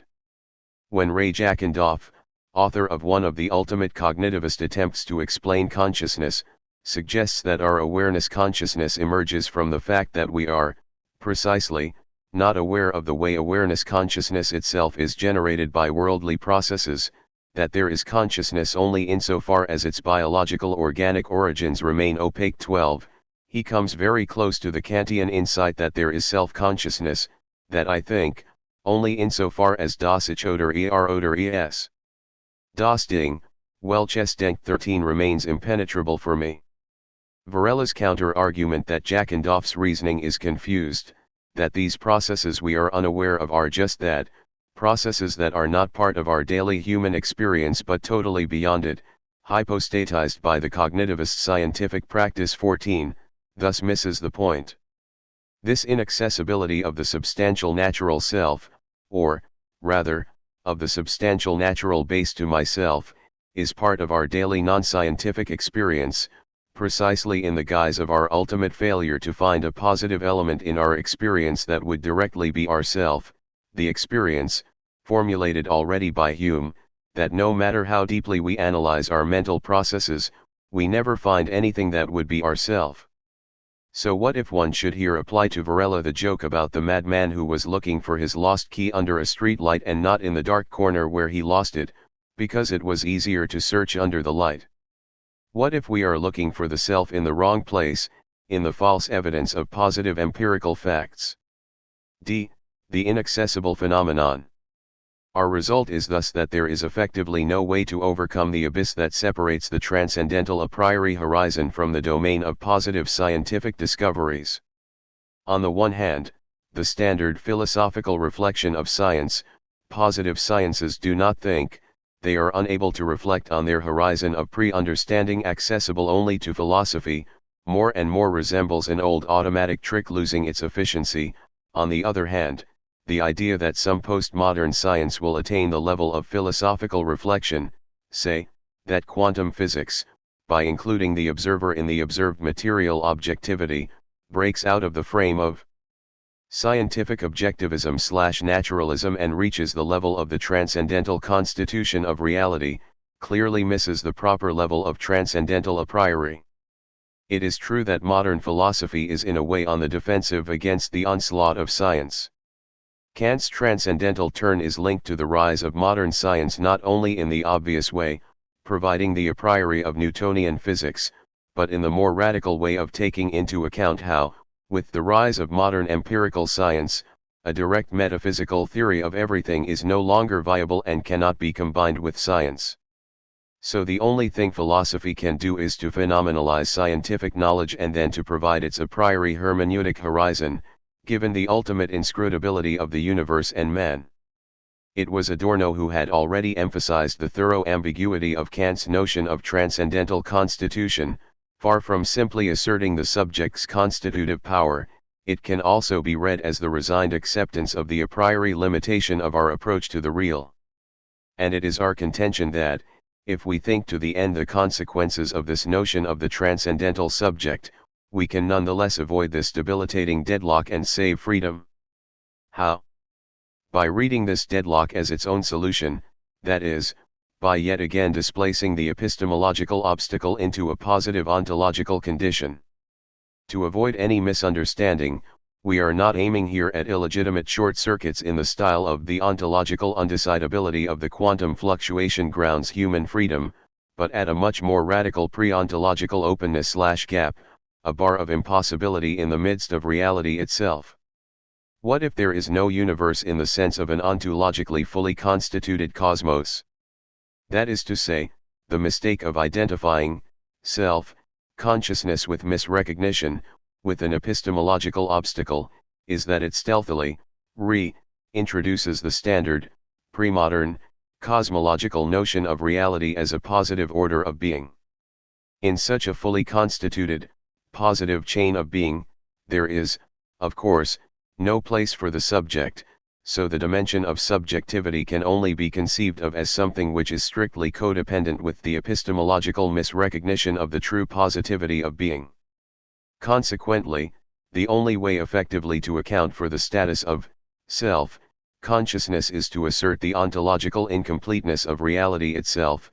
There is reality only insofar as there is an ontological gap, a crack, in its very heart. It is only this gap that accounts for the mysterious fact of transcendental freedom, that is, for a self consciousness that is effectively spontaneous and whose spontaneity is not an effect of the misrecognition of some objective causal process, no matter how complex and chaotic this process is. And where does psychoanalysis stand with regard to this deadlock? In a first approach, it may seem that psychoanalysis is the ultimate attempt to fill in the gap, to re-establish the complete causal chain that generated the inexplicable symptom. However, does Lacan's strict opposition between cause and the law of causality not point in a wholly different direction? Lacan states, cause is to be distinguished from that which is determinate in a chain, in other words from the law. By way of example, think of what is pictured in the law of action and reaction. There is here, one might say, a single principle. One does not go without the other. There is no gap here. Whenever we speak of cause, on the other hand, there is always something anti-conceptual, something indefinite. In short, there is a cause only in something that doesn't work. The Freudian unconscious is situated at that point, where, between cause and that which it affects, there is always something wrong. The important thing is not that the unconscious determines neurosis, of that one Freud can quite happily, like Pontius Pilate, wash his hands.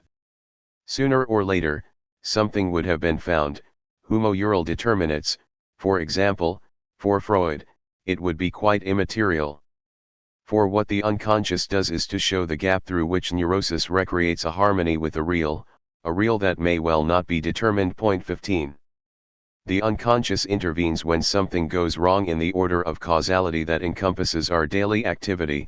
A slip of the tongue introduces a gap in the connection between intention to signify and words, a failed gesture frustrates my act. However, Lacan's point is, precisely, that psychoanalytic interpretation does not simply fill in this gap by way of providing the hidden complete network of causality that explains the slip. The cause whose insistence interrupts the normal functioning of the order of causality is not another positive entity. As Lacan emphasizes, it belongs rather to the order of the non-realized or thwarted, that is, it is in itself structured as a gap, a void insisting indefinitely on its fulfillment. The psychoanalytic name for this gap, of course, is the death drive, while its philosophical name in German idealism is abstract negativity, the point of absolute self-contraction that constitutes the subject as the void of pure self-relating. And the psychoanalytic notion of fantasy accounts precisely for the illusory/failed attempt to fill in this ontological gap. The basic paradox of the Freudian notion of fantasy resides in the fact that it subverts the standard opposition between subjective and objective. Of course, fantasy is by definition not objective, in the naive sense of existing independently of the subject's perceptions. However, it is also not subjective, in the sense of being reducible to the subject's consciously experienced intuitions.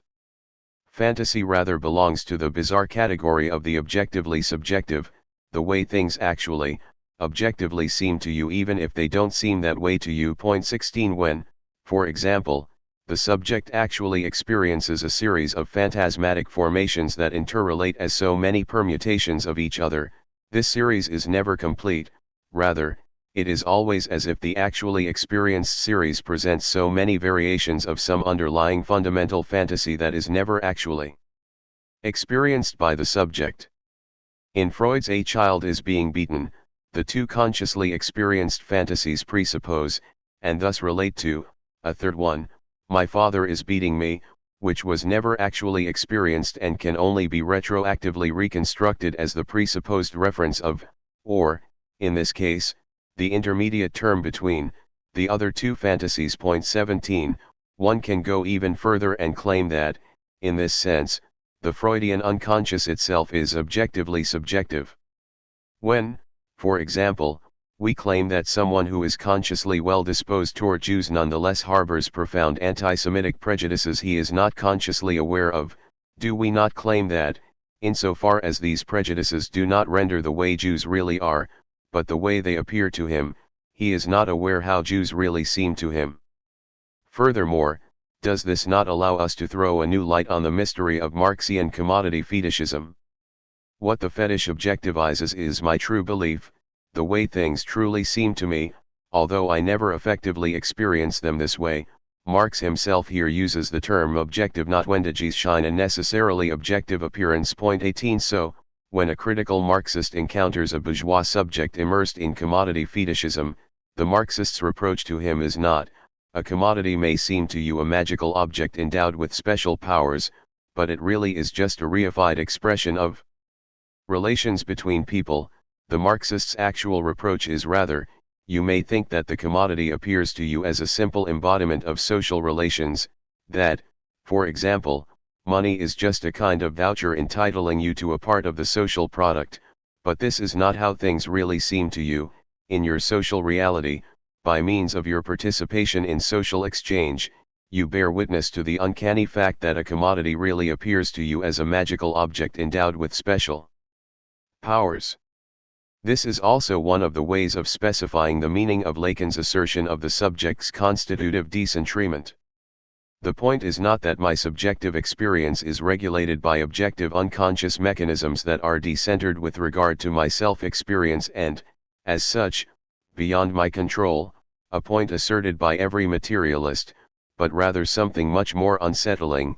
I am deprived of even my most intimate subjective experience, of the way things really seem to me, of the fundamental fantasy that constitutes and guarantees the core of my being, since I can never consciously experience it and assume it. According to the standard view, the dimension that is constitutive of subjectivity is that of the phenomenal, self-experience. In other words, I am a subject the moment I can say to myself, no matter what unknown mechanism governs my acts, perceptions, and thoughts, nobody can take from me what I see and feel now. Say, when I am passionately in love, and a biochemist informs me that all my intense sentiments are just the result of biochemical processes in my body, I can answer him by clinging to the appearance, all you're saying may be true, but, nonetheless, nothing can take from me the intensity of the passion that I am experiencing now. Lacan's point, however, is that the psychoanalyst is the one who, precisely, can take this from the subject, insofar as his or her ultimate aim is to deprive the subject of the very fundamental fantasy that regulates the universe of the subject's self-experience. The Freudian subject of the unconscious emerges only when a key aspect of the subject's phenomenal self-experience, his or her fundamental fantasy, becomes inaccessible, that is primordially repressed. At its most radical, the unconscious is the inaccessible phenomenon, not the objective mechanism, that regulates my phenomenal experience. So, in contrast to the commonplace that we are dealing with a subject the moment an entity displays signs of inner life, that is, of a phantasmatic self-experience that cannot be reduced to external behavior, one should claim that what characterizes human subjectivity proper is rather the gap that separates the two, that is, the fact that fantasy, at its most elementary, becomes inaccessible to the subject. It is this inaccessibility that makes the subject empty. We thus obtain a relationship that totally subverts the standard notion of the subject who directly experiences themselves and their inner states, an impossible relationship between the empty, non-phenomenal subject and the phenomena that remain inaccessible to the subject, the very relation registered by Lacan's formula of fantasy, A. Geneticists predict that in about 10 to 15 years, they will be able to identify and manipulate each individual's exact genome. Potentially, at least, each individual will thus have at their disposal the complete formula of what they objectively are. How will this knowledge in the real, the fact that I will be able to locate and identify myself completely as an object in reality, affect the status of subjectivity? Will it lead to the end of human subjectivity? Lacan's answer is negative. What will continue to elude the geneticist is not my phenomenal self-experience, say, the experience of a love passion that no knowledge of the genetic and other material mechanisms determining it can take from me, but the objectively subjective fundamental fantasy, the phantasmatic core inaccessible to my conscious experience. Even if science formulates the genetic formula of what I objectively am, it will still be unable to formulate my objectively subjective phantasmatic identity, this objecti counterpoint to my subjectivity, which is neither subjective, experienced, nor objective. Section 2. Philosophy traversed by psychoanalysis. 6. The limits of the semiotic approach to psychoanalysis. 1 Le Point de Capitan. Lacan's best-known proposition is surely the famous "the unconscious is structured like a language," which is usually understood as pointing toward a semiotic reinterpretation of psychoanalytical theory and practice. The aim of the present paper is to demonstrate that, contrary to this widely assumed proposition, Lacan's theory, at least in its last period, is far from endorsing any such linguistic reductionism. His central effort is precisely to articulate the different modes of the real kernel, das Ding, objet petit, which presents an irreducible obstacle to the movement of symbolization. We will try to exemplify this deadlock of symbolization by some ideological and artistic phenomena.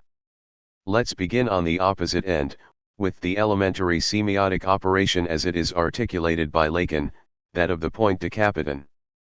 Lacan introduces this concept in his Seminar 3, with regard to the first act of Atelier by Racine, in response to the lamentations of Abner about the sad fate which awaits the partisans of God under the reign of Athaliah. Jehoiada replies with these famous lines: "He who can still the raging seas, can also thwart the wicked in their plots. In respectful submission to his holy will, I fear God, dear Abner, and have no other fear." 1. This brings about a true conversion of Abner, from an impatient zealot zeal, and precisely for that reason uncertain. These words create a calm believer flodily assured of himself and of a greater divine power. But how does this evocation of the fear of God succeed in effecting such a miraculous conversion? Before his conversion, Abner sees in the earthly world only a multitude of dangers that fill him with fear, and he waits for the opposite pole, that of God and his representatives, to lend him their help and allow him to overcome the many difficulties of this world. Faced with this opposition between the earthly realm of dangers, uncertainty, fear, etc., and the divine realm of peace, love, and assurance, Jehoiada does not simply try to convince Abner that divine forces are, despite everything, powerful enough to have the upper hand over earthly disarray. He appeases his fears in a quite different way, by presenting him with their very opposite, God, as a more frightening thing than all earthly fears. And, this is the miracle of the point de capitan, this supplemental fear, the fear of God, retroactively changes the character of all other fears. It transforms, from one minute to the next, all fears into perfect courage. All fears, I have no other fear, are exchanged for what is called the fear of God. 2. The common Marxist formula, religious consolation as compensation for, or, more precisely, an imaginary supplement to earthly misery, should thus be taken literally. In this case we are dealing with a dual imaginary relation between the earthly below and the celestial beyond, without the intervention of the moment of symbolic mediation. The religious operation would consist, according to this conception, in compensating us for earthly horrors and uncertainties by the beatitude that awaits us in the other world, all the famous formulas of Feuerbach on the divine beyond as an inverted, specular image of earthly misery. For this operation to work, a third moment must intervene, which somehow mediates between the two opposite poles. Behind the multitude of earthly horrors, the infinitely more frightening horror of God's anger must show through, so that earthly horrors take on a new dimension and become so many manifestations of divine anger. One has the same operation, for example, in fascism. What does Hitler do in Mein Kampf to explain to the Germans the misfortunes of this epoch, example economic crisis, moral decadence, etc.? Behind the multitude of these miseries he constructs a new terrifying subject, a unique cause of evil, the Jew. The so-called Jewish plot explains everything, so that all earthly miseries, from the economic crisis to the family crisis, become manifestations of the Jewish plot. The Jew is thus Hitler's point de capitan. The Dreyfus affair develops the effect of this miraculous curve of the discursive field, produced by the intervention of the point de capitan, in a paradigmatic fashion. Its role in French and European political history already resembles that of a point de capitan, for it restructured the entire field and released, directly or indirectly, a whole series of displacements which even today determine the political scene.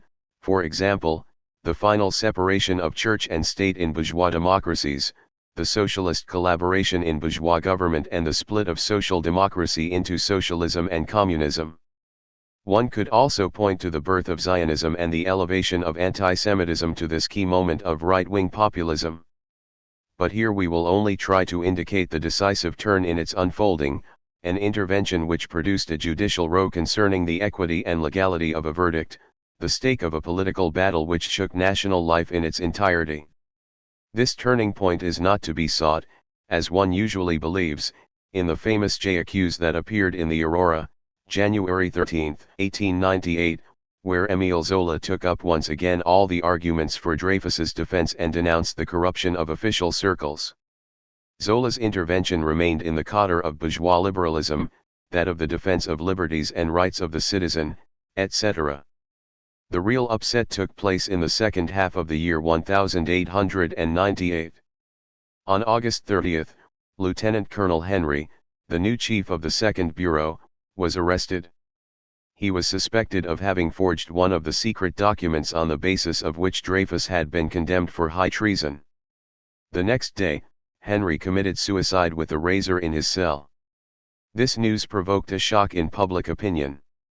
If Henry confessed his guilt, and what other meaning could one give to his suicide? The act of accusation against Dreyfus must, in its entirety, lack solidity. Everyone expected a retrial and the acquittal of Dreyfus. For the moment, let us repeat the poetic description of Ernest Nolte. Then in the midst of the confusion and consternation, a newspaper article appeared which altered the situation. Its author was Moraz, a 30-year-old writer hitherto known only in limited circles. The article was entitled The First Blood. It looked at things in a way which no one had thought or dared to look. Point 3. What did Moraz do? He did not present any supplementary evidence, nor did he refute any fact. He simply produced a global reinterpretation of the whole affair which cast it in a different light. He made a heroic victim of Lieutenant Colonel Henry, who had preferred patriotic duty to abstract justice. That is to say, Henry, after having seen how the Jewish syndicate of treason exploited an insignificant judicial error in order to denigrate and undermine the foundation of French life for the purpose of breaking the force of the army, did not hesitate to commit a small patriotic falsity in order to stop this race towards the precipice. The true stake in the affair is no longer the fairness of a sentence but the shock, the degeneration of the vital French power from the Jewish financiers who hid behind corrupt liberalism, freedom of the press, autonomy of justice, etc. As a result, its true victim is not Dreyfus but Henry himself, the solitary patriot who risked everything for the salvation of France and on whom his superiors, at the decisive moment, turned their backs, the first blood spilled by the Jewish plot. Moraz's intervention altered the situation, the right wing united its forces, and patriotic unity rapidly took the upper hand over the disarray. He provoked this upset by creating triumph, the myth of the first victim, from the very elements which, before his intervention, roused disorientation and amazement, the falsification of documents, the inequity of the sentence, etc., and which he was far from contesting. It is not surprising that up until his death he considered this article as the best work of his life. The elementary operation of the point de capitan should be sought in this miraculous turn, in this quid pro quo by means of which what was previously the very source of disarray becomes proof and testimony of a triumph, as in the first act of Atelier where the intervention of supplementary fear, that of God, suddenly changes all other fears into their opposites.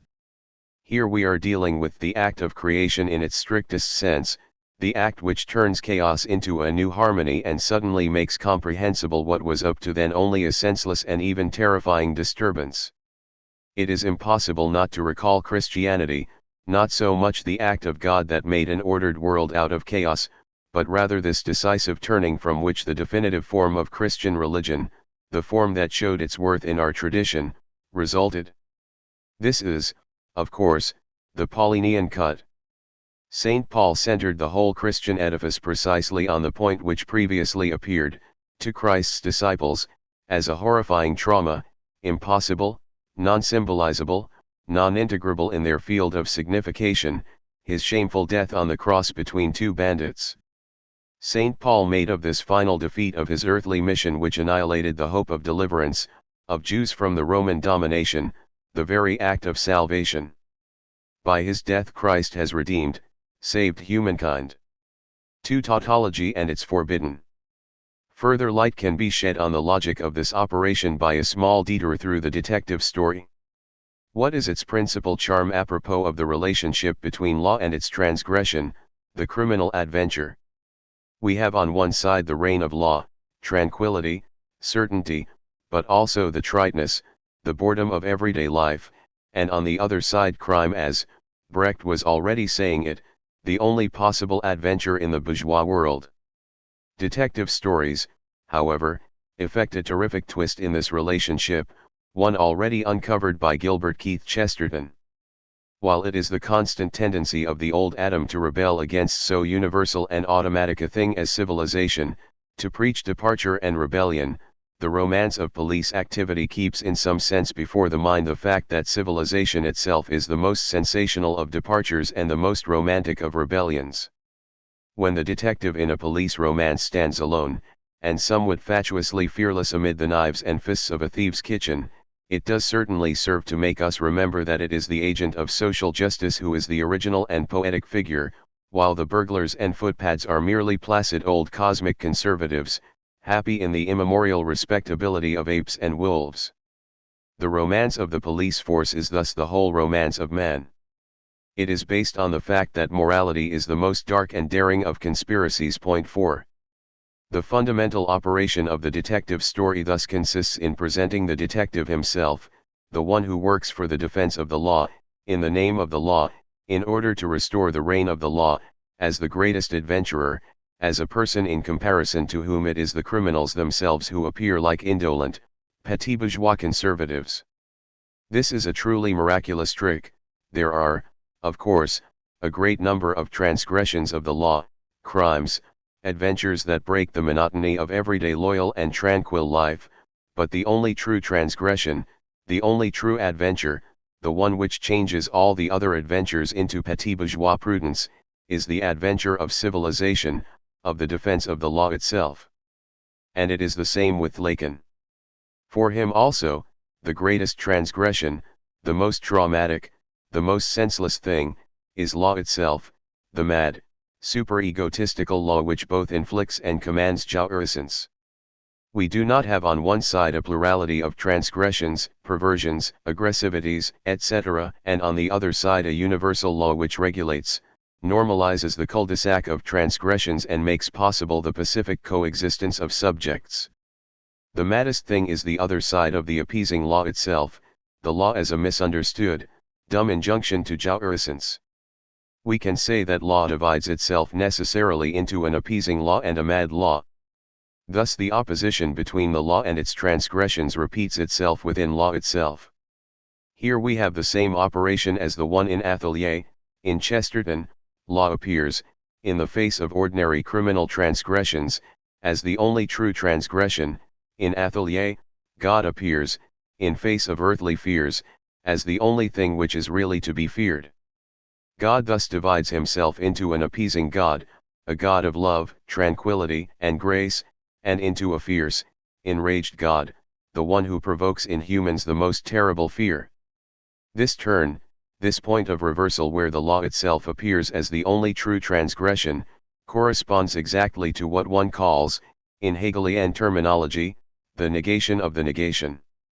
First, we have the simple opposition between a position and its negation, in our case between the positive, appeasing law, and the multitude of its particular transgressions, crimes.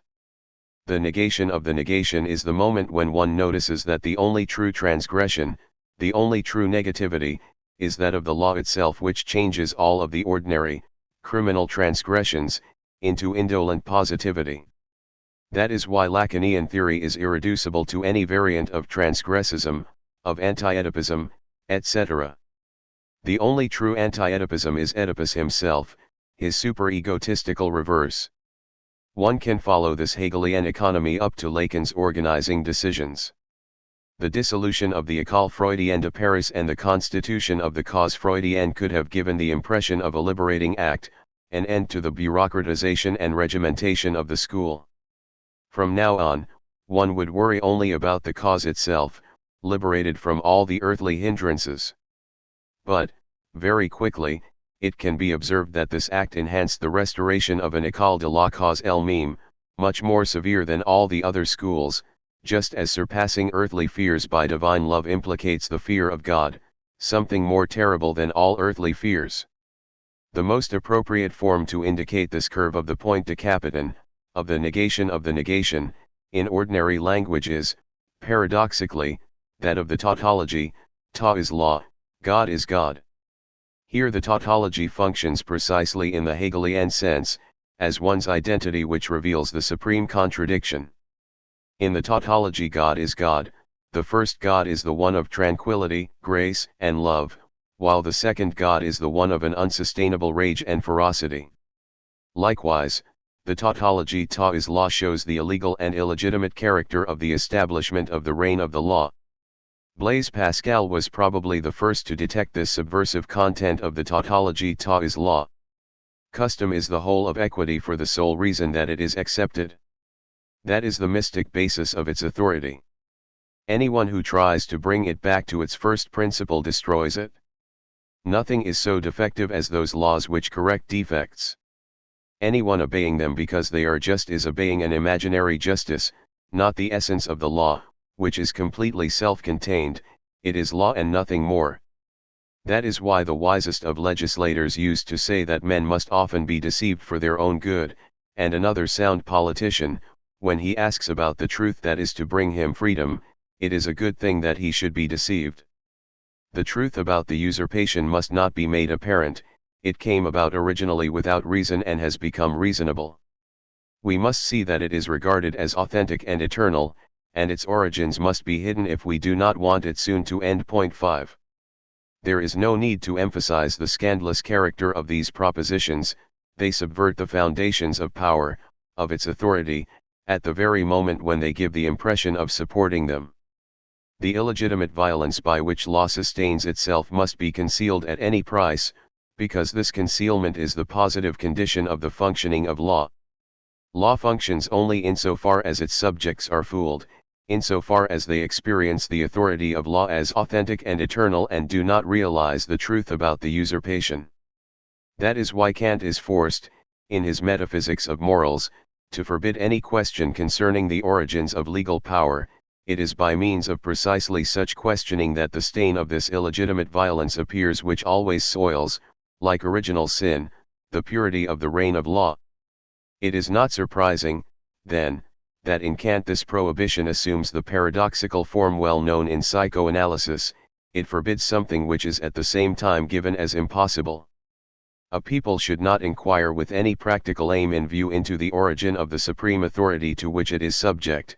That is, a subject ought not to reason subtly for the sake of action about the origin of this authority, as a right that can still be called into question with regard to the obedience he owes it. For a people already subject to civil law, these subtle reasonings are altogether pointless and, moreover, threaten a state with danger. It is futile to inquire into the historical documentation of the mechanism of government. That is, one cannot reach back to the time at which civil society began. But it is culpable to undertake this inquiry with a view to possibly changing by force the constitution that now exists. Point 6. Notice here that one cannot go back to the origin of law because one must not do it. The Kantian formula of duty is well known: you can because you must, du kannst, denn du sollst. This so-called prohibition is an exact inversion of this famous formula: you cannot because you must not. The elementary model of such a prohibition is, of course, that of incest. It is, nevertheless, not foreign to philosophical discourse, as could be demonstrated by a whole series of examples, up to the famous proposition which concludes Wittgenstein's Tractatus, whereof one cannot speak, thereof one must be silent. 7. One must ask a totally naive question here: if one declares that one cannot, at any rate, say anything about the ineffable, why add again the totally redundant statement that one must not say anything about it, that one must be quiet? Where does such a fear of not saying too much about the inexpressible come from? The paradox of this nothing, of this pure semblance, is, of course, the very paradox of the object-cause of desire in the Lacanian sense of the objet petit. 3. Kant with Sada. At the beginning of law, there is a transgression, a certain reality of violence, which coincides with the very act of the establishment of law. 8. The whole of classical politico-philosophical thought rests on the refusal of an overturning of law. This is why one must read Kant with Sada. Even though Kant was unable to articulate the lack in the other, he did nonetheless, taking Jacques-Alain Miller's formulation, formulate the B-bar under the form of inaccessibility, of the absolute transcendence of the supreme good le bon supreme as the only object and legitimate, non-pathological motivation of our moral activity. Every given, determined, represented object which functions as a motivation of our will is already pathological in the Kantian sense, an empirical object, related to the conditions of our finished experience and not having an a priori necessity. That is why the only legitimate motivation of our will remains the very form of law, the universal form of the moral maxim. The fundamental thesis of Lacan is that this impossible object is nevertheless given to us in a specific experience, that of the objet petit, object cause of desire, which is not pathological, which does not reduce itself to an object of need or demand. And that is why Sada is to be taken as the truth of Kant. This object whose experience is eluded by Kant appears precisely in Sada's work under the appearance of the hangman, the executioner, the agent who practices his sadistic activity on the victim. The Sadian executioner has nothing to do with pleasure. His activity is therefore ethical in the strictest sense, beyond each pathological motivation, he simply fulfills his duty, as is demonstrated by the lack of wit in Sada's work. The executioner always works for the other's jouissance and not for his own. He thus becomes an instrument solely of the will of the other.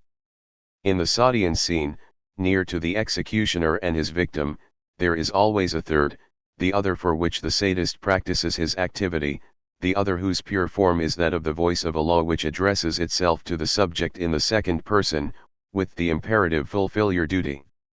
The greatness of Kantian ethics is thus to have formulated for the first time the beyond of the pleasure principle. Kant's categorical imperative is a super-egotistical law which goes against the subject's well-being. Or, more precisely, it is totally indifferent to his well-being, which, from the viewpoint of the pleasure principle as it prolongs the reality principle, is totally non-economical and non-economizable, senseless. Moral law is a fierce order which does not admit excuses, you can because you must, and which in this way acquires an air of mischievous neutrality, of mean indifference. According to Lacan, Kant ignores the other side of this neutrality of moral law, its meanness and obscenity, its mischievousness which goes back to the jouissance behind law's command. Lacan relates this suppression to the fact that Kant avoids the split of the subject of enunciation / subject of the enunciated, implied in moral law.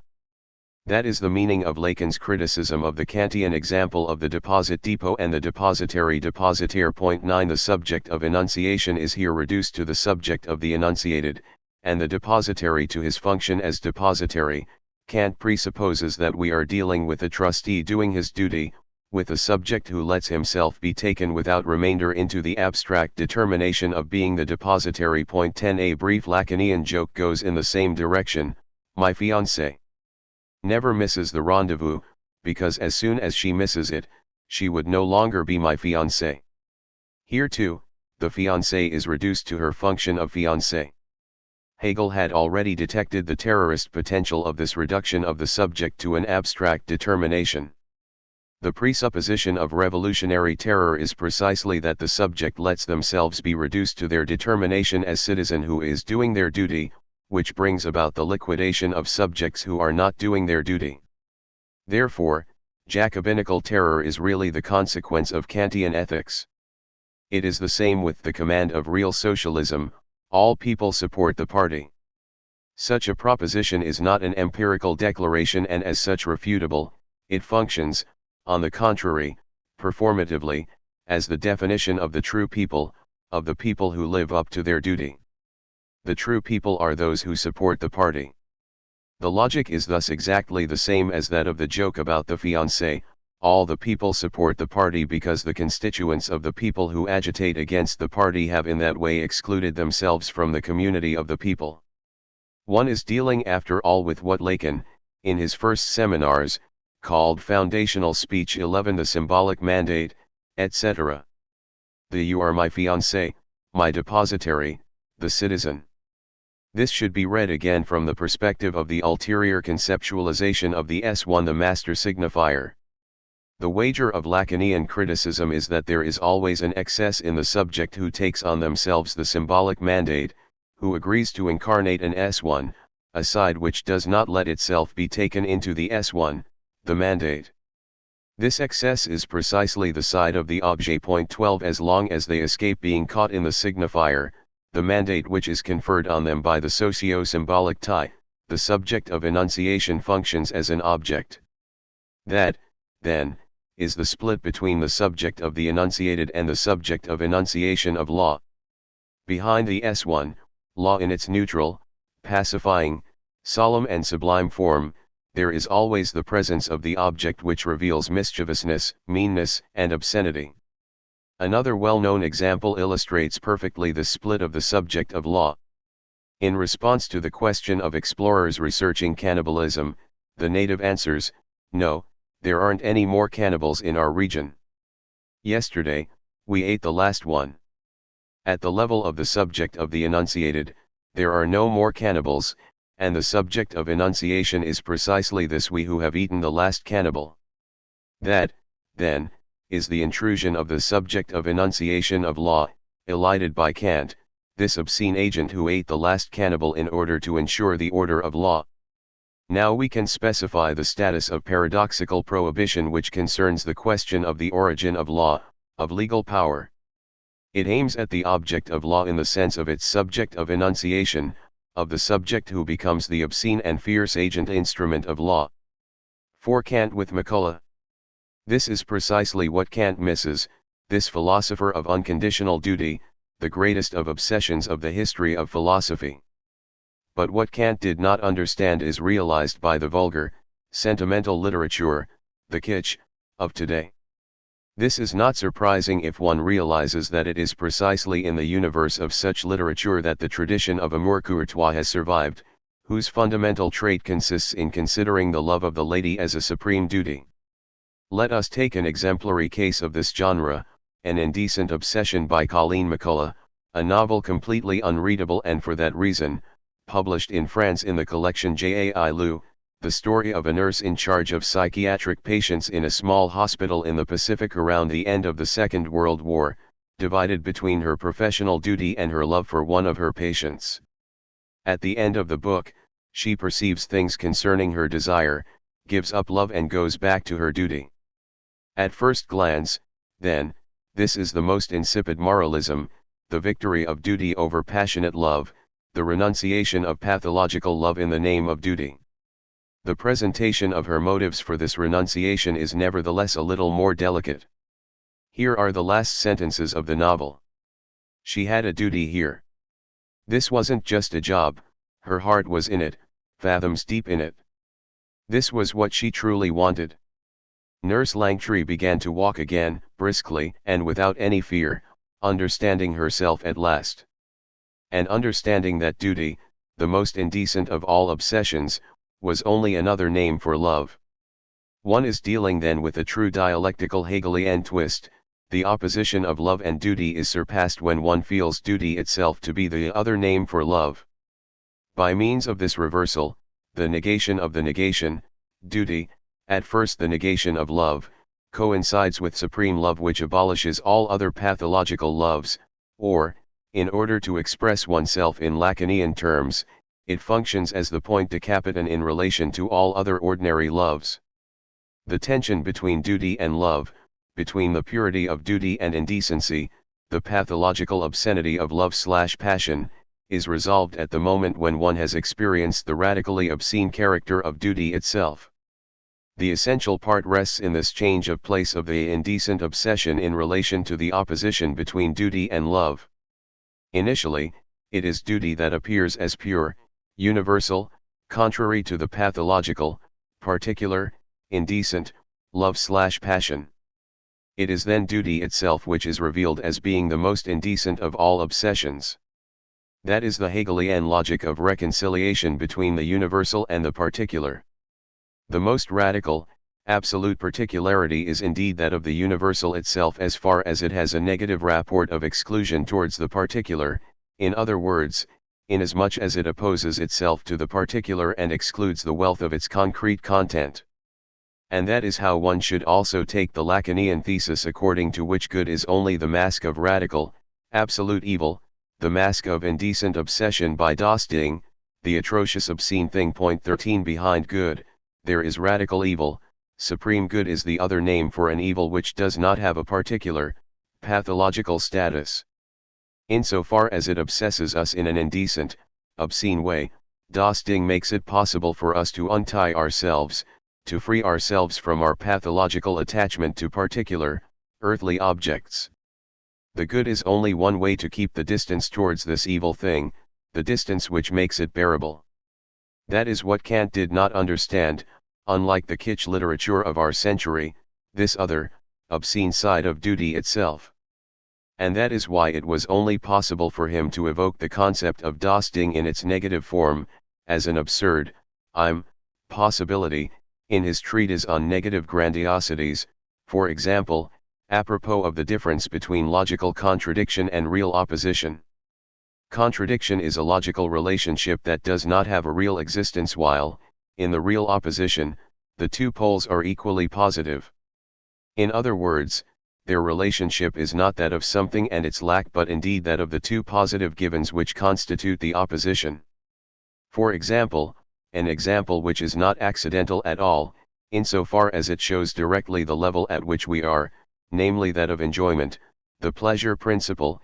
Enjoyment and pain are opposed to each other not as profit and lack of profit, plus and zero, but as profit and loss, plus and, that is, one is opposed to the other not merely as its contradictories logis oppositum, but also as its contrary contractaries realiter oppositum. 14 Enjoyment and pain are then like poles of a real opposition, in themselves positive facts. One is negative only in relation to the other, while good and evil are contradictory, their rapport being that of plus and zero. That is why evil is not a positive entity. It is only the lack, the absence of good. It would be an absurdity to want to take the negative pole of a contradiction as something positive, thus, to think of a particular sort of object and to call them negative things. Furthermore, Dosting, in its Lacanian conceptualization, is precisely such a negative thing, a paradoxical thing which is only the positivization of a lack, of a hole in the symbolic other. Dosting as an incarnated evil is indeed an irreducible object at the level of the pleasure principle, of the opposition between pleasure and pain. In other words, it is a non-pathological object in the strict sense, also the unthinkable paradox of the critical step for Kant, for which reason he is to be thought along with Sada. 5. The totalitarian object. Now, here is our fundamental thesis. The advent of contemporary totalitarianism introduces a decisive cut in this, let's say, classical conjuncture, a cut which corresponds precisely to the passage from Kant to Sada. In totalitarianism, this illegal agent instrument of the law, the Sadian executioner, is no longer hidden. He appears as such, for example, in the shape of the party, as an agent instrument of historical will. The Stalinist party is quite literally an executor of great creations, executor of the creation of communism, the greatest of all creations. That is the meaning of Stalin's famous proposition, we are, us, communists, people of a different sort. We are carved out of a different material.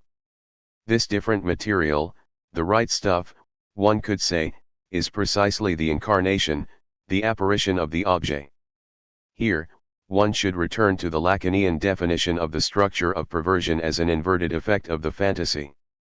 It is the subject who determines himself as object, in his encounter with the division of subjectivity. 15. The formula for fantasy is written as A. In other words, the barred subject is divided in its encounter with the object cause of its desire. The sadist inverts this structure, which gives a. In a way, he avoids this division by occupying the place of the object himself, of the agent executor, before his victim, the divided hystericized subject, for example, the Stalinist before the traitor, the hysterical petit bourgeois who did not want completely to renounce his subjectivity, who continues to desire in vain, Lacan. In the same passage, Lacan returns to his cant with Sada in order to recall that the sadist himself occupies the place of the object, but without knowing it, to the benefit of another, for whose jouissance he exercises his action as sadistic pervert. 16. The other of totalitarianism, for example, the inevitable necessity of laws of historical development to which the Sadian figure of the great other refers itself, for which the Stalinist executor practices his act, would then be conceived as a new version of the supreme being in evilness etre supreme en mécanique. 17. It is this radical objectivization instrumentization of his own subjective position which confers on the Stalinist, beyond the deceptive appearance of a cynical detachment, his unshakable conviction of only being the instrument of the production of historical necessity. The Stalinist party, this historical subject, is thus the exact opposite of a subject. The distinctive trait of the totalitarian subject is to be sought precisely in this radical refusal of subjectivity in the sense of, the hysterical bourgeois subject, by means of the radical instrumentalization of the subject in relation to the other. By making himself the transparent instrument of the will of the other, the subject tries to avoid his constitutive division, for which he pays through the total alienation of his jouissance. If the advent of the bourgeois subject is defined by his right to free jouissance, the totalitarian subject shows this freedom as belonging to the other, the supreme being in evilness. One could then conceptualize the difference between the classical, pre-liberal master and the totalitarian leader as that between S1 and objet petit a. The authority of the classical master is that of a certain S1, a signifier without signified, an autoreferential signifier which incarnates the performative function of the word. The liberalism of the Enlightenment wants to do without this instance of irrational authority. Its project is that of an authority founded entirely in effective savoir-faire.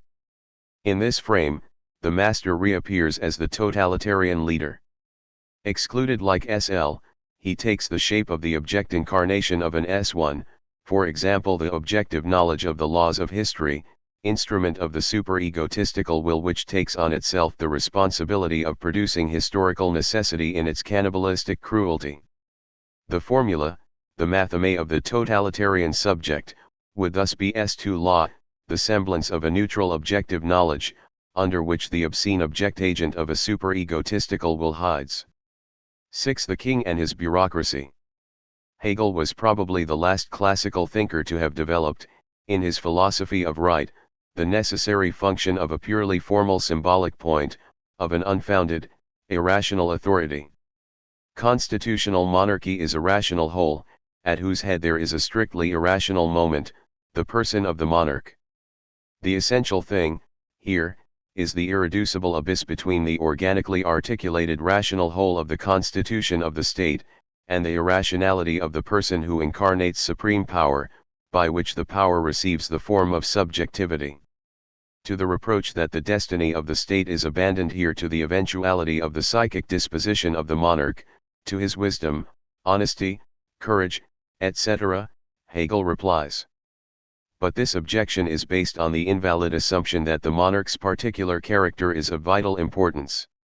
In a fully organized state, it is only a question of the highest instance of formal decision, and all that is required in a monarch is someone to say yes and the I, for the supreme office should be such that the particular character of its occupant is of no significance. In a well-ordered monarchy, the objective aspect is solely the concern of the law, to which the monarchy merely has to add his subjective I will. 18. The nature of the monarch's act is thus completely formal. The frame of his decisions is determined by the constitution. The concrete content of his decisions is proposed to him by his expert advisers, so that often he has nothing to do but to sign his name. But this name is important, it is the ultimate instance and non plus ultra. 19. Really, this example contains everything. The monarch is the pure signifier, the master signifier without signified. His entire reality, and authority, rests on the name, and that is why his effectiveness in reality is arbitrary. It can be abandoned to the biological contingency of heredity. The monarch is the one who, as the exception, the irrational apex of the amorphous mass, not all, of the people, makes the totality of customs concrete. With his existence as pure signifier, he constitutes the whole in its organic articulation, organis glidron. He is the irrational supplement as the condition of the rational totality, the pure signifier without signified as condition of the organic whole of the signifier signified. Without its monarch and that articulation of the whole which is necessarily and immediately associated with monarchy, the people is a formless mass. The latter is no longer a state, and none of those determinations which are encountered only in an internally organized whole, such as sovereignty, government, courts of law, public authorities, estates, etc., is applicable to it. 20. Here, the Hegelian wager is much more ambiguous, even cynical, than we think.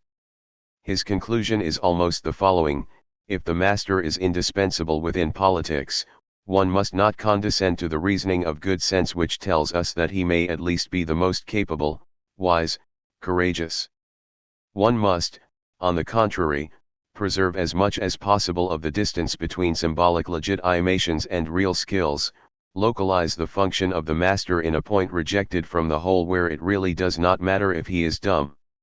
In other words, Hegel says the same thing here as Lacan in his seminar 17.21. The gap between state bureaucracy and the monarch corresponds to that between the battery of knowledge, S2, the bureaucratic savoir-faire, and the point de capitaine, S1, the unary master signifier, who quilts, capitan, his discourse, who totalizes it from outside, who takes on himself the moment of decision and confers on this discourse the performative dimension. Our only chance is thus to isolate as much as possible S1, to make of it the empty point of formal decision without any concrete weight, in other words, to keep a maximum distance between S1 and the register of skill qualifications, which is that of the bureaucratic savoir-faire. If this point of exception fails, bureaucratic knowledge becomes mad. The neutrality proper to knowledge, in the absence of the capitanage, appears to be evil. Its very indifference provokes in the subject the effect of a super-egotistical imperative. In other words, we come to the reign of totalitarian bureaucracy. The decisive thing is thus not to confuse the irrational authority of pre-liberal monarchy with that of the post-liberal totalitarian regime. The first one is based on the gap of S1 in relation to S2, while totalitarianism comes precisely from the non-capitan bureaucratic discourse of S2 without S1. This difference comes out better when one considers the justification of obedience. The totalitarian leader demands submission in the name of his supposed effective capacities, his wisdom, his courage, his adherence to the cause, etc. While, if one says to obey the king because he is wise and just, it is already a crime of lèse majesté. The only appropriate justification for this is the tautology, to obey the king because he is king. Kierkegaard has developed it in a magnificent passage which stretches, in an extended arc, from divine authority, through the highest secular authority, the king, up to school and family authority, the father. To ask whether Christ is profound is blasphemy and an attempt, whether consciously or unconsciously, to annihilate him, for in the question is contained a doubt about his authority. To ask whether the king is a genius, with the implication that in such case he is to be obeyed, is really lèse majesté, for the question contains a doubt concerning subjection to authority. To be willing to obey a board in case it is able to say witty things is at bottom to make a fool of the board. To honor one's father because he is a distinguished pate is impiety. 22. Horkheimer, who cites these lines in Authority and the Family, sees in them an indication of the passage of the liberal bourgeois principle of rational authority to the post-liberal totalitarian principle of irrational and unconditional authority. Against such a reading, one must insist on the gap between symbolic authority and those effective capacities which alone hold open the non-totalitarian space. In other words, Kierkegaard moves here on the terrain of pre-liberal Hegelian argumentation, while post-liberal totalitarianism is to be taken as an effect of the interior reversal of liberalism itself. Namely, when and in what conditions does state bureaucracy become totalitarian? Not where S1, the point of irrational authority, would exert a pressure too strong, excessive, on the bureaucratic savoir-faire, but on the contrary, where this unary point which quilts and totalizes from outside the field of S2 fails. Bureaucratic knowledge here becomes mad, it operates by itself, without reference to a decentered point which would confer upon it a performative dimension. In a word, it starts to function as a superego. 7. The mischievous neutrality of bureaucracy. When knowledge itself assumes the moment of authority, i.e. summons, command, imperative, a short circuit between the neutral field of knowledge and the performative dimension is produced. Far from limiting itself to a kind of neutral declaration of the given objectivity, the discourse becomes mad and starts to behave in a performative way towards the given of the facts themselves. More precisely, it conceals its own performative force under the shape of objective knowledge, of the neutral declaration of the facts. The example that comes to mind immediately is that of Stalinist bureaucratic discourse, the supposed knowledge of objective laws as the ulterior legitimation of its decisions, a true uncontrolled knowledge capable of founding any decision after the fact.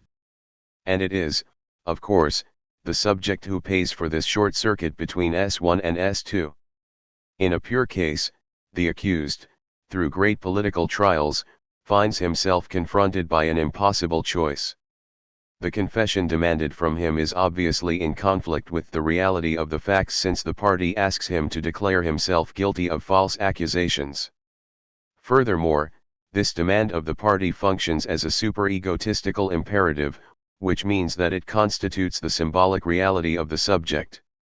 Lacan insisted many times on this link between the superego and the supposed sentiment of reality. When the feeling of foreignness, strangeness, strikes somewhere, it's never on the side of the superego, it's always the ego that loses its bearings. 23.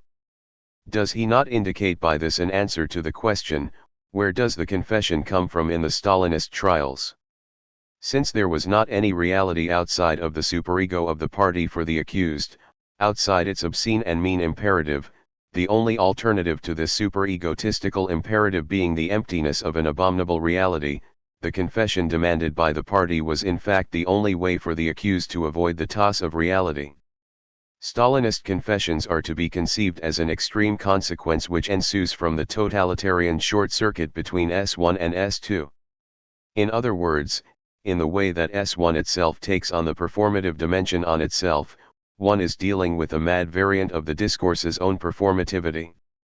The signifying work can indeed change reality, namely, the symbolic reality, by transforming retroactively the signifying network which determines the symbolic significance of the facts. But here, signifying work falls into the real, as if language could change extralinguistic facts in their own very real massiveness. The fundamental fact of the advent of totalitarianism would consist then of social law beginning to function as a superego. Here it is no longer that which forbids and, on the basis of this prohibition, opens, supports and guarantees the field of coexistence of free bourgeois subjects, the field of their diverse pleasures. By becoming mad, it begins directly to command jouissance, the turning point where a permitted freedom to enjoy is reversed into an obligatory jouissance, which is, one must add, the most effective way to block the access of the subject to jouissance. One finds in Kafka's work a perfect staging of bureaucracy under the rule of an obscene, fierce, mad law, a law which immediately inflicts jouissance, in short, the superego. Thus I belong to justice, says the priest. So then, what could I want from you? The court makes no claims upon you. It receives you when you come and relinquishes you when you go. 24. How can one not recognize, in these lines with which the interview between Joseph K. and the priest ends in chapter 9 of the trial, the mischievous neutrality of the superego? Already the starting point of his two great novels, The Trial and The Castle, is the call of a superior instance, the law, the castle, to the subject, aren't we dealing with a law which would give the order, Jouris, enjoy, or come, and the subject could only reply Jawis I hear, in which the jourisance would no longer be anything but understood. 25. The misunderstanding, the confusion of the subject confronting this instance, isn't it precisely due to the fact that he misunderstands the imperative of jourisance which resounds here and which perspires through all the pores of its neutral surface? When Joseph K., in the empty chamber, glances at the judge's books, he finds an indecent picture in the first book. A man and woman were sitting naked on a sofa.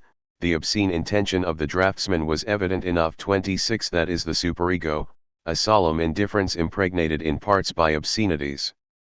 That is why, for Kafka, bureaucracy is closer to original human nature than any other social institution. Letter to Oscar Baum, June 1922. What is this original human nature if not the fact that man is from the start a parlitre-speaking being? And what is the superego, the functioning mode of bureaucratic knowledge, if not, according to Jacques-Alain Miller, what presentifies under the pure form of the signifier as the cause of the division of the subject, in other words, the intervention of the signifier command under its chaotic, senseless aspect. 8. Postmodernism I, Antonioni versus Hitchcock. This reference to Kafka is by no means accidental. Kafka was in a way the first postmodernist. It is precisely postmodernism that, in the field of art, embodies the limits of the semiotic, textual approach characteristic of modernism. Postmodernism is a theme of theoretical discussions from Germany to the United States, with the quite surprising effect that it evokes a totally incompatible problematic in the different countries. In Germany, by postmodernism one understands the devalorization of universal reason, of the modern tradition of enlightenment, in the current which starts with Nietzsche and whose most recent offspring would be the French post-structuralism of Foucault, Deleuze, etc. Cf. the many texts by Habermas. In the United States, it designates particularly the aesthetic stage which follows the expiration of the modernist avant-garde, in other words the different forms of retro movements. In all of this diversity, there is, however, the same matrix. One conceives of postmodernism as a reaction to modernist intellectualism, as a return of the metonymy of the interpretative movement to the fullness of the thing itself, to the instillment in vital experience, to the Baroque wealth of the Orlevness before the supposed prison house of language. Now, here is our thesis. It is only the Lacanian passage from the signifier to the object, from the symptom to the fantasy, Jacques-Alain Miller, which makes it possible to remove the advent of postmodernism from the field of an ideology of authenticity, instillment, etc. Postmodernism marks the rising in the middle of the modernist space of language and its interpretative auto-movement to the infinite of a hard nucleus, of the inertia of a non-symbolizable real. Lacan enables us to see this place outside the symbolic as an emptiness opened by the hole in the symbolic other. The inert object is always the presentification, the filling of the hole around which the symbolic command articulates itself, of the whole retroactively constituted by this command itself and in no way a pre-linguistic fact. Let's start with Blow Up, 1966, by Antonioni, perhaps the last great modernist film. When the hero, the photographer, develops the photographs of a park in the laboratory, his attention is attracted to the stain in the bushes on the side of a photograph. He enlarges the detail, and one discovers the contours of a body there. Immediately, in the middle of the night, he goes back to the park and indeed finds the body. But the next day, when he goes back to see the scene of the crime again, the body has disappeared without leaving a trace. It is useless to stress the fact that the body is, according to the detective novel's code, the object of desire par excellence, the cause which starts the interpretative desire.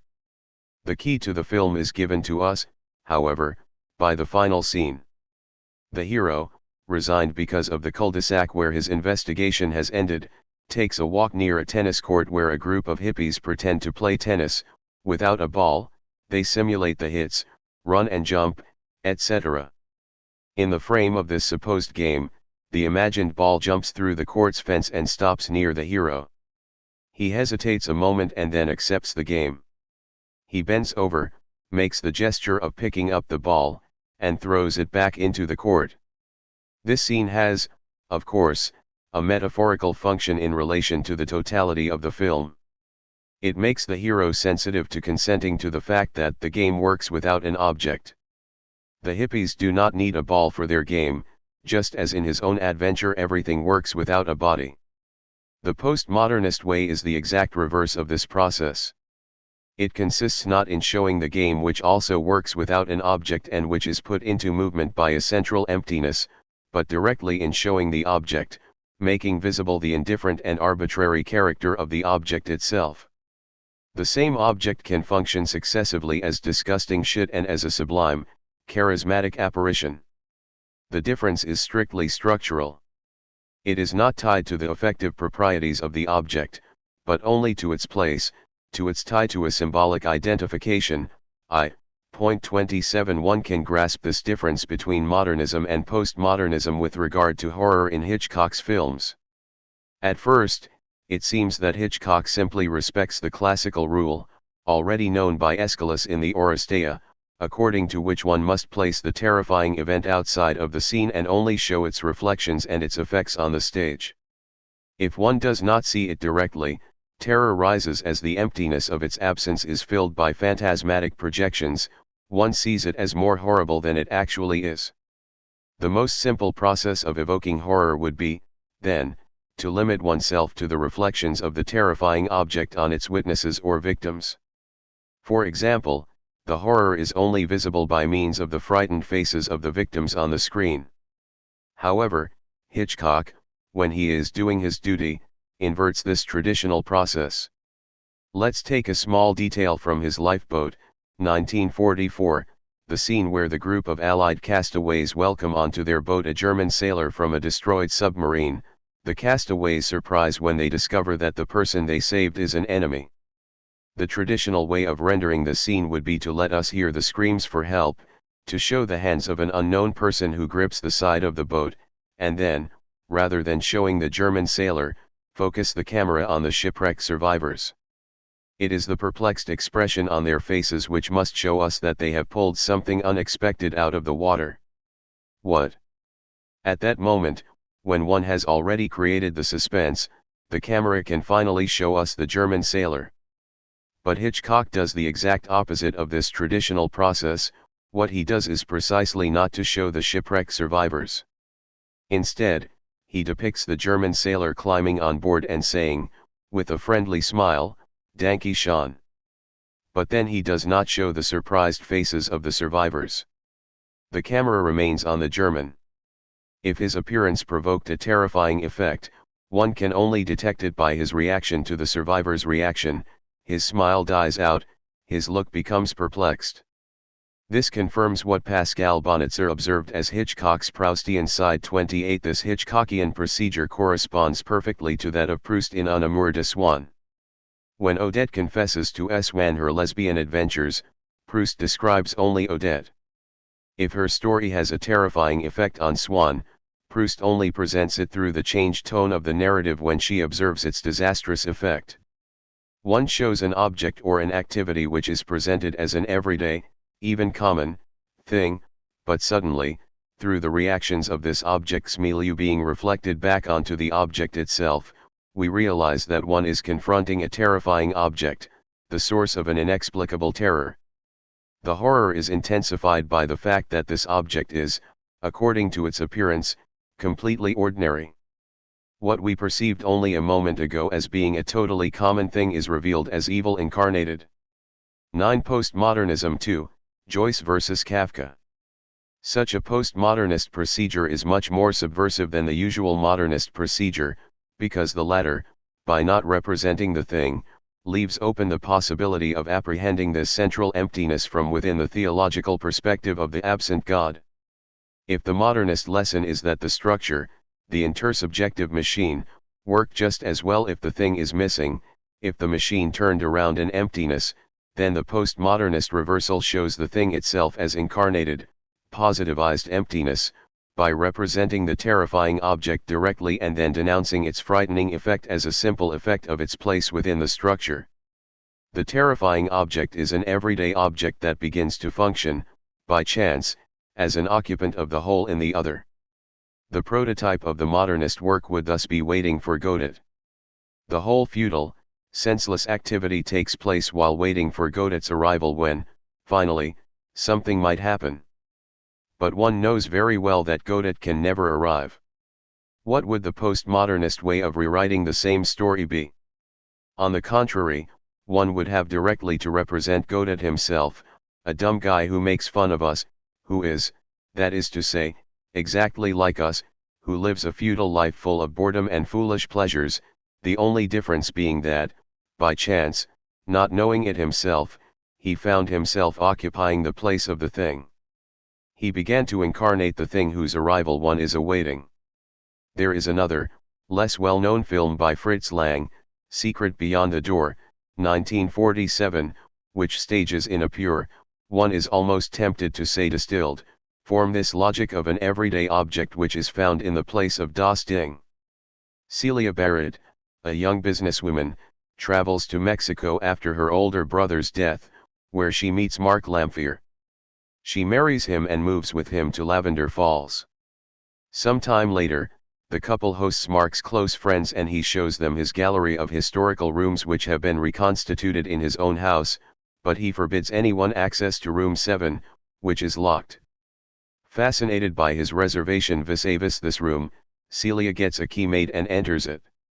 It is the exact replica of her room. The most familiar things receive a dimension of disquieting strangeness because of the fact that one finds oneself in a place out of place, a place that is not right. And the thrill effect results exactly from the familiar, domestic character of what one finds in this thing's forbidden place. That is the perfect illustration of the fundamental ambiguity of the Freudian notion of das Unheimlich. From this problematic, one can also approach the chief motif of the hard-boiled detective novel, that the femme fatale is a bad object par excellence, the object which eats men, which leaves many broken lives as a trace of its presence.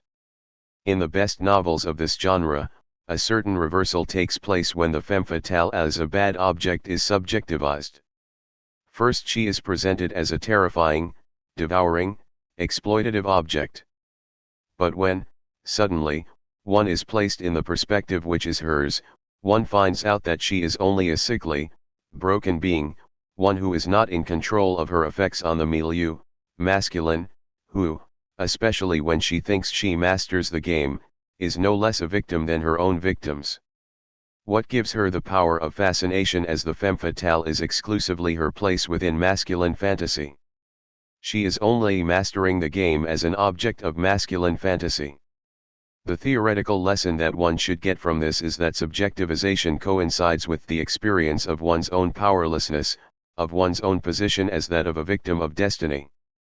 It is the moment detected by Adorno in his superb text on Carmen, in Quasi una Fantasia, concerning the melody on the unmerciful card of the third act, the nodal point of the whole opera, where Carmen, this bad fatal object, is subjectivized, is felt as a victim of her own game.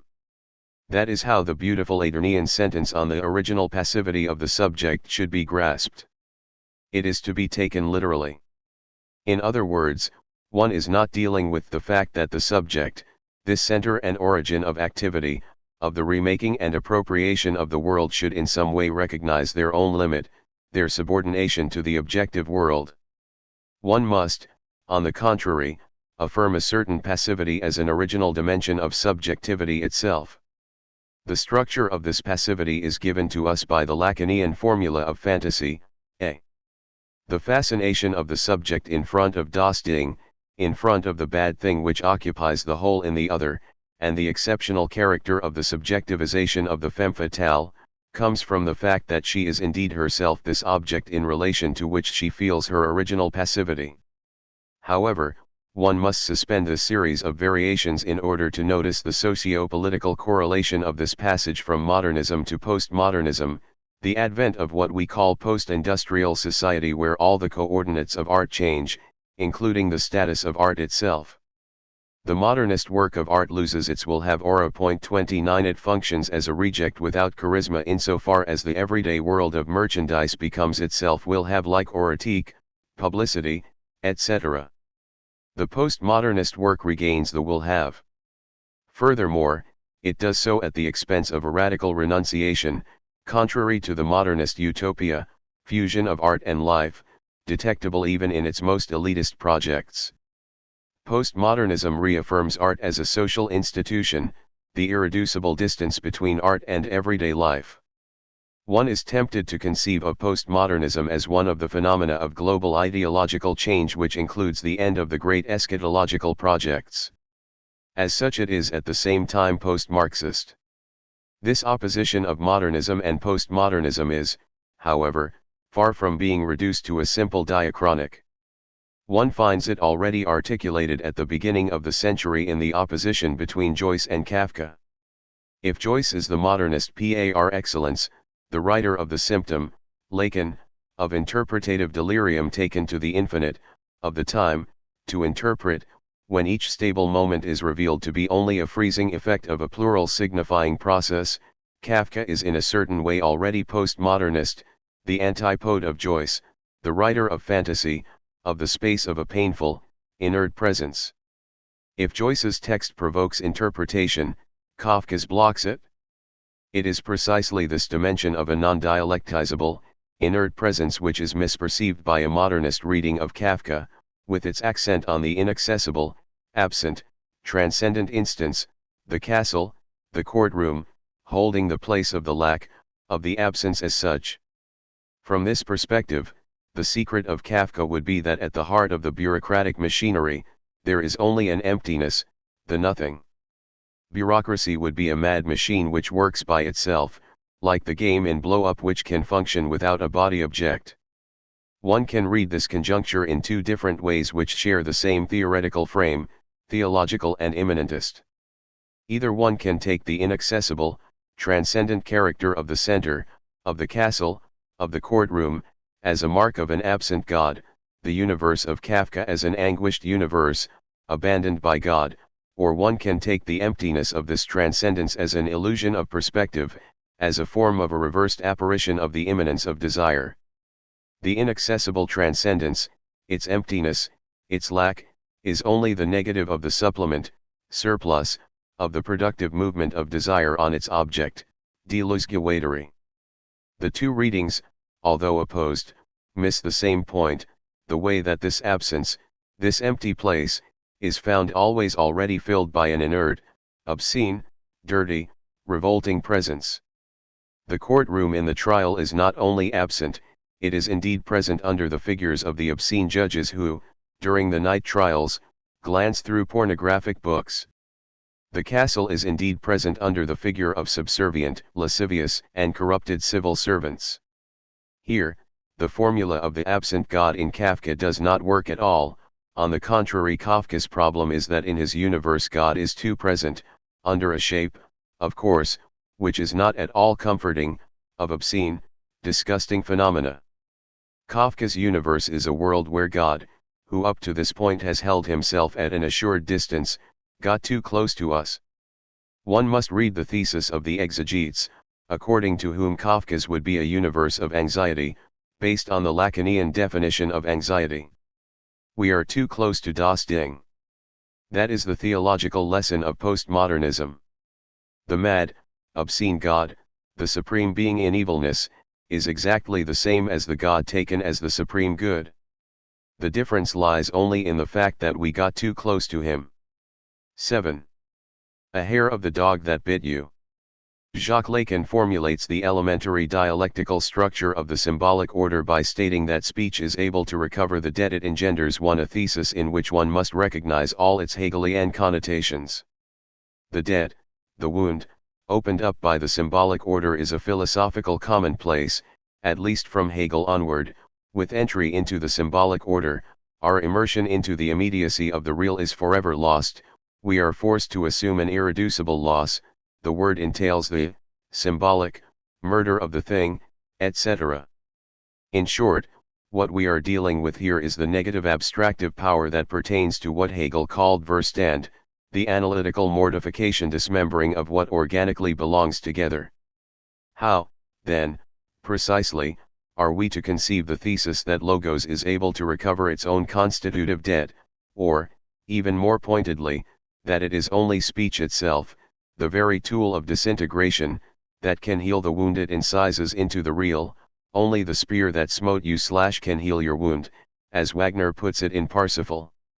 It would be easy to provide examples here, first among them the ecological crisis. If there is one thing that is clear today, it is that a return to any kind of natural balance is forever precluded. Only technology and science themselves can get us out of the deadlock into which they brought us. Let us, however, remain at the level of the notion. According to the postmodern Dasein, the very idea that the symbolic order is able to square its debt in full epitomizes the illusion of the Hegelian Aufhebung. Language compensates us for the loss of immediate reality, the replacement of things with words, with sense, which renders present the essence of things, that is, in which reality is preserved in its notion. However, so the Dasein goes on, the problem consists in the fact that the symbolic debt is constitutive and as such unredeemable. The emergence of the symbolic order opens up a bead that can never be wholly filled up by sense. For that reason, sense is never all, it is always truncated, marked by a stain of nonsense. Yet, contrary to the common opinion, Lacan does not follow this path.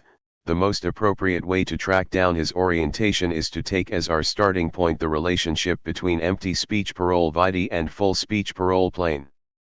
Here, we immediately encounter one of the standard misapprehensions of Lacanian theory. As a rule, empty speech is conceived of as empty, non-authentic prattle in which the speaker's subjective position of enunciation is not disclosed, whereas in full speech the subject is supposed to express their authentic existential position of enunciation. The relationship between empty and full speech is thus conceived as homologous to the duality of subject of the enunciated and subject of the enunciation.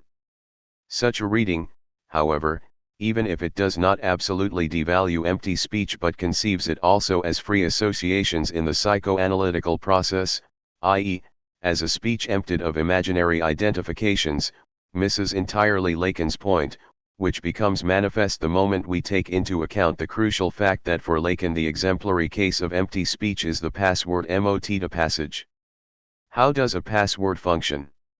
As a pure gesture of recognition, of admission into a certain symbolic space, whose enunciated content is totally indifferent. If, say, I arrange with my gangster colleague that the password that gives me access to his hideout is "and has baked the apple pie," it can easily be changed into "Long live Comrade Stalin," or whatever else. Therein consists the emptiness of empty speech, in this ultimate nullity of its enunciated content. And Lacan's point is that human speech in its most radical, fundamental dimension functions as a password, prior to its being a means of communication, of transmitting the signified content. Speech is the medium of the mutual recognition of the speakers. In other words, it is precisely the password qua empty speech that reduces the subject to the punctuality of the subject of the enunciation. In it, he is present qua a pure symbolic point freed of all enunciated content. For that reason, full speech is never to be conceived as a simple and immediate filling out of the void that characterizes the empty speech, as in the usual opposition of authentic and non-authentic speech. Quite the contrary, one must say that it is only empty speech that, by way of its very emptiness, of its distance from the enunciated content that is posited in it as totally indifferent, creates the space for full speech, for speech in which the subject can articulate their position of enunciation. Or, in Hegel's, it is only the subject's radical estrangement from immediate substantial wealth that opens up the space for the articulation of their subjective content. In order to posit the substantial content as my own, I must first establish myself as a pure, empty form of subjectivity devoid of all positive content. And insofar as the symbolic wound is the ultimate paradigm of evil, the same holds also for the relationship between evil and good. Radical evil opens up the space for good precisely the same way as empty speech opens up the space for full speech. What we come across here, of course, is the problem of radical evil first articulated by Kant in his Religion within the boundaries of mere reason. Point 2 By conceiving of the relationship evil-good as contrary, as real opposition, Kant is forced to accept a hypothesis on radical evil, on the presence, in man, of a positive counterforce to his tendency toward good. The ultimate proof of the positive existence of this counterforce is the fact that the subject experiences moral law in himself as an unbearable traumatic pressure that humiliates his self-esteem and self-love, so there must be something in the very nature of the self that resists the moral law, that is, that gives preference to the egotistical, pathological leanings over following the moral law. Kant emphasizes the a priori character of this propensity toward evil, the moment that was later developed by Schelling. Insofar as I am a free being, I cannot simply objectify that which in me resists the good, by saying, for example, that it is part of my nature for which I am not responsible. The very fact that I feel morally responsible for my evil bears witness to the fact that, in a timeless transcendental act, I had to choose freely my eternal character by giving preference to evil over good. This is how Kant conceives radical evil, as an a priori, not just an empirical, contingent propensity of human nature toward evil. However, by rejecting the hypothesis of diabolical evil, Kant recoils from the ultimate paradox of radical evil, from the uncanny domain of those acts that, although evil as to their content, thoroughly fulfill the formal criteria of an ethical act, they are not motivated by any pathological considerations, that is, their sole motivating ground is evil as a principle, which is why they can involve the radical abrogation of one's pathological interests, up to the sacrifice of one's life. Let us recall Mozart's Don Giovanni, when, in the final confrontation with the statue of the Commendatore, Don Giovanni refuses to repent, to renounce his sinful past. He accomplishes something the only proper designation of which is a radical ethical stance. It is as if his tenacity mockingly reverses Kant's own example from the Critique of Practical Reason, wherein the libertine is quickly prepared to renounce the satisfaction of his passion as soon as he learns that the price to be paid for it is the gallows. 3 Don Giovanni persists in his libertine attitude at the very moment when he knows very well that what awaits him is only the gallows and none of the satisfactions. That is to say, from the standpoint of pathological interests, the thing to do would be to accomplish the formal gesture of penitence. Don Giovanni knows that death is close, so that by atoning for his deeds he stands to lose nothing, only to gain, i.e., to save himself from posthumous torments, and yet on principle he chooses to persist in his defiant stance of the libertine. How can one avoid experiencing Don Giovanni's unyielding no, to the statue, to this living dead, as the model of an intransigent ethical attitude, notwithstanding its evil content?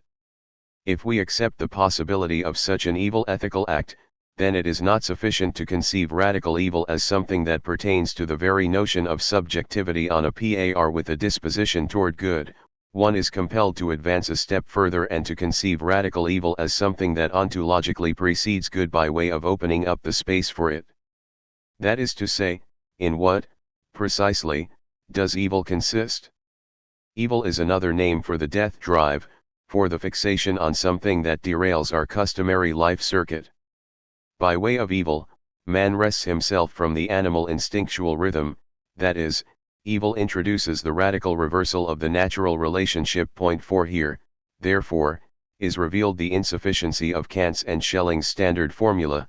The possibility of evil is grounded in man's freedom of choice, on account of which he can invert the normal relationship between universal principles of reason and his pathological nature by way of subordinating his supersensible nature to his egotistical inclinations. Hegel, who, in his lectures on the philosophy of religion, conceives the very act of becoming human, of the passage from animal into man, as the fall into sin. 5 is here more penetrating. The possible space for good is opened up by the original choice of radical evil, which disrupts the pattern of the organic substantial whole. The choice between good and evil is thus in a sense not the true, original choice. The truly first choice is the choice between, what will later be perceived as, yielding to one's pathological leanings or embracing radical evil, an act of suicidal egoism that makes place for the good, that is, that overcomes the domination of pathological natural impulses by way of a purely negative gesture of suspending the life circuit. Or, to refer to Kierkegaard's terms, evil is good itself in the mode of becoming. It becomes as a radical disruption of the life circuit. The difference between them concerns a purely formal conversion from the mode of becoming into the mode of being. 6 This is how only the spear that smote you can heal the wound. The wound is healed when the place of evil is filled out by a good content. Good qua the mask of the thing, i.e. of the radical evil, Lacan, is thus an ontologically secondary, supplementary attempt to re-establish the lost balance. Its ultimate paradigm in the social sphere is the corporatist endeavor to construct society as a harmonious, organic, non-antagonistic edifice. The thesis according to which the possibility to choose evil pertains to the very notion of subjectivity has therefore to be radicalized by a kind of self-reflective inversion. The status of the subject as such is evil. That is, insofar as we are human, in a sense we always already have chosen evil. Far more than by his direct references to Hegel, the Hegelian stance of the early Lacan is attested to by the rhetorical figures that give body to this logic of the negation of negation. Lacan's answer to the ego-psychological notion of the ego's maturity as the capability to endure frustrations, for example, is that the ego is frustration in its very essence. 7 Insofar as the ego emerges in the process of imaginary identification with its mirror double who is at the same time its rival, its potential paranoid persecutor, the frustration on the part of the mirror double is constitutive of the ego. The logic of this reversal is strictly Hegelian. What first appears as an external hindrance frustrating the ego's striving for satisfaction is thereupon experienced as the ultimate support of its being. 8. Why, then, does Kant hold back from bringing out all the consequences of the thesis on radical evil? The answer is here clear, albeit paradoxical.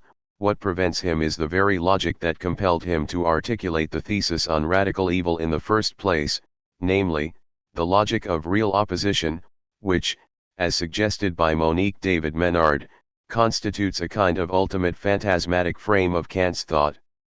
If moral struggle is conceived as the conflict of two opposing positive forces striving for mutual annihilation, it becomes unthinkable for one of the forces, evil, not only to oppose the other, endeavoring to annihilate it, but also to undermine it from within, by way of assuming the very form of its opposite. Whenever Kant approaches this possibility, apropos of diabolical evil in practical philosophy, apropos of the trial against the monarch in the doctrine of law, he quickly dismisses it as unthinkable, as an object of ultimate abhorrence. It is only with Hegel's logic of negative self-relating that this step can be accomplished. This dialectical coincidence of good and radical evil that is the unthought of Kant can be further clarified by reference to the relationship between the beautiful and the sublime. That is to say, Kant, as is well known, conceives of beauty as the symbol of the good. At the same time, in his critique of the power of judgment, he points out that what is truly sublime is not the object that arouses the feeling of sublimity but the moral law in us, our supersensible nature. 9 Are then beauty and sublimity simply to be conceived of as two different symbols of the good? Is it not, on the contrary, that this duality points toward a certain chasm that must pertain to the moral law itself? Lacan draws a line of demarcation between the two facets of law. On the one hand, there is law qua symbolic ego ideal, that is, law in its pacifying function, law qua guarantee of the social pact, qua the intermediary third that dissolves the impasse of imaginary aggressivity. On the other hand, there is law in its superego dimension, that is, law qua irrational pressure, the force of culpability, totally incommensurable with our actual responsibility, the agency in the eyes of which we are a priori guilty and that gives body to the impossible imperative of enjoyment. It is this distinction between ego ideal and superego that enables us to specify the difference in the way beauty and sublimity are related to the domain of ethics. Beauty is the symbol of the good, that is, of the moral law as the pacifying agency that bridles our egotism and renders possible harmonious social coexistence. The dynamical sublime, on the contrary, volcanic eruptions, stormy seas, mountain precipices, etc. By its very failure to symbolize, to represent symbolically, the supersensible moral law, evokes its superego dimension. The logic at work in the experience of the dynamical sublime is therefore as follows: true, I may be powerless in the face of the raging forces of nature, a tiny particle of dust thrown around by wind and sea, yet all this fury of nature pales in comparison with the absolute pressure exerted on me by the superego, which humiliates me and compels me to act contrary to my fundamental interests. What we encounter here is the basic paradox of the Kantian autonomy: I am a free and autonomous subject, delivered from the constraints of my pathological nature precisely and only insofar as my feeling of self-esteem is crushed by the humiliating pressure of the moral law.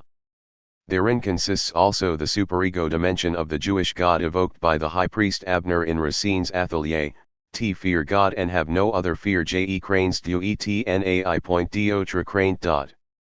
10 The fear of raging nature and of the pain other men can inflict on me converts into sublime peace not simply by my becoming aware of the supersensible nature in me out of reach of the forces of nature, but by my taking cognizance of how the pressure of the moral law is stronger than even the mightiest exercise of the forces of nature. The unavoidable conclusion to be drawn from all this is that if beauty is the symbol of the good, the sublime is the symbol of. Here, already, the homology gets stuck. The problem with the sublime object, more precisely, with the object that arouses in us the feeling of the sublime, is that it fails as a symbol, it evokes its beyond by the very failure of its symbolic representation. So, if beauty is the symbol of the good, the sublime evokes, what? There is only one answer possible: the non-pathological, ethical, supersensible dimension, for sure, but that dimension precisely insofar as it eludes the domain of the good, in short, radical evil, evil as an ethical attitude. In today's popular ideology, this paradox of the Kantian sublime is what perhaps enables us to detect the roots of the public fascination with figures like Hannibal Lecter, the cannibal serial killer from Thomas Harris's novels. What this fascination ultimately bears witness to is a deep longing for a Lacanian psychoanalyst. That is to say, Hannibal Lecter is a sublime figure in the strict Kantian sense, a desperate, ultimately failed attempt by the popular imagination to represent to itself the idea of a Lacanian analyst. The relationship between Lecter and the Lacanian analyst corresponds perfectly to the relationship that, according to Kant, defines the experience of the dynamic sublime, the relationship between wild, chaotic, untamed, raging nature and the supersensible idea of reason beyond any natural constraints. True, Lecter's evil: he not only kills his victims but then goes on to eat parts of their entrails, strains to its limits our capacity to imagine the horrors we can inflict on our fellow creatures, yet even the utmost effort to represent Lecter's cruelty to ourselves fails to capture the true dimension of the act of the analyst. By bringing about la traversée du fantasme, the going through of our fundamental fantasy, he literally steals the kernel of our being, the objet, the secret treasure, agulma, what we consider most precious in ourselves, denouncing it as a mere semblance.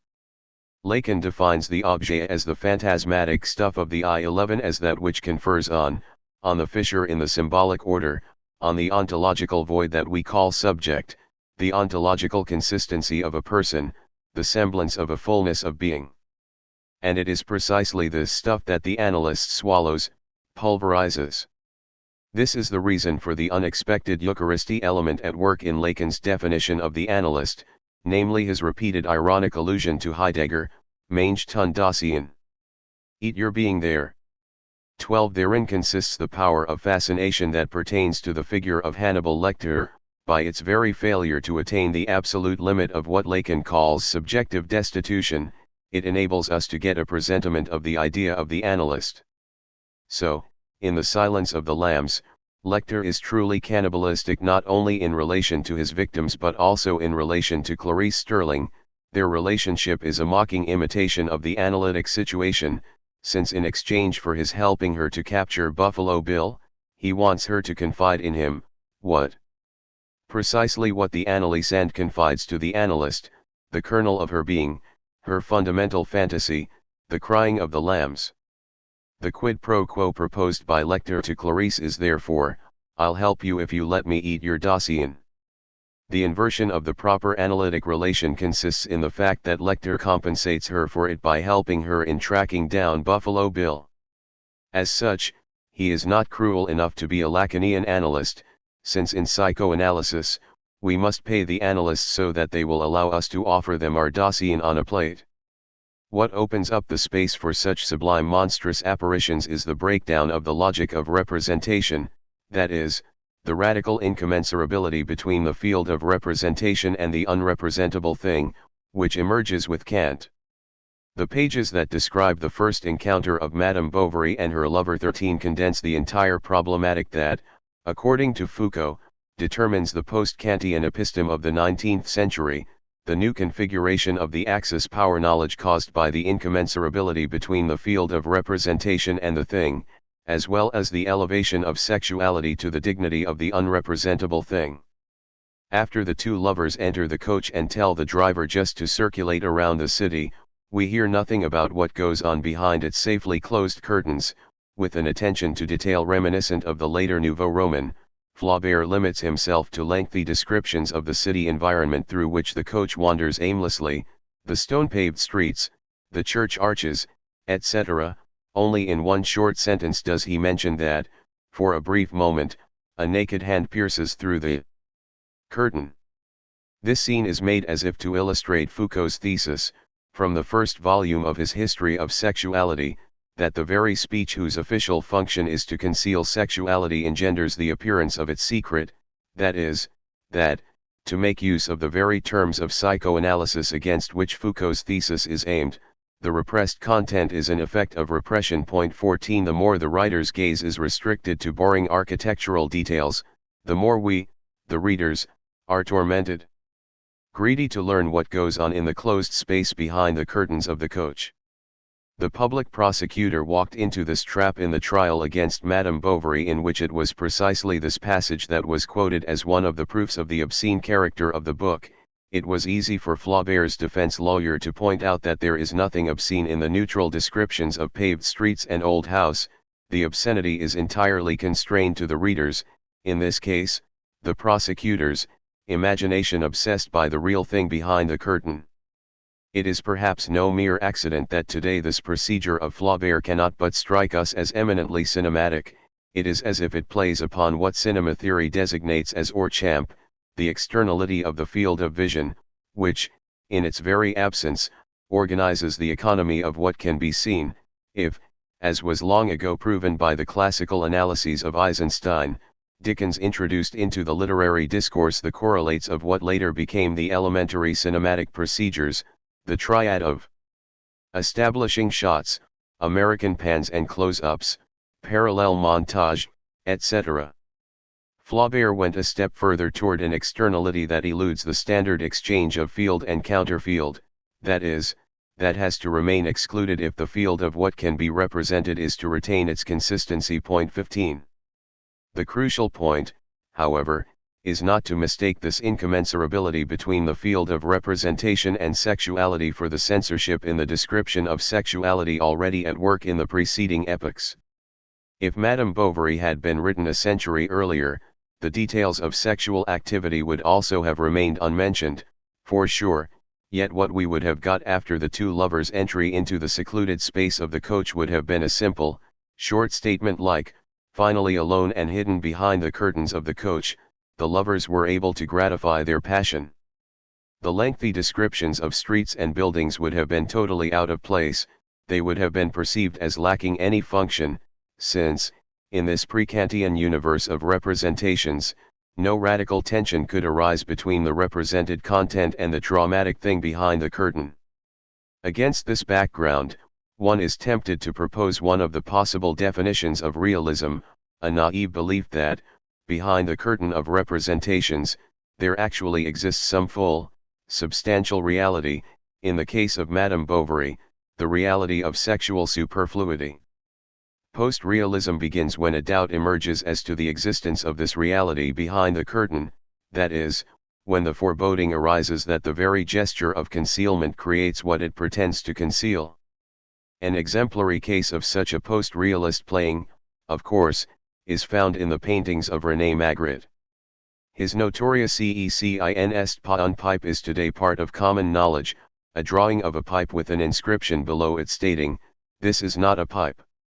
Taking as a starting point the paradoxes implied by this painting, Michel Foucault wrote a perspicacious little book of the same title. 16 Yet perhaps there is another of Magritte's paintings that can serve even more appropriately to establish the elementary matrix that generates the uncanny effects that pertain to his work, La Lunette d'Approche from 1963, the painting of a half-open window where, through the window pane, we see the external reality, blue sky with some dispersed white clouds. Yet what we see in the narrow opening that gives direct access to the reality beyond the pane is nothing, just a nondescript black mass. The translation of this painting into Lacanese goes by itself. The frame of the window pane is the fantasy frame that constitutes reality, whereas through the crack we get an insight into the impossible real, the thing in itself. 17. This painting renders the elementary matrix of the Magrittean paradoxes by way of staging the Kantian split between, symbolized, categorized, transcendentally constituted, reality and the void of the thing in itself, of the real, which gapes in the midst of reality and confers upon it a phantasmatic character. The first variation that can be generated from this matrix is the presence of some strange, inconsistent element that is extraneous to the depicted reality, that is, that, uncannily, has its place in it, although it does not fit in it, the gigantic rock that floats in the air close to a cloud as its heavy counterpart, its double, in La Bouteille de l'Argonne, 1959, or the unnaturally large bloom that fills out the entire room in Tomeo de Lutters, 1960. This strange element out of joint is precisely the fantasy object filling out the blackness of the real that we perceived in the crack of the open window in La Lunette d'Approche. The effect of uncanniness is even stronger when the same object is redoubled, as in Les Deux Mystères, a later variation, from 1966, on the famous Cecinst pas un pipe. The pipe and the inscription underneath it, Ceci n'est pas un pipe, are both depicted as drawings on a blackboard. Yet, on the left of the blackboard, the apparition of another gigantic and massive pipe floats freely in a non-specified space. The title of this painting could also have been A Pipe is a Pipe, for what is it if not a perfect illustration of the Hegelian thesis on tautology as the ultimate contradiction, the coincidence between the pipe located in a clearly defined symbolic reality and its phantasmatic, uncanny, shadowy double. The inscription under the pipe on the blackboard bears witness to the fact that the split between the two pipes, the pipe that forms part of reality and the pipe as real, that is, as a fantasy apparition, results from the intervention of the symbolic order. It is the emergence of the symbolic order that splits reality into itself and the enigmatic surplus of the real, each of them derolizing its counterpart. The Marx Brothers version of this painting would be something like, "This looks like a pipe and works like a pipe, but this should not deceive you, this is a pipe." 18. The massive presence of the free-floating pipe, of course, turns the depicted pipe into a mere painting, yet, simultaneously, the free-floating pipe is opposed to the domesticated symbolic reality of the pipe on the blackboard and as such acquires a phantom-like, surreal presence, like the emergence of the real Laura. In Otto Preminger's Laura, the police detective, Dana Andrews, falls asleep staring at the portrait of the allegedly dead Laura. Upon awakening, he finds at the side of the portrait the real Laura, alive and well. This presence of the real Laura accentuates the fact that the portrait is a mere imitation. On the other hand, the very real Laura emerges as a non-symbolized phantasmatic surplus, a ghost, like the inscription, "This is not Laura." A somewhat homologous effect of the real occurs at the beginning of Sergio Leone's Once Upon a Time in America. A phone goes on ringing endlessly. When, finally, a hand picks up the receiver, it continues to ring. The first sound belongs to reality, whereas the ringing that goes on even after the receiver is picked up comes out of the non-specified void of the real. 19. This splitting between symbolized reality and the surplus of the real, however, renders only the most elementary matrix of the way the symbolic and the real are intertwined, A further dialectical turn of the screw is introduced by what Freud called Vorstellungsrepräsentanz, the symbolic representative of an originally missing, excluded, primordially repressed, representation. This paradox of the Vorstellungsrepräsentanz is perfectly staged by Magritte's personage Marchant ver l'Horizon, 19289. The portrait of his usual elderly gentleman in a bowler hat, seen from behind, situated near 5 thick, formless blobs that bear the italicized words nuage, cheval, fusil, etc. Words are here signifiers, representatives that stand in for the absent representation of the things. Foucault is quite right in remarking that this painting functions as a kind of inverted rebus. In a rebus, pictorial representations of things stand for the words that designate these things, whereas here words themselves fill out the void of absent things. It would be possible for us to continue ad infinitum with the variations generated by the elementary matrix. One thinks of the fall of the evening, for example, where the evening literally falls through the window and breaks the pane, a case of realized metaphor, i.e., of the intrusion of the symbolic into the real. Yet it suffices to ascertain how behind all these paradoxes the same matrix can be discerned, the same basic fissure whose nature is ultimately Kantian. Reality is never given in its totality, there is always a void gaping in its midst, filled out by monstrous apparitions. The impenetrable blackness that can be glimpsed through the crack of the half-opened window thus opens up the space for the uncanny apparitions of an other who precedes the other of normal intersubjectivity. Let us recall here a detail from Hitchcock's Frenzy that bears witness to his genius. In a scene that leads to the second murder, Bobs, its victim, a young girl who works in a Covent Garden pub, leaves her workplace after a quarrel with the owner and steps out onto the busy market street. The street noise that hits us for a brief moment is quickly suspended, in a totally non-realistic way, when the camera approaches Bobs for a close-up, and the mysterious silence is then broken by an uncanny voice coming from an indefinite point of absolute proximity, as if from behind her and at the same time from within her, a man's voice softly saying, "Need a place to stay." Bobs moves off and looks back. Standing behind her is her old acquaintance who, unbeknownst to her, is the necktie murderer. After a couple of seconds, the magic again evaporates and we hear the sound tapestry of reality, of the market street bustling with life. This voice that emerges on the suspension of reality is none other than the objet petit, and the figure that appears behind Bobs is experienced by the spectator as supplementary with regard to this voice. It gives body to it, and, simultaneously, it is strangely intertwined with Bobs's body, as its shadowy protuberance, not unlike the strange double body of Leonardo's Madonna, analyzed by Freud, or, in Total Recall, the body of the leader of the underground resistance movement on Mars, a kind of parasitic protuberance on another person's belly. It would be easy to produce a long list of homologous effects. For instance, in one of the key scenes of Silence of the Lambs, Clarice and Lecter occupy the same positions when engaged in a conversation in Lecter's prison.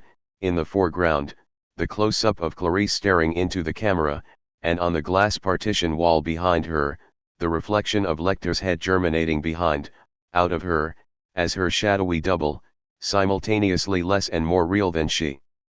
The supreme case of this effect, however, is found in one of the most mysterious shots of Hitchcock's Vertigo, when Scotty peers at Madeline through the crack in the half-opened back door of the florist's shop.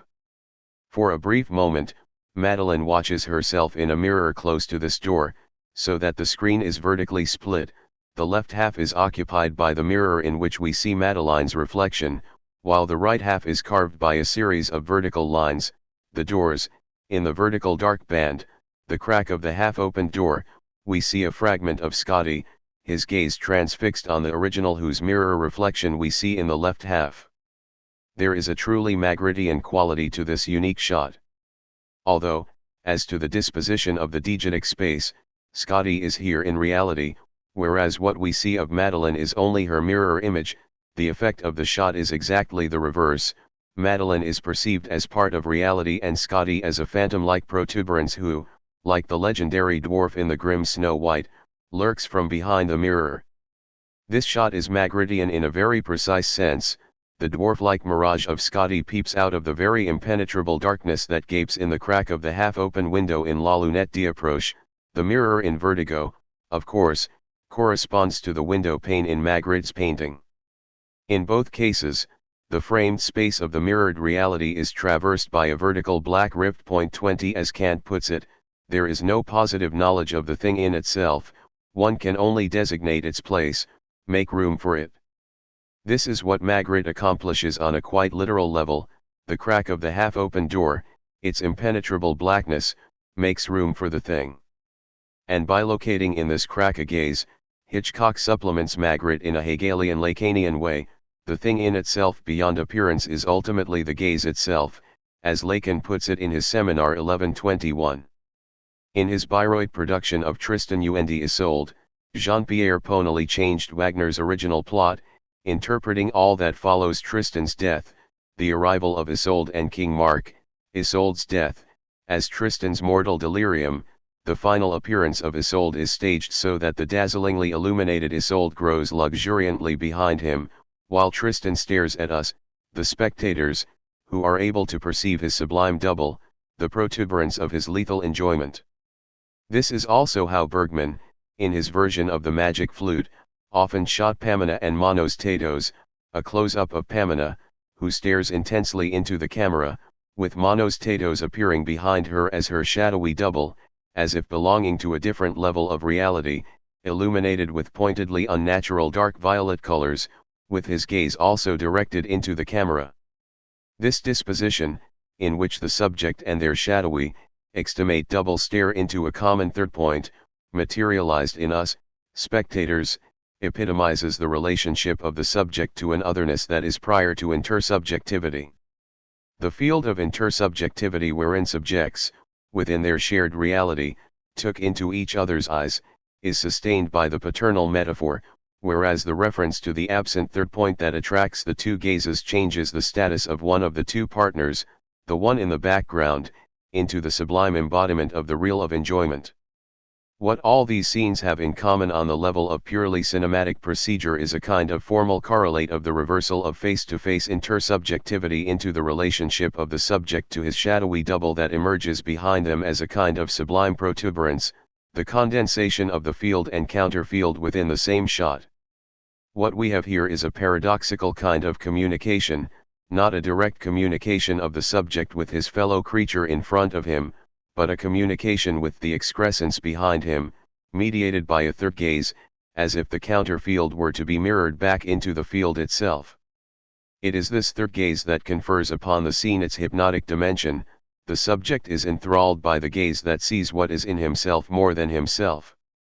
And the analytical situation itself, the relationship between analyst and analysand, does it not ultimately also designate a kind of return to this pre-intersubjective relationship of the subject, analysand, to his shadowy other, to the externalized object in himself? Is not this the whole point of its spatial disposition, after the so-called preliminary encounters, that is, with the beginning of the analysis proper, the analyst and the analysand are not confronted face to face, but the analyst sits behind the analysand who, stretched on the divan, stares into the void in front of him? Does not this very disposition locate the analyst as the analysand's objet, not his dialogical partner, not another subject? At this point, we should return to Kant. In his philosophy, this crack, this space where such monstrous apparitions can emerge, is opened up by the distinction between negative and indefinite judgment. The very example used by Kant to illustrate this distinction is telling: the positive judgment by means of which a predicate is ascribed to the logical subject, the soul is mortal; the negative judgment by means of which a predicate is denied to the subject, the soul is not mortal; the indefinite judgment by means of which, instead of negating a predicate, i.e., the copula that ascribes it to the subject, we affirm a certain non-predicate, the soul is not mortal. 22, in German. Also, the difference is solely a matter of spacing. Die Seele ist nicht sterblich versus Die Seele ist nicht sterblich. Kant enigmatically does not use the standard unsterblich dot. In this line of thought, Kant introduces in the second edition of the Critique of Pure Reason the distinction between positive and negative meanings of noumenon. In the positive meaning of the term, noumenon is an object of a nonsensible intuition, whereas, in the negative meaning, it is a thing insofar as it is not an object of our sensible intuition. Point 23. The grammatical form should not deceive us here. The positive meaning is expressed by the negative judgment and the negative meaning by the indefinite judgment. In other words, when one determines the thing as an object of a nonsensible intuition, one immediately negates the positive judgment that determines the thing as an object of a sensible intuition. One accepts intuition as the unquestioned base or genus. Against this background, one opposes its two species, sensible and nonsensible intuition. Negative judgment is thus not only limiting, it also delineates a domain beyond phenomena where it locates the thing, the domain of the nonsensible intuition, whereas in the case of the negative determination, the thing is excluded from the domain of our sensible intuition, without being posited in an implicit way as the object of a nonsensible intuition. By leaving in suspense the positive status of the thing, negative determination saps the very genus common to affirmation and negation of the predicate. Therein consists also the difference between is not mortal and is not mortal. What we have in the first case is a simple negation, whereas in the second case, a non-predicate is affirmed.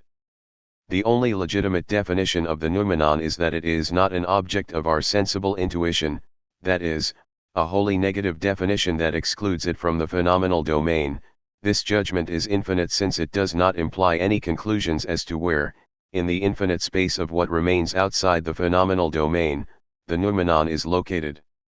What Kant calls transcendental illusion ultimately consists in the very reading of infinite judgment as negative judgment. When we conceive the noumenon as an object of a nonsensible intuition, the subject of the judgment remains the same, the object of an intuition. What changes is only the character, nonsensible instead of sensible, of this intuition, so that a minimal commensurability between the subject and the predicate, i.e., in this case, between the noumenon and its phenomenal determinations, is still maintained. A Hegelian corollary to Kant here is that limitation is to be conceived of as prior to what lies beyond it, so that it is ultimately Kant himself whose notion of the thing in itself remains too reified. Hegel's position as to this point is subtle. What he claims by stating that the supersensible is appearance qua appearance is precisely that the thing in itself is the limitation of the phenomena as such. Supersensible objects, objects of supersensible intuition, belong to the chimerical topsy-turvy world. They are nothing but an inverted presentation, a projection, of the very content of sensible intuition in the form of another, nonsensible intuition. Or, to recall Marx's ironic critique of Proudhon in The Poverty of Philosophy. Instead of the ordinary individual with his ordinary manner of speaking and thinking, we have nothing but this ordinary manner itself, without the individual. 24. The double irony of it, of course, is that Marx intended these lines as a mocking rejection of Proudhon's Hegelianism, i.e. of his effort to supply economic theory with the form of speculative dialectics. This is what the chimera of nonsensible intuition is about. Instead of ordinary objects of sensible intuition, we get the same ordinary objects of intuition, without their sensible character. This subtle difference between negative and indefinite judgment is at work in a certain type of witticism wherein the second part does not immediately invert the first part by negating its predicate but instead repeats it with the negation displaced onto the subject. The judgment, he is an individual full of idiotic features, for example, can be negated in a standard mirror way, that is, replaced by its contrary, he is an individual with no idiotic features, yet its negation can also be given the form of, he is full of idiotic features without being an individual. This displacement of the negation from the predicate onto the subject provides the logical matrix of what is often the unforeseen result of our educational efforts to liberate the pupil from the constraint of prejudices and clichés, not a person capable of expressing themselves in a relaxed, unconstrained way, but an automatized bundle of new clichés behind which we no longer sense the presence of a real person. Let us just recall the usual outcome of psychological training intended to deliver the individual from the constraints of their everyday frame of mind and to set free their true self, their authentic creative potentials, transcendental meditation, etc. Once they get rid of the old clichés that were still able to sustain the dialectical tension between themselves and the personality behind them, what take their place are new clichés that abrogate the very depth of personality behind them. In short, they become a true monster, a kind of living dead. Samuel Goldwyn, the old Hollywood mogul, was right. What we need are indeed some new, original clichés. The mention of the living dead is by no means accidental here. In our ordinary language, we resort to indefinite judgments precisely when we endeavor to comprehend those borderline phenomena that undermine established differences such as that between living and being dead. In the texts of popular culture, the uncanny creatures that are neither alive nor dead, the living dead, vampires, etc., are referred to as the undead. Although they are not dead, they are clearly not alive like us ordinary mortals. The judgment, he is undead, is therefore an indefinite limiting judgment in the precise sense of a purely negative gesture of excluding vampires from the domain of the dead, without for that reason locating them in the domain of the living, as in the case of the simple negation, he is not dead. The fact that vampires and other living dead are usually referred to as things has to be rendered with its full Kantian meaning. A vampire is a thing that looks and acts like us, yet is not one of us. In short, the difference between the vampire and a living person is that between indefinite and negative judgment, a dead person loses the predicates of a living being, yet they remain the same person. An undead, on the contrary, retains all the predicates of a living being without being one. As in the above quoted Marxian joke, what we get with the vampire is this ordinary manner itself, without the individual.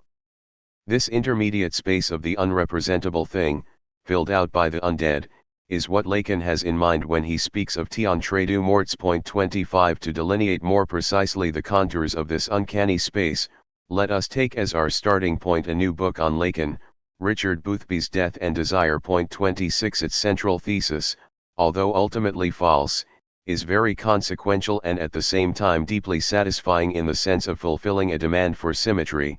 It is as if it provides the missing element of a puzzle. The triad imaginary real symbolic renders the fundamental coordinates of the Lacanian theoretical space. But these three dimensions can never be conceived simultaneously, in pure synchronicity. One is always forced to choose between two of them, as with Kierkegaard's triad of the aesthetical ethical religious symbolic versus imaginary, real versus symbolic. The hitherto predominating interpretations of Lacan in effect put the accent on one of these axes, symbolization, symbolic realization, against imaginary self-deception. In the Lacan of the 1950s, the traumatic encounter of the real as the point at which symbolization fails in the late Lacan. What Boothby offers as a key to the entire Lacanian theoretical edifice is simply the third, not yet exploited, axis, imaginary versus real. That is to say, according to Boothby, the theory of the mirror stage not only is chronologically Lacan's first contribution to psychoanalysis but also designates the original fact that defines the status of man. The alienation in the mirror image due to the human's premature birth and their ensuing helplessness in the first years of life, this fixation on an imago, interrupts the supple life flow, introducing an irreducible bead, a gap, separating forever the imaginary ego, the wholesome yet immobile mirror image, a kind of halted cinematic picture, from the polymorphous, chaotic sprout of bodily drives, the real ID. In this perspective, the symbolic is of a strictly secondary nature with regard to the original tension between imaginary and real. Its place is the void opened up by the exclusion of the polymorphous wealth of bodily drives. Symbolization designates the subject's endeavor, always fragmentary and ultimately doomed to fail, to bring into the light of the day, by way of symbolic representatives, the real of bodily drives excluded by imaginary identification. It is therefore a kind of compromise formation by way of which the subject integrates fragments of the ostracized real. In this sense, Boothby interprets the death drive as the re-emergence of what was ostracized when the ego constituted itself by way of imaginary identification, the return of the polymorphous impulses is experienced by the ego as a mortal threat, since it actually entails the dissolution of its imaginary identity. The foreclosed real thus returns in two modes, either as a wild, destructive, non-symbolized raging, or in the form of symbolic mediation, that is, sublated aufgehoben in the symbolic medium. The elegance of Boothby is here to interpret the death drive as its very opposite, as the return of the life force, of the part of it excluded by the imposition of the petrified mask of the ego. What re-emerges in the death drive is ultimately life itself, and the fact that the ego perceives this return as a death threat precisely confirms its perverted repressive character. The death drive means that life itself rebels against the ego. The true representative of death is ego itself, as the petrified imago that interrupts the flow of life. Boothby also reinterprets against this background Lacan's distinction between the two deaths. The first death is the death of the ego, the dissolution of its imaginary identifications, whereas the second death designates the interruption of the pre-symbolic life flow itself. Here, however, problems begin with this otherwise simple and elegant construct. The price to be paid for it is that Lacan's theoretical edifice is ultimately reduced to the opposition between an original polymorphous life force and its later coagulation, confining to the Procrustean bed of imagos the opposition that characterizes the field of Laban's philosophy. For that reason, there is no place in Boothby's scheme for the fundamental Lacanian insight according to which the symbolic order stands for death in the precise sense of mortifying the real of the body, of subordinating it to a foreign automatism, of perturbing its natural instinctual rhythm, thereby producing the surplus of desire, that is, desire as a surplus, the very symbolic machine that mortifies the living body produces by the same token its opposite, the immortal desire, the real of pure life that eludes symbolization. To clarify this point, let us bring to mind an example that, in a first approach, may appear to confirm Boothby's thesis: Wagner's Tristan und Isolde. In what, precisely, consists the effect on the future lovers of the filter provided by Isolde's faithful maid Brangäne? Wagner never intends to imply that the love of Tristan and Isolde is the physical consequence of the filter, but only that the pair, having drunk what they imagine to be the draught of death and believing that they have looked upon earth and sea and sky for the last time, feel themselves free to confess, when the potion begins its work within them, the love they have so long felt but have concealed from each other and almost from themselves. Point 27. The point is therefore that after drinking the filter, Tristan and Isolde find themselves in the domain between the two deaths, alive, yet delivered of all symbolic ties. In this domain, they are able to confess their love. In other words, the magical effect of the filter is simply to suspend the big other, the symbolic reality of social obligations, honors, vows. Does this not fully accord with Boothby's thesis on the domain between the two deaths as the space where imaginary identification, as well as the symbolic identities attached to it, are all invalidated, so that the excluded real, pure life drive, can emerge in all its force, although in the form of its opposite, the death drive? According to Wagner himself, the passion of Tristan and Isolde expresses the longing for the eternal peace of death. The trap to be avoided here, however, is that of conceiving this pure life drive as a substantial entity subsisting prior to its being captured in the symbolic network. This optical illusion renders invisible that it is the very mediation of the symbolic order that transforms the organic instinct into an unquenchable longing that can find solace only in death. In other words, this pure life beyond death, this longing that reaches beyond the circuit of generation and corruption, is it not the product of symbolization, so that symbolization itself engenders the surplus that escapes it? By conceiving the symbolic order as an agency that fills out the gap between the imaginary and the real opened up by the mirror identification, Boothby avoids its constitutive paradox: the symbolic itself opens up the wound it professes to heal. In lieu of a more detailed theoretical elaboration, it is appropriate at this point to approach the relationship of Lacan to Heidegger in a new way. In the 1950s, Lacan endeavored to read Death Drive against the background of Heidegger's being toward death Sehnsucht, conceiving death as the inherent and ultimate limit of symbolization that provides for its irreducible temporal character. With the shift of accent toward the real from the 1960s onward, however, it is rather the undead lamella, the indestructible immortal life that dwells in the domain between the two deaths, that emerges as the ultimate object of horror. Lacan delineates the contours of this undead object toward the end of chapter 15 of his Seminar 11, where he proposes his own myth, constructed upon the model of Aristophanes' fable from Plato's Symposium, the myth of I Homilet little female man omelette. Whenever the membranes of the egg in which the foetus emerges on its way to becoming a newborn are broken, imagine for a moment that something flies off, and that one can do it with an egg as easily as with a man, namely the homilet, or the lamella. The lamella is something extra flat, which moves like the amoeba. It is just a little more complicated. But it goes everywhere. And as it is something that is related to what the sexed being loses in sexuality, it is, like the amoeba in relation to sexed beings, immortal, because it survives any division, any scissiparous intervention. And it can run around. Well, this is not very reassuring. But suppose it comes and envelopes your face while you are quietly asleep. I can't see how we would not join battle with a being capable of these properties. But it would not be a very convenient battle. This lamella, this organ, whose characteristic is not to exist, but which is nevertheless an organ, is the libido. It is the libido, qua pure life instinct, that is to say, immortal life, or irrepressible life, life that has need of no organ, simplified, indestructible life.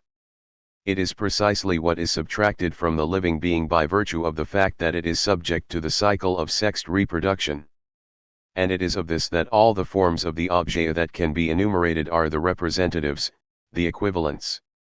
The objets are merely its representatives, its figures. The breast, as equivocal, as an element characteristic of the mammiferous organization, the placenta for example, certainly represents that part of himself that the individual loses at birth, and which may serve to symbolize the most profound lost object. Point 28. What we have here, again, is an otherness prior to intersubjectivity. The subject's impossible relationship to this amoeba-like creature is what Lacan is ultimately aiming at by way of his formulae. The best way to clarify this point is perhaps to allow ourselves the string of associations that Lacan's description must evoke insofar as we like horror movies. Is not The Alien from Ridley Scott's film of that title the lamella in its purest form?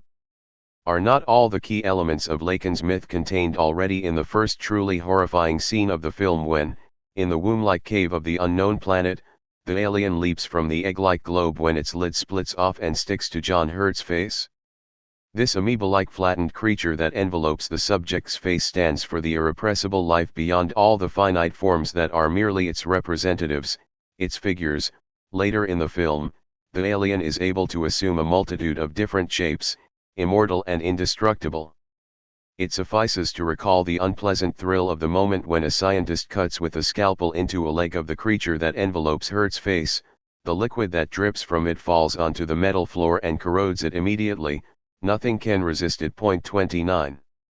The second association here, of course, is with a detail from Cyberberg's film version of Parsifal, in which Cyberberg depicts Amphrodite's wound, externalized, carried by the servants on a pillow in front of him, in the form of a vagina-like partial object out of which blood is dripping in a continuous flow, like, vulgari eloquentia, a vagina in an unending period.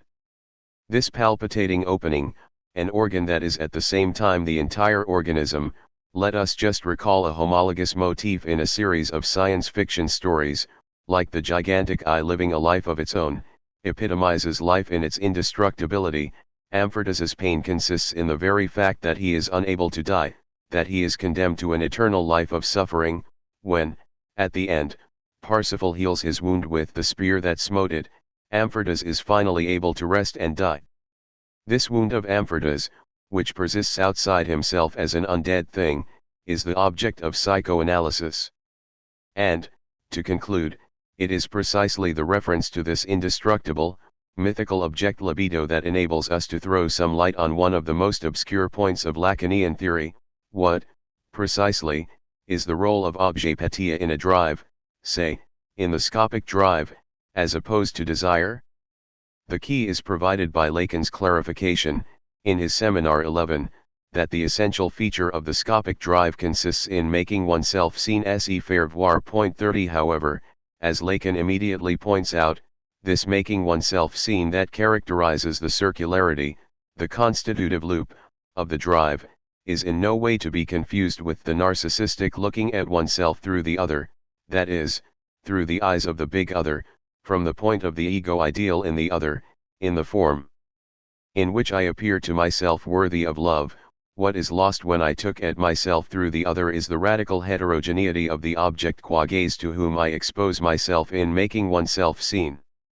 In the ideological space proper, an exemplary case of this narcissistic satisfaction provided by looking at oneself through the other, ego ideal, is the reporting on one's own country as seen through the foreign gaze. See the obsession of American media today by the way America is perceived, admired or despised, by the other, Japanese, Russians, etc. The first exemplary case of it, of course, is Aeschylus's Persians, where the Persian defeat is rendered as seen through the eyes of the Persian royal court, the amazement of King Darius at what a magnificent people the Greeks are, etc., provides for the deep narcissistic satisfaction of the Greek spectators. Yet this is not what making oneself seen is about. In what, then, does it consist? Let us recall Hitchcock's Rear Window, which is often quoted as an exemplary staging of the scopic drive. Throughout most of the film, it is the logic of desire that predominates. This desire is fascinated, propelled, by its object cause, the dark window opposite the courtyard that gazes back at the subject. When, in the course of the film, does the arrow come back toward the subject? At the moment, of course, when the murderer in the house opposite Stewart's rear window returns the gaze and catches him red-handed in his act of voyeurism, at this precise moment when James Stewart does not see himself seeing himself, but makes himself seen to the object of his seeing, that is, to that stain that attracted his gaze in the dark room across the courtyard, we pass from the register of desire into that of drive. That is to say, we remain within the register of desire as long as, by way of assuming the inquisitive attitude of a voyeur, we are looking in what we see for the fascinating X, for some trace of what is hidden behind the curtain. We change the gear into drive the moment we make ourselves seen to the stain in the picture, to this impervious foreign body in it, to this point that attracted our gaze. Therein consists the reversal that defines drive. Insofar as I cannot see the point in the other from which I'm gazed at, the only thing that remains for me to do is to make myself visible to that point. The difference between this and the narcissistic looking at oneself from the point of the ego ideal is clear. The point to which the subject makes himself seen retains its dramatic heterogeneity and non-transparency. It remains an object in a strict Lacanian sense, not a symbolic feature. This point to which I make myself visible in my very capacity of looking is the object of drive, and in this way one can perhaps clarify a little bit the difference between the status of objet in desire and in drive. As we all know, when Jacques-Alain Miller asks Lacan about this point in Seminar 11, the answer he gets is chiaroscuro at its best.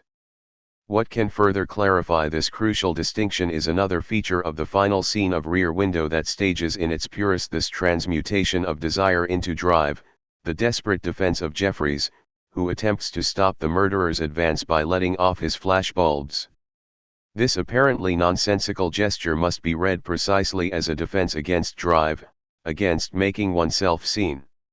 Jeffries endeavors frantically to blur the other's gaze. 31 What befalls him when the murderer throws him through the window is precisely the inversion that defines drive. By falling through the window, Jeffries in a radical sense falls into his own picture, into the field of his own visibility. In Lacanian terms, he changes into a stain in his own picture, he makes himself seen in it, that is, within the space defined as his own field of vision. 32. Those magnificent scenes toward the end of Who Framed Roger Rabbit are another variant on the same motif, where the hard-boiled detective falls into the universe of cartoons. He is thereby confined to the domain between the two deaths where there is no death proper, just unending devouring and slash or destruction. Yet another left paranoiac variant of it is to be found in Dreamscape, a sci-fi movie about an American president troubled by bad dreams about the nuclear catastrophe he may trigger. The dark militarist plotters try to prevent his pacifist plans by making use of a criminal with a paranormal capacity to transpose himself into another person's dream and act in it. The idea is to scare the president so much in his dream that he dies of a heart attack. The apparent melodramatic simplicity of the final scene of Chaplin's Limelight should not deceive us. Here, also, we have the reversal of desire into drive. This scene is centered on a magnificent backward tracking shot that moves from the close-up of the dead clown Caffaro behind the stage to the establishing shot of the entire stage where the young girl, now a successful ballerina and his great love, is performing. Just before this scene, the dying Caffaro expresses to the attending doctor his desire to see his love dancing. The doctor taps him gently on the shoulders and comforts him, "You shall see her." Thereupon Caffaro dies. His body is covered by a white sheet, and the camera withdraws so that it comprises the dancing girl on the stage, while Caffaro is reduced to a tiny, barely visible white stain in the background. What is here of special significance is the way the ballerina enters the frame, from behind the camera, like the birds in the famous God's View shot of Bodega Bay in Hitchcock's Birds, yet another white stain that materializes out of the mysterious intermediate space separating the spectator from the diegetic reality on the screen. We encounter here the function of the gaze qua object stain in its purest. The doctor's forecast is fulfilled, precisely as dead, that is, insofar as he cannot see her any more. Caffaro looks at her. For that reason, the logic of this backward tracking shot is thoroughly Hitchcockian. By way of it, a piece of reality is transformed into an amorphous stain, a white blot in the background, yet a stain around which the entire field of vision turns, a stain that smears over the entire field, as in the backward tracking shot in Frenzy. In other words, what confers upon the scene its melodramatic beauty is the spectator's, awareness that without knowing that he is already dead, the ballerina is dancing for it, for that stain. The melodramatic effect always hinges on such an ignorance of the agent. It is this stain, this white smudge in the background, that guarantees the sense of the scene. Where, precisely, is the transmutation of desire into drive here? We remain within the register of desire as long as the field of vision is organized, supported, by Caffaro's desire to see for the last time his love dancing. We enter the register of drive the moment Caffaro is reduced to a stain object in his own picture. For that precise reason, it is not sufficient to say that it is simply she, the ballerina, his love, who makes herself seen to him. The point is rather that, simultaneously, he acquires the presence of a stain, so that both of them appear within the same field of vision. 33.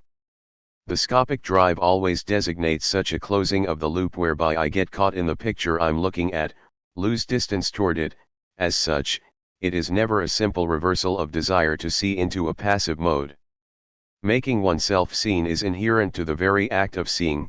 Drive is the loop that connects them.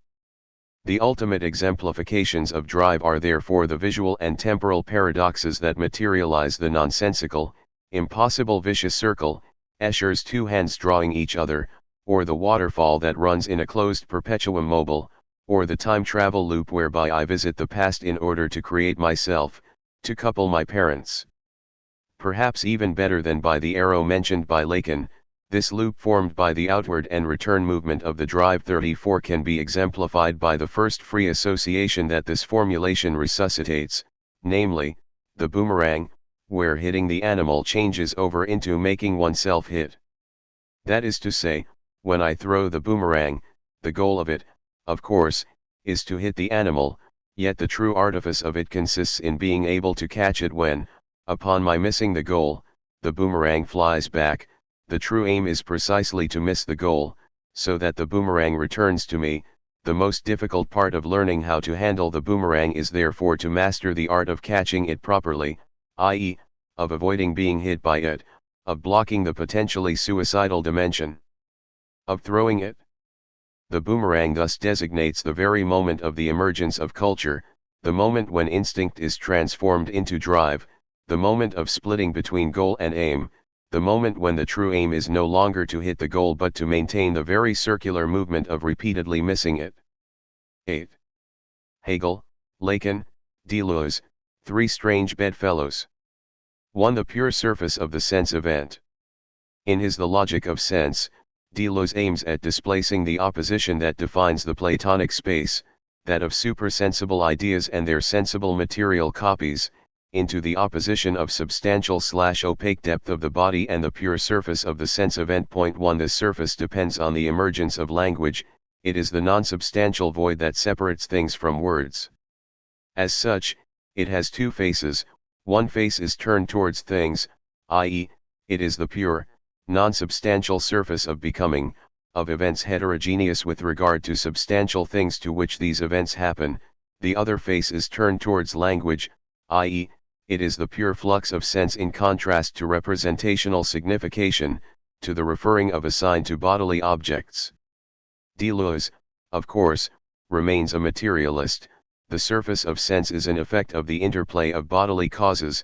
It is, however, a heterogeneous effect, an effect of a radically different order than that of corporeal being. We thus have, on the one hand, the generative bodily mixture of causes and effects and, on the other, the incorporeal surface of pure effects, events that are sterile, asexual, neither active nor passive. This other, anti-Platonic, line emerged for the first time in Stoicism, with the Stoic perversion, rather than subversion, of Platonism through the theory of sense qua incorporeal event. Our principal, although scarce, source is here Chrysippos' Fragments on Logic. It reappeared triumphantly in the anti-ontological turn of philosophy at the turn of the century. The Deleuzian opposition of bodies and sense effect thus opens up a new approach not only to Husserl's phenomenology but also to its less known double, Alexis Mening's theory of objects, Gegenstand's theory. Both aim at setting phenomena free from the constraints of substantial being. Husserl's phenomenological reduction brackets the substantial bodily depth. What remain are phenomena qua the pure surface of sense. Mening's philosophy similarly deals with objects in general. According to Mening, an object is everything that is possible to conceive intellectually, irrespective of its existence or non-existence.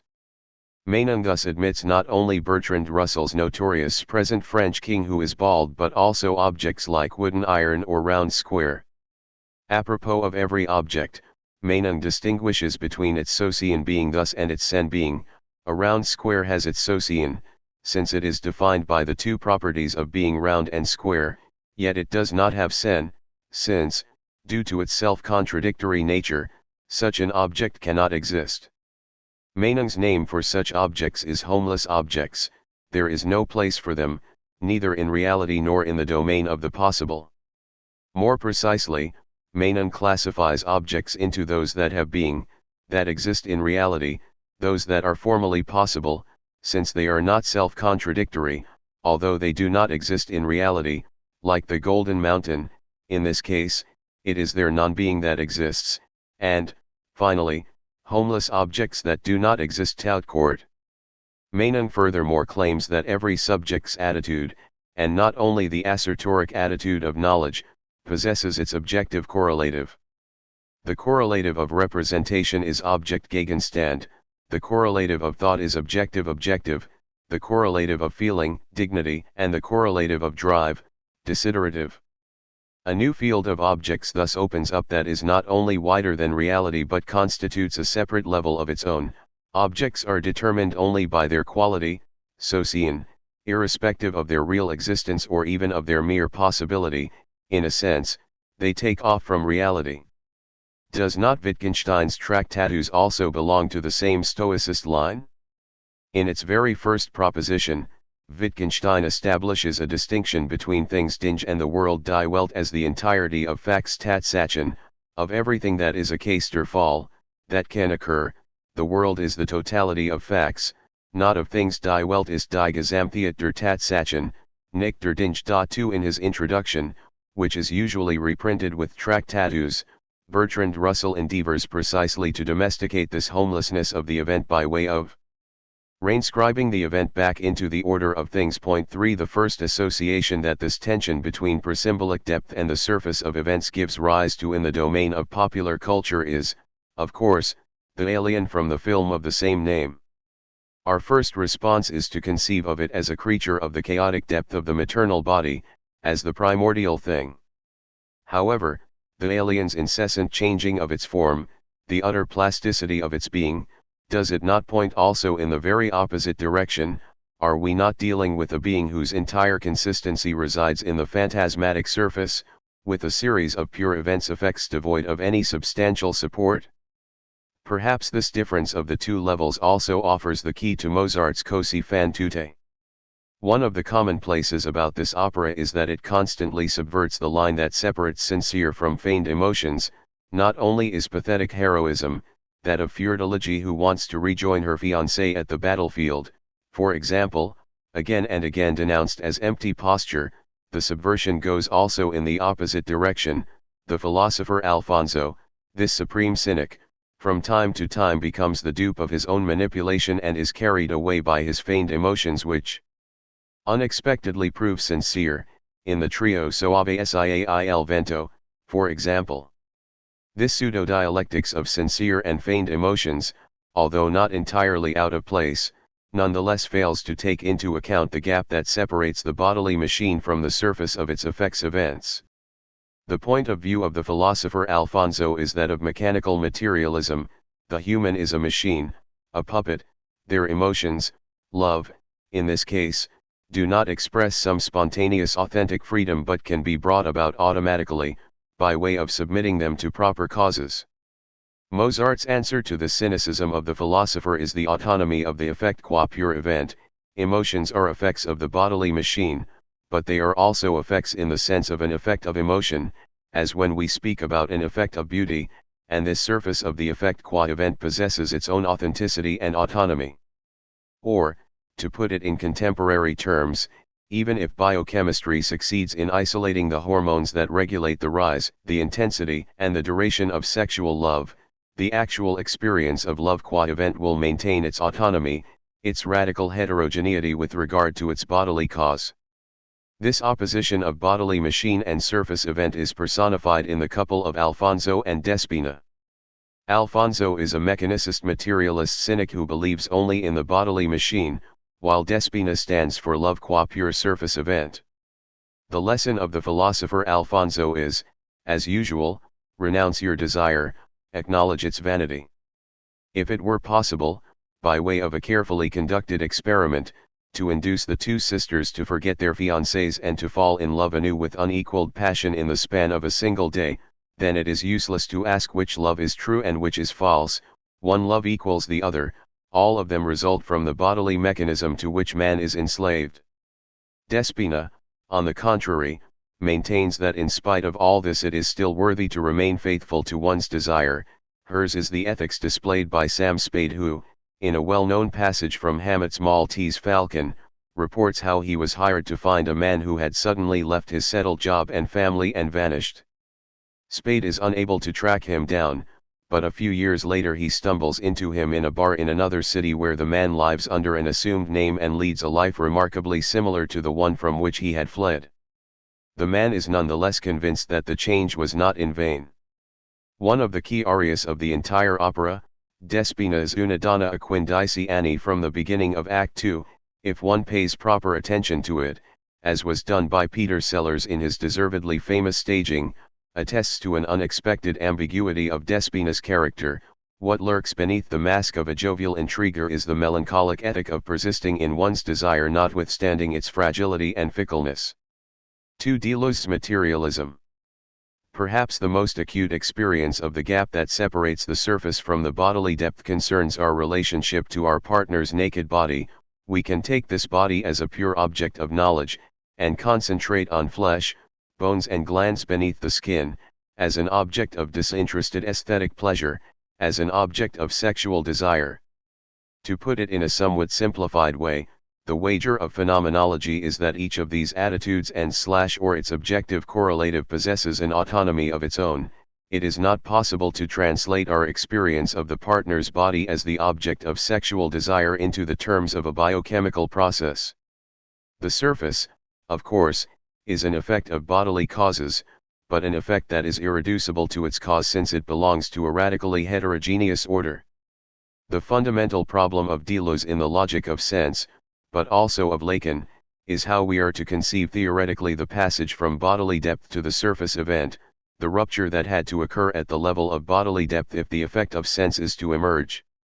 In short, how are we to articulate the materialist genesis of sense? Idealism denies that the sense effect is an effect of bodily depth, it fetishizes the sense effect into a self-generated entity. The price it pays for this denial is the substantialization of the sense effect. Idealism covertly qualifies the sense effect as a new body, the immaterial body of Platonic forms, for example. Paradoxical as it may sound, Deleuze's thesis is that only materialism can think the effect of sense qua event, in its specific autonomy, without a substantialist reduction. The universe of sense qua autonomous forms a vicious circle. We are always already part of it, since the moment we assume towards it the attitude of external distance and turn our gaze from the effect to its cause, we lose the effect. The fundamental problem of materialism is therefore, how does the circle of sense, which allows of no externality, emerge? How can the immixture of bodies give rise to neutral thought, i.e., to the symbolic field that is free in the precise sense of not being bound by the economy of bodily drives, of not functioning as a prolongation of the drives striving for satisfaction? The Freudian hypothesis is, through the inherent impasse of sexuality. It is not possible to derive the emergence of disinterested thought from other bodily drives, hunger, self-preservation. Why not? Sexuality is the only drive that is in itself hindered, perverted, simultaneously insufficient and excessive, with the excess as the form of appearance of the lack. On the one hand, sexuality is characterized by the universal capacity to provide the metaphorical meaning or innuendo of any activity or object. Any element, including the most abstract reflection, can be experienced as alluding to that.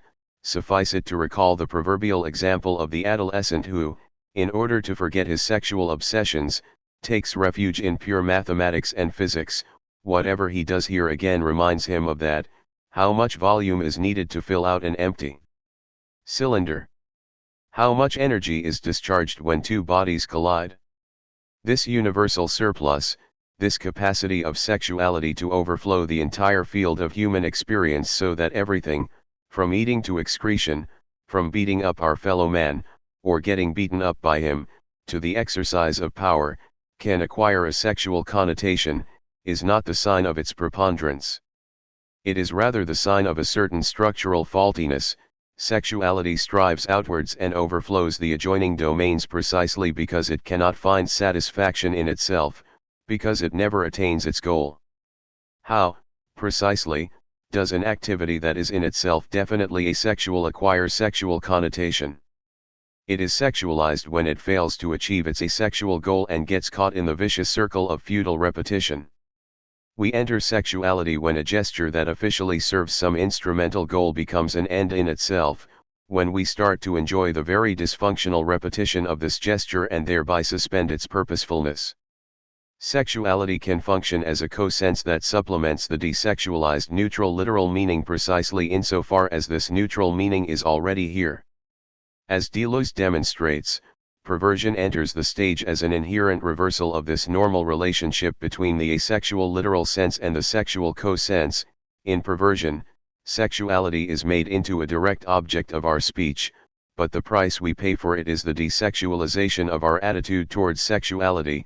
Sexuality becomes one desexualized object among others. The exemplary case of such an attitude is the scientific disinterested approach to sexuality or the Sadian approach that treats sexuality as the object of an instrumental activity.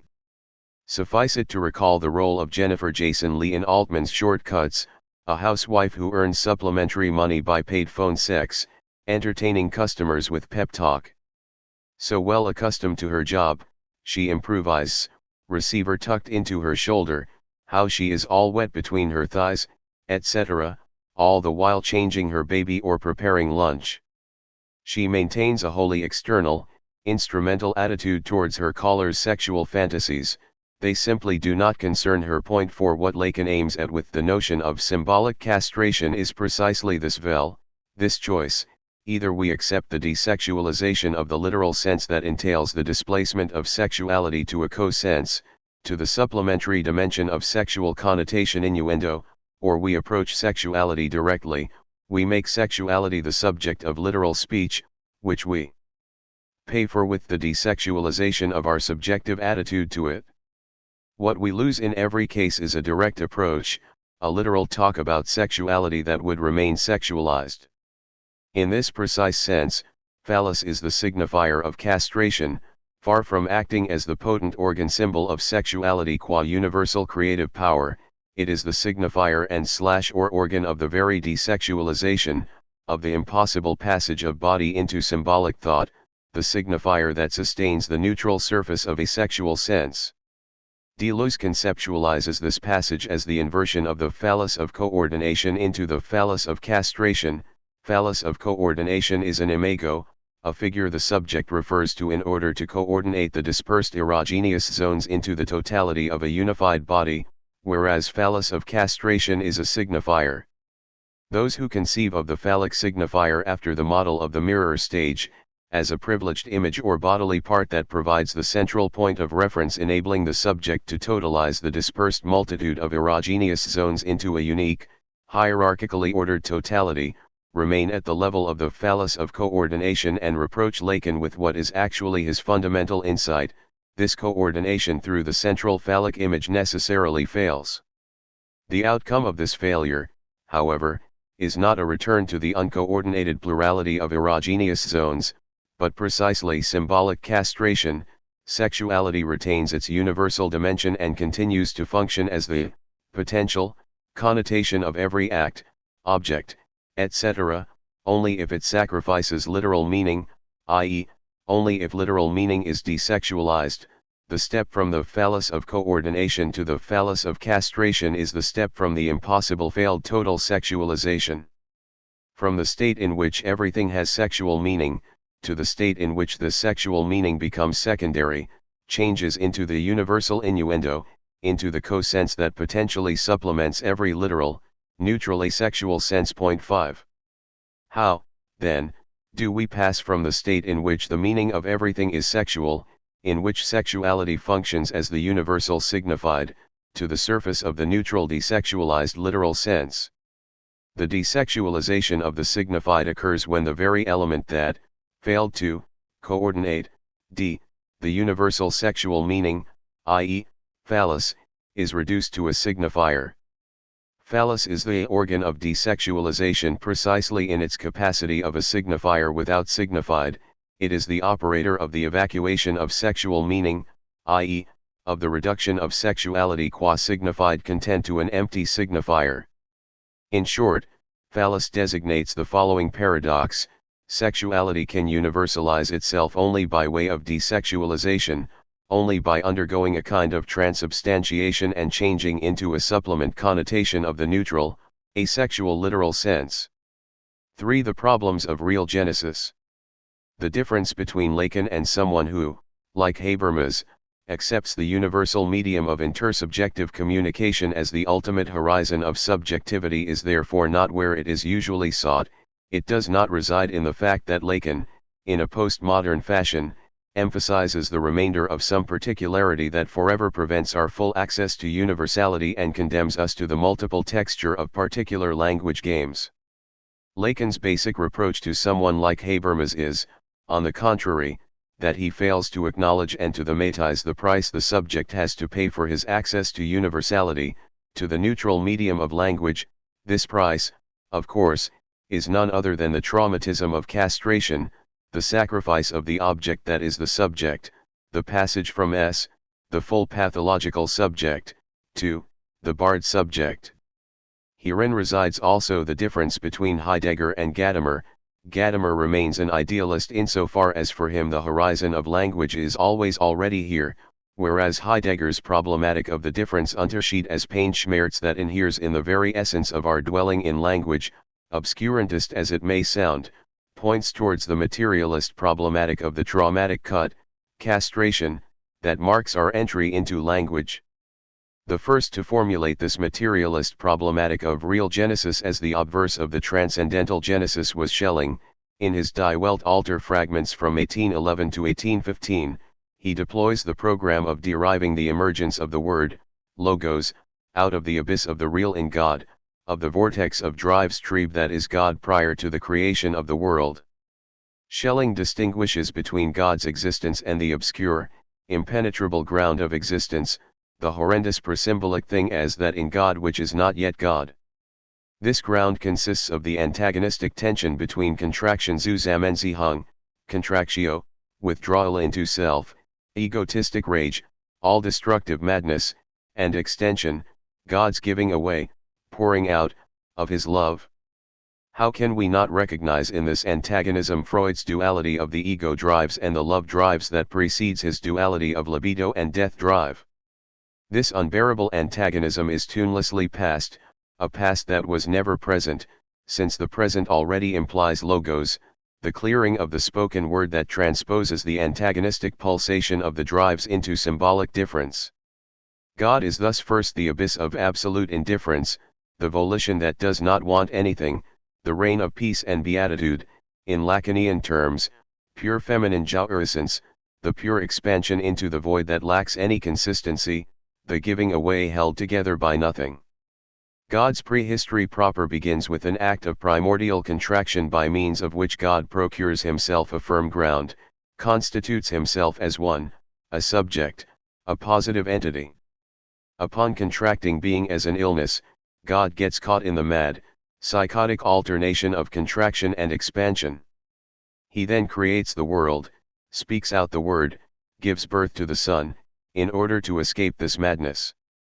Prior to the emergence of the word, God is a manic depressive, and this provides the most perspicuous answer to the enigma of why God created the universe, as a kind of creative therapy that allowed him to pull himself out of madness. 6. The late Schelling of the philosophy of revelation recoiled from this previous radically of his by conceding that God possesses in advance his existence. Contraction now no longer concerns God himself, it designates solely the act by means of which God creates the matter that is later formed into the universe of creatures. This way, God himself is no longer involved in the process of Genesis. Genesis concerns only creation, whereas God supervises the historical process from a safe place outside history and guarantees its happy outcome. In this withdrawal, in this shift from Die Welt Alter to the philosophy of revelation, the problematic of Die Welt Alter is translated into traditional Aristotelian ontological terms. The opposition of existence and its ground now becomes the opposition of essence and existence, i.e., logos is conceived as the divine essence that needs a positive existence in order to achieve its effectuation, etc. 7. Therein resides the materialist wager of Deleuze and Lacan, the desexualization, the miracle of the advent of the neutral desexualized surface of sense event, does not rely on the intervention of some transcendent, extra-bodily force, it can be derived from the inherent impasse of the sexualized body itself. Phallus qua signifier of castration mediates the emergence of the pure surface of sense event, as such, it is the transcendental signifier, nonsense within the field of sense, that distributes and regulates the series of sense. Its transcendental status means that there is nothing substantial about it. Phallus is the semblance par excellence. What the phallus causes is the gap that separates the surface event from bodily density, it is the pseudo-cause that sustains the autonomy of the field of sense with regard to its true, effective, bodily cause. One should recall here Adorno's observation on how the notion of transcendental constitution results from a kind of perspectival inversion. What the subject, perceives as their constitutive power is actually their impotence, their incapacity to reach beyond the imposed limitations of their horizon. The transcendental constitutive power is a pseudo-power that is the obverse of the subject's blindness as to true bodily causes. Phallus qua cause is the pure semblance of a cause. 8. There is no structure without the phallic moment as the crossing point of the two series, of signifier and signified, as the point of the short circuit at which, as Lacan puts it in a very precise way, the signifier falls into the signified. The point of nonsense within the field of sense is the point at which the signifier's cause is inscribed into the field of sense. Without this short circuit, the signifier's structure would act as an external bodily cause and would be unable to produce the effect of sense. On that account, the two series, of the signifier and the signified, always contain a paradoxical entity that is doubly inscribed, i.e., that is simultaneously surplus and lack, surplus of the signifier over the signified, the empty signifier without a signified, and the lack of the signified, the point of nonsense within the field of sense. That is to say, as soon as the symbolic order emerges, we are dealing with the minimal difference between a structural place and the element that occupies, fills out, this place. An element is always logically preceded by the place in the structure it fills out. The two series can therefore also be described as the empty formal structure, signifier, and the series of elements filling out the empty places in the structure, signified. From this perspective, the paradox consists in the fact that the two series never overlap. We always encounter an entity that is simultaneously, with regard to the structure, an empty, unoccupied place, and, with regard to the elements, a rapidly moving, elusive object, an occupant without a place. 9 We have thereby produced Lacan's formula of fantasy A, since the matheme for the subject is an empty place in the structure, an elided signifier, while objet is by definition an excessive object, an object that lacks its place in the structure. Consequently, the point is not that there is simply the surplus of an element over the places available in the structure or the surplus of a place that has no element to fill it out. An empty place in the structure would still sustain the fantasy of an element that will emerge and fill out this place. An excessive element lacking its place would still sustain the fantasy of a yet unknown place waiting for it. The point is rather that the empty place in the structure is strictly correlative to the errant element lacking its place. They are not two different entities but the front and the obverse of one and the same entity, i.e., one and the same entity inscribed into the two surfaces of a Mobius strip. In short, the subject qua doesn't belong to the depth, it emerges from a topological twist of the surface itself. There is, however, a problem with Deleuze as he does not distinguish bodily depth from the symbolic pseudo-depth. That is to say, there are two depths, the opaque impenetrability of the body and the pseudo-depth generated by the ply of the symbolic order itself, the abyss of the soul, what one experiences when one looks into another person's eyes. The subject is such a pseudo-depth that results from the ply of the surface. Let us recall the very last shot of Ivory's Remains of the Day, the slow fade out of the window of Lord Darlington's castle, passing into the helicopter shot of the entire castle moving away. This fade out lasts a little bit too long, so that, for a brief moment, the spectator cannot avoid the impression that a third reality emerged, over and above the common reality of the window and the castle. It is as if, instead of the window being simply a small part of the castle itself in its entirety is reduced to a reflection in the window glass, to a fragile entity that is a pure semblant, neither a being nor a non-being. The subject is such a paradoxical entity that emerges when the whole itself, the entire castle, appears comprised in its own part, a window. Deleuze is obliged to ignore this symbolic pseudo-depth. There is no place for it in his dichotomy of body and sense. What opens up here, of course, is the possibility of a Lacanian critique of Deleuze. Is the signifier qua differential structure not an entity that, precisely, belongs neither to the bodily depth nor to the surface of the sense event? Concretely, with regard to Mozart's Così fan tutte, the machine, the automatism on which the philosopher Alfonso relies, is it not the symbolic machine, the automatism of the symbolic custom, this big motif of Pascal's Pensées? Deleuze distinguishes between bodily causality proper and the paradoxical phallic moment, the crossroad of the series of the signifier and the series of the signified, the nonsense qua pseudo-cause, i.e., the decentered cause of sense inherent to the surface flux of sense itself. What he fails to take into account here is the radically heterogeneous nature of the series of the signifier with regard to the series of the signified, of the synchrony of a differential structure with regard to the diachrony of the flux of the sense event.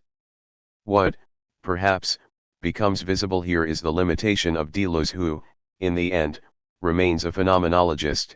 It was this limitation that ultimately brought about his theoretical regression into the anti-Oedipus, the rebellion against the symbolic. In this precise sense, one could say that the Stoics, Husserl, etc., are psychotics rather than perverts. It is the psychotic foreclusion of the proper symbolic level that gives rise to the paradoxical short circuits between sense and reality, the Stoic logic that suggests that when you say carriage, a carriage runs through your mouth, etc. Point 10. For the enigma of mechanical memory. It is this limitation of Deleuze that, perhaps, accounts for his fanatical anti-Hegelianism. Against Deleuze, it is possible to prove that Hegel himself was, at a crucial turning point of his system, Deleuzian. What we have in mind here is the sudden and unexpected appearance of the so-called mechanical memory after the fully accomplished sublation of the language sign in its spiritual content, in the paragraphs on language in Hegel's Encyclopedia, point 11. Hegel develops his theory of language in representation, section 2 of psychology, which delineates the contours of the transition from intuition to thinking, that is to say, the process of the subject's gradual deliverance from externally found and imposed content, as provided by senses, through its internalization and universalization. As usual with Hegel, the process occurs in 3 moments. First, in recollection, an intuition is torn out of the external causal spatio-temporal context and brought within the subject's own inner space and time. This way, it is at his disposal as a contingent element that can be at any time freely recalled. Once an intuition is transposed within intelligence, it comes under its power. The intelligence may do with it as it pleases. It can decompose an intuition into its ingredients and then recombine them in a different, unnatural whole, or it can compare it with other intuitions and set out common markers. All this is the work of imagination that gradually leads to the symbol. First, a particular image stands for some more complex network of representations or for some universal feature. The image of a beard, for example, can recall to one's mind virile masculinity, authority, etc. This universal feature, however, is still tainted with the particular sensible image that stands for it. We reach the true universality only when every resemblance between the universal feature and the image that represents it is abolished. This way, we arrive at the word, at an external, arbitrary sign whose link with its meaning is wholly arbitrary. It is only this abasement of sign to a pure indifferent externality that enables meaning to free itself of sensible intuition and thus to purify itself into true universality. This way, the sign, word, is posited in its truth, as the pure movement of self-sublation, as an entity that attains its truth by obliterating itself in front of its meaning. Verbal memory then internalizes and universalizes the very external sign that signifies a universal feature. The result at which we thus arrive is a representational language composed of signs which are the unity of 2 ingredients. On the one hand, the universalized name, mental sound, a type recognized as the same in different utterances; on the other hand, its meaning, some universal representation. Names in representational language possess a fixed universal content determined not by their relationship to other names but by their relationship to represented reality. What we are dealing with here is the standard notion of language as a collection of signs with a fixed universal meaning that mirrors reality, the notion that involves the triad of sign itself qua body, signified content in the subject's mind, and reality that signs refer to. A simple pre-theoretical sensitivity tells us that something is missing here, that this is not yet a true, living language. What is missing is twofold, chiefly, on the one hand, the syntactic and semantic relations between signs themselves, i.e., the self-referential circularity on account of which one can always say that the meaning of a word is a series of other words. When asked what is a camel, one usually answers with a series of words: a 4-footed mammal resembling a horse, yet with a high hump on the back, etc., on the other hand, the relationship to the speaking subject. It is not clear how the speaker himself is inscribed in representational language as the mirroring of the three levels of signs, mental ideas, and reality. In Hegel's, the fatal weakness of representational language resides in its very representational character, in the fact that it remains stuck at the level of Vorstellung, of the external, finite representation that refers to some transcendent, external content. To put it in contemporary terms, representational language is the self-effacing medium of transmitting some universal notional content that remains external to this medium. The medium itself functions as an indifferent means of transmitting an independent content. What is missing here is a word that would not merely represent its external content but would also constitute it, bring it forth, a word through which this signified content would become what it is, in short, a performative. From here, then, how do we arrive at a speech that acts as the adequate medium of infinite thought?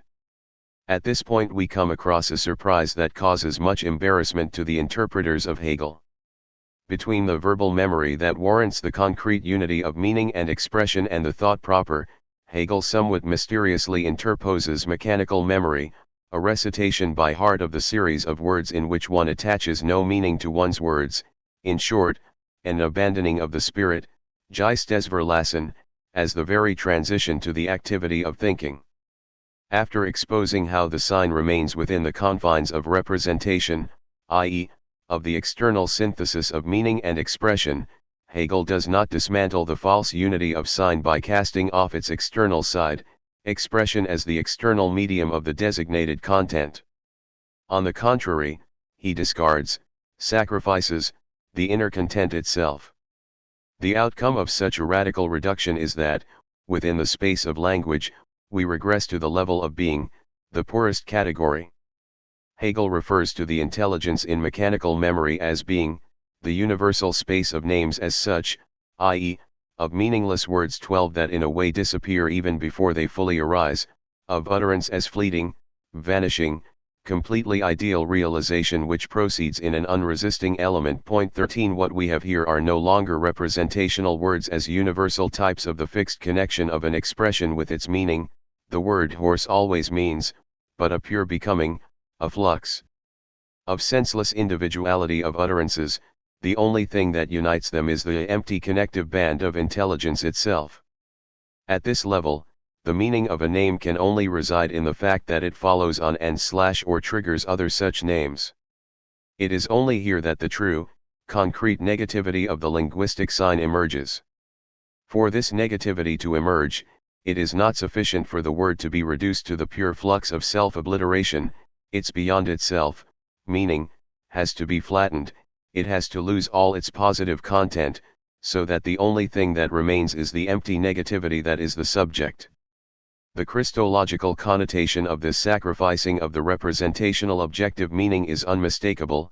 The reduction of the word to the pure flux of becoming is not the word's self-obliteration in front of its meaning but the death of this meaning itself, the same as with Christ, whose death on the cross is not the passing of God's terrestrial representative but the death of the God of beyond himself.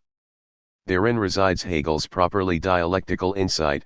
The stumbling block to the true infinite activity of thought in the representational name is not its external appearance but the very fixed universality of its inner meaning.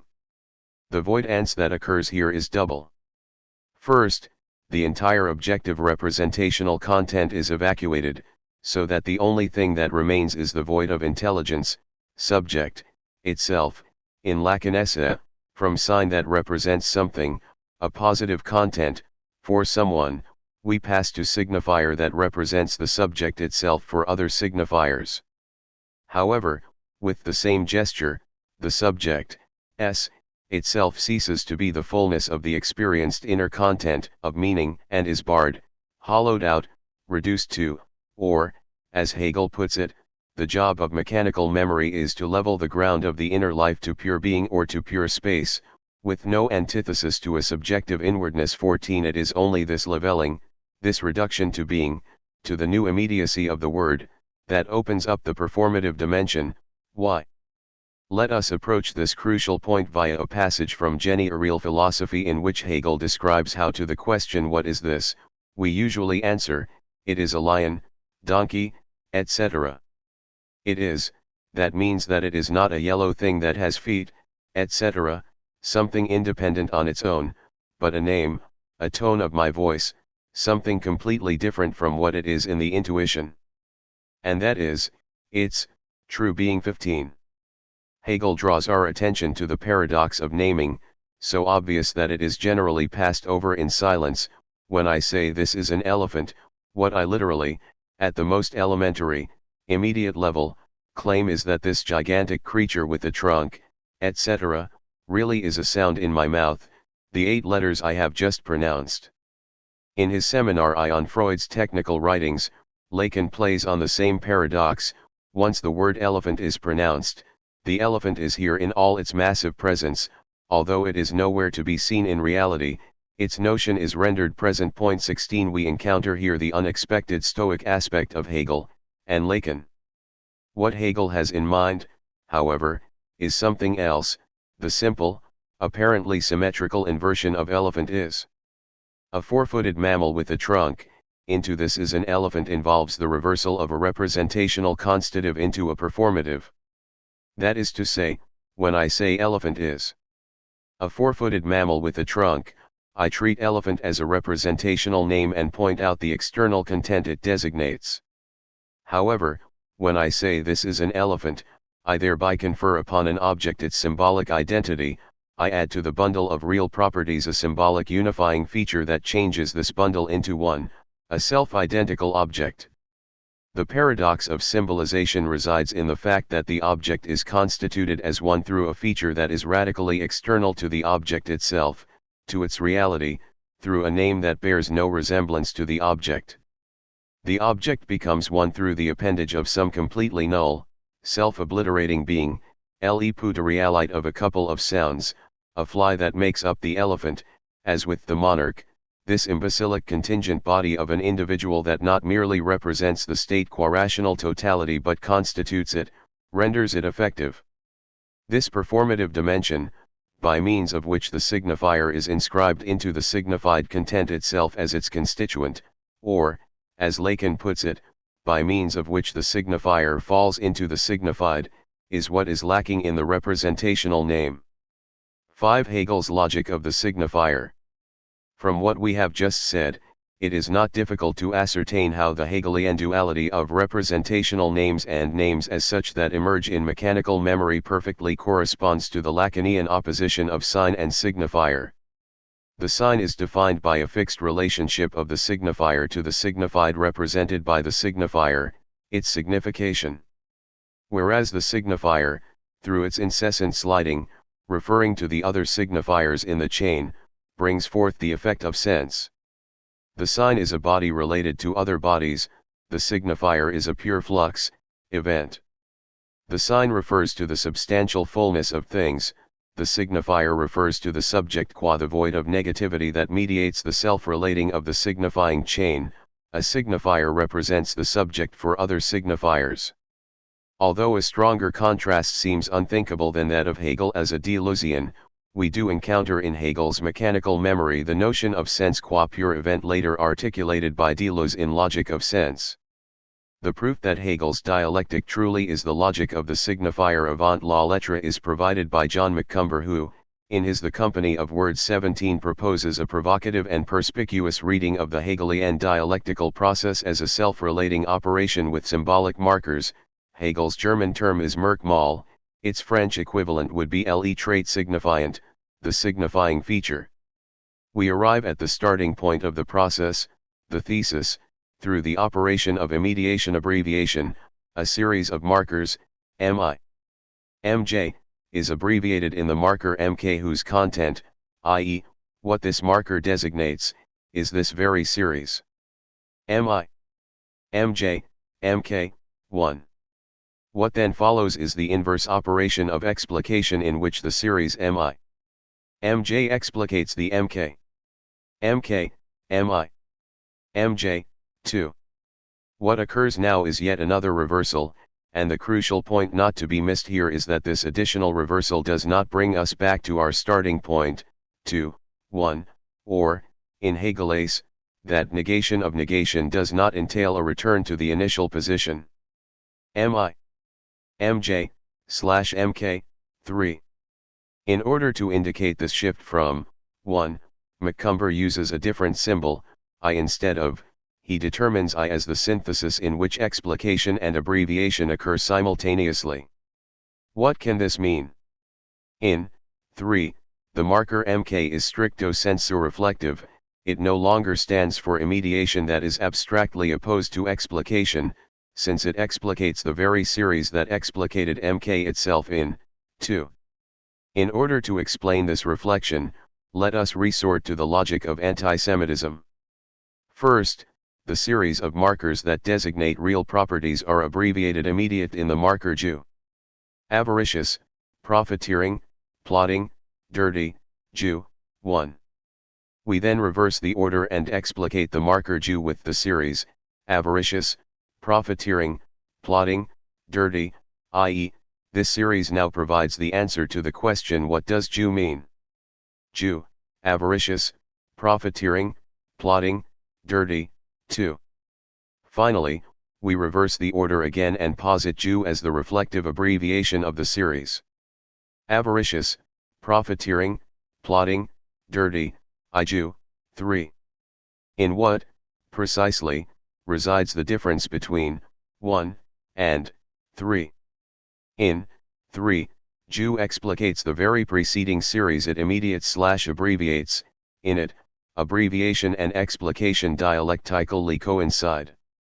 That is to say, within the discursive space of antisemitism, a collection of individuals not only pass for Jews because they display the series of properties, avaricious, profiteering, plotting, dirty, they have this series of properties because they are Jews. This becomes clear if we translate abbreviation in 1 as profiteering, plotting, is called Jewish, 1. And explication in 2 as X is Jew because he is profiteering, plotting, 2. In this perspective, the uniqueness of 3 is that it returns to 1 while maintaining the copulative of 2. X is profiteering, plotting, because he is Jewish, 3. In short, Jew designates here the hidden ground of the phenomenal series of actual properties, avaricious, profiteering, plotting, dirty. What thus occurs is a kind of transubstantiation. Jew starts to function as the marker of the hidden ground, the mysterious gene sais qua, that accounts for the Jewishness of the Jews. The cognoscenti of Marx, of course, will immediately realize how these inversions are homologous to the development of the form of commodity in capital 18. The simple inversion of the developed form into the form of general equivalent brings forth a new entity, the general equivalent itself as the exception constitutive of the totality. Our ultimate point is therefore a rather technical one. Macomber's formulas gain considerably as to their clarity and power of insight if we replace the series of markers Mi, Mj, with Lacan's matheme S2, the signifier of the chain of knowledge, and Mk, the abbreviation of the series M1. Mj, with Si, the master signifier. Let us elucidate this point via an example that is structurally homologous to that of antisemitism, the anti-socialist cynical witticism from Poland. True, we don't have enough food, electricity, flats, books, freedom, but what does it matter in the end, since we do have socialism? The underlying Hegelian logic is here the following. First, socialism is posited as the simple abbreviation of a series of markers that designate effective qualities. When we have enough food, electricity, flats, books, freedom, we are in socialism. One then inverts the relationship and refers to the series of markers in order to explicate socialism. Socialism means enough food, electricity, flats, books, freedom. However, when we perform another inversion, we are not thrown back to our starting point, since socialism now changes into socialism, the master signifier, i.e., No longer a simple abbreviation that designates a series of markers, but the name of the hidden ground of the series of markers that act as so many expressions effects of this ground. And, since socialism is now the cause expressed in the series of phenomenal markers, one can ultimately say, what does it matter if all these markers disappear? They are not what our struggle is really about. The main thing is that we still have socialism. To summarize, in 1, the marker of abbreviation immediation is a simple sign, an external designation of the given series, whereas in 3, this marker is a signifier that performatively establishes the series in its totality. In 1, we are victims of the illusion that the complete series is an in itself that persists independently of its sign, whereas in 3, it becomes clear that the series is only completed, constituted, through the reflective marker that supplements it, i.e., in 3, the sign is comprised within the thing itself as its inherent constituent. The distance that keeps apart the sign and the designated content disappears. 9. The eclipse of meaning, on Lacan and deconstruction. It seems to me the very thoughtful questions, full of precise and perspicacious observations, posed by Agenda circle around one central issue: what are the real differences between your approach and deconstruction? So, in tackling these questions, I immediately got immersed in the problem of the complex relationship between Lacanian psychoanalysis and Derridian deconstruction. Here are the preliminary results of my endeavor to clarify this relationship. 1. My first point is purely transcendental. It concerns the conditions of possibility of the Derridian deconstructive reading of Lacan, which Lacan is addressed in this reading. My hypothesis is that the Derridian deconstructive reading of Lacan 1 reduces the corpus of Lacan's texts to a Dasein on Lacan which restricts his teaching to the framework of traditional philosophy. Far from being a simple case of false reading, this Dasein definitely has support in Lacan. Lacan himself often yields to its temptation, since this Dasein is a kind of spontaneous philosophy of Lacanian psychoanalysis. What, then, are its basic contours? The moment we enter the symbolic order, the immediacy of the presymbolic real is lost forever. The true object of desire, mother, becomes impossible, unattainable. Every positive object we encounter in reality is already a substitute for this lost original, the incestuous Ding rendered inaccessible by the very fact of language. Therein resides symbolic castration. The very existence of the human qua being of language stands thus under the sign of an irreducible and constitutive lack. We are submerged in the universe of signs which forever prevent us from attaining the thing. So-called external reality itself is already structured like a language, i.e., its meaning is always already overdetermined by the symbolic framework which structures our perception of reality. The symbolic agency of the paternal prohibition, the name of the father, merely personifies, gives body to, the impossibility which is co-substantial with the very fact of the symbolic order. Jouissance is forbidden to him who speaks as such. This gap that forever separates the lost thing from symbolic semblances which are never that defines the contours of the ethics of desire. Do not give way as to your desire can only mean do not put up with any of the substitutes of the thing, keep open the gap of desire. In our everyday lives, we constantly fall prey to imaginary lures which promise the healing of the original/constitutive wound of symbolization, from woman with whom full sexual relationship will be possible, to the totalitarian political ideal of a fully realized community. In contrast, the fundamental maxim of the ethics of desire is simply desire as such. One has to maintain desire in its dissatisfaction. What we have here is a kind of heroism of the lack. The aim of the psychoanalytic cure is to induce the subject to assume his constitutive lack heroically, to endure the splitting which propels desire. A productive way out of this deadlock is provided by the possibility of sublimation, when one picks out an empirical, positive object and elevates it to the dignity of the thing, i.e., turns it into a kind of stand-in for the impossible thing. One thereby remains faithful to one's desire without getting drawn into the deadly vortex of the thing. Such a reading of Lacan led some German philosophers to interpret Antigone's clinging to her desire as a negative attitude, i.e., as the exemplary case of the lethal obsession with the thing which cannot achieve sublimation and therefore gets lost in a suicidal abyss, as if the whole point of Lacan's reading of Antigone is not to present her as an exemplary case of the psychoanalytic ethics of not compromising one's desire. The political consequences of this reading of Lacan are clear. The field of the political is characterized by the radically ambiguous relationship of the subjects towards the public thing, residential publica, the kernel of the real around which the life of a community turns. The subject, qua member of a community, is split not only between their pathological urges and their relationship to the thing, their relationship to the thing is also split. On the one hand, the law of desire orders us to neglect our pathological interests and to follow our thing. On the other hand, an even higher law, Bernard Bez writes it with a capital L2, enjoins us to maintain a minimum of distance towards our thing, i.e., to bear in mind, apropos of every political action which purports to realize our cause, that this is not that cen est posse.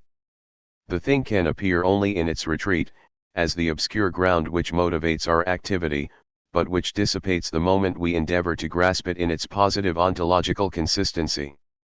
If we neglect this law, sooner or later we get caught in the totalitarian self-destructive vicious cycle.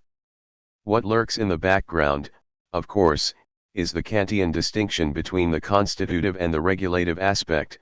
The thing, freedom, for example, has to remain a regulative ideal. Any attempt at its full realization can lead only to the most terrifying tyranny. It is easy to discern here the contours of Kant's criticism of the perversion of the French Revolution in the revolutionary terror of the Jacobins. And how can we avoid recognizing here reference to the contemporary political landscape, with its two extremes of unprincipled liberal pragmatism and fundamentalist fanaticism? In a first approach, this reading of Lacan cannot but appear convincing, almost a matter of course, yet it is the very ease of this translation of Lacanian concepts into the modern structuralist and / existentialist philosophemes of constitutive lack, etc., that should render it suspect. To put it somewhat bluntly, we are dealing here with an idealist distortion of Lacan. To this idealist problematic of desire, its constitutive lack, etc., one has to oppose the materialist problematic of the real of drives. That is to say, for Lacan, the real is not, in the Kantian mode, a purely negative category, a designation of a limit without any specification of what lies beyond. The real qua drive is, on the contrary, the agens, the driving force, of desiring.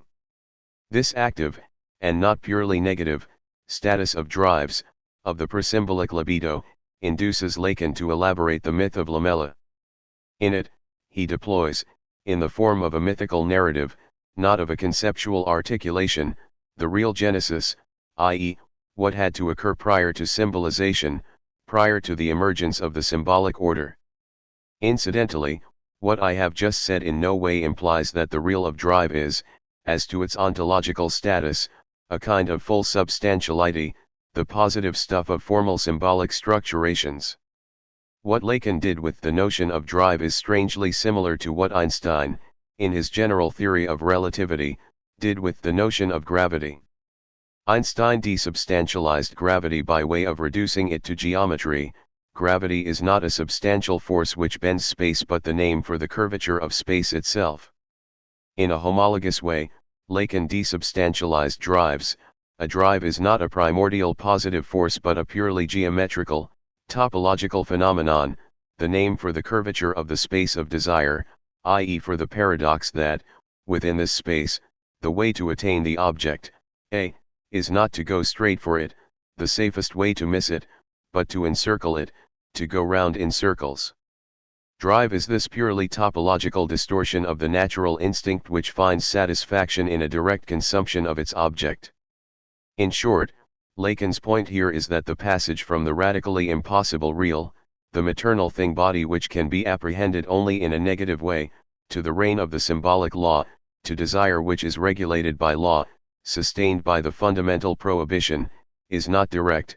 Something happens between the pure, pre-human nature and the order of symbolic exchanges, and this something is precisely the real of drives, no longer the closed circuit of instincts and of their innate rhythm of satisfaction. Drives are already derailed nature, but not yet the symbolic desire sustained by prohibition. The Lacanian thing is not simply the impossible real which withdraws into the dim recesses of the unattainable with the entry of the symbolic order, it is the very universe of drives. Here, the reference to Schelling is of crucial importance, since Schelling was the first to accomplish a homologous step within the domain of philosophy. His mythical narrative on the ages of the world focuses on a process in God which precedes the actuality of the divine logos, and, as we have already seen, this process is described in terms which clearly pave the way for Lacan's notion of the real of drives. 2. So in what, exactly, does the difference between Lacan and deconstruction reside? Let me elaborate this crucial point apropos the Derridean couple, supplement/center. In a way reminiscent of the Foucauldian endless variations on the complex heterogeneity of power relations, they run upwards, downwards, laterally. Derrida also likes to indulge heavily in exuberant variations on the paradoxical character of the supplement, the excessive element which is neither inside nor outside, it sticks out of the series it belongs to and simultaneously completes it, etc. Lacan, on the contrary, by means of a gesture which, of course, for Derrida would undoubtedly signal reinscription into traditional philosophical discourse, directly offers a concept of this element, namely the concept of the master signifier, S1, in relation to S2, the ordinary chain of knowledge. This concept is not a simple unambiguous concept, but the concept of the structural ambiguity itself. That is to say, Lacan reunites in one and the same concept what Derrida keeps apart. In Lacan, S1 stands for the supplement, the trait which sticks out, but is as such, in its very excess, unavoidable, and, simultaneously, for the totalizing master signifier. Therein, in this speculative identity of the supplement and the center, resides the implicit Hegelian move of Lacan. The center which Derrida endeavors to deconstruct is ultimately the very supplement which threatens to disrupt its totalizing power, or, to put it in Kierkegaard's, supplement is the center itself in its becoming. In this precise sense, supplement is the condition of possibility and the condition of impossibility of the center. Mutatis mutandis, the same goes for the couple, voice/writing. In his deconstruction of Western logophonocentrism, Derrida proposed the idea that the metaphysics of presence is ultimately founded upon the illusion of hearing oneself speaking s entendre par1er, upon the illusory experience of the voice as the transparent medium that enables and guarantees the speaker's immediate self-presence. In his theory of voice as a partial object, on a par with other such objects, breasts, faces, Lacan supplements Derrida with the Hegelian identity as the coincidence of opposites. True, the experience of s entendre parlor serves to ground the illusion of the transparent self-presence of the speaking subject. However, is not the voice at the same time that which undermines most radically the subject's self-presence and self-transparency? Not writing, which undermines the voice as it were from without, from a minimal distance, but the voice itself. One is tempted to say, the voice as such in its uncanny presence, I hear myself speaking, yet what I hear is never fully myself but a parasite, a foreign body in my very heart. In short, voice is that on account of which I can't hear myself think, so that the subject's basic plea to their voice is, would you please shut up, I can't hear myself think. This stranger in myself acquires positive existence in different guises, from the voice of conscience to the voice of the persecutor in paranoia. The voice's self-identity resides in the fact that the voice qua medium of transparent self-presence coincides with the voice qua foreign body which undercuts my self-presence from within. With regard to this inner friction of the voice, the tension between voice and writing is already secondary. In it, this inner friction is, as it were, displaced into the relationship of the voice to writing qua its external other. Consequently, the status of voice in Lacan does not amount to a simple symmetrical reversal of the Derridean notion of writing as supplement, i.e., it is not that instead of writing supplementing the voice, it is now the voice's turn to supplement writing. the very logic of the relationship is different in each case. In Lacan, voice prior to writing, and to the movement of difference, is a drive and, as such, is caught in the antagonism of a closed circular movement. By way of the expulsion of its own opaque materiality into the externality of writing, voice establishes itself as the ideal medium of self-transparency. Perhaps therein resides the abyss that forever separates the real of an antagonism from Derrida's difference. Difference points towards the constant and constitutive deferral of impossible self-identity, whereas, in Lacan, what the movement of symbolic deferral substitution forever fails to attain is not identity but the real of an antagonism. In social life, for example, what the multitude of ideological symbolizations narrativizations fails to render is not society's self-identity but the antagonism, the constitutive splitting of the body politic. To recapitulate, in Derrida, voice is the medium of illusory self-transparency. Consequently, the fact that voice for structural reasons always fails to deliver the self-transparency means that voice is always already tainted with writing, that it always already contains the minimum of the materiality of a trace which introduces an interspace, a gap, into the voice's pure self-presence. In Lacan's graph of desire, however, voice is the remainder of the signifying operation, i.e., the meaningless piece of the real which stays behind once the operation of quilting capitonage responsible for the stabilization of meaning is performed. In short, voice is that which, in the signifier, resists meaning. It stands for the opaque inertia which cannot be recuperated by meaning. It is only the dimension of writing which accounts for the stability of meaning, or, to quote the immortal words of Samuel Goldwyn, a verbal agreement isn't worth the paper it's written on. As such, voice is neither dead nor alive, its status is, rather, that of a living dead, of a spectral apparition which somehow survives its own death, i.e., the eclipse of meaning. In other words, it is true that the life of a voice can be opposed to the dead letter of a writing, but this life is the uncanny life of an undead monster, not a healthy living self-presence of meaning. As I have already hinted, one could also formulate this paradoxical status of voice in terms of the Hegelian notion of tautology as the highest contradiction. Voice is voice in S entendre parler is a tautology homologous to God is.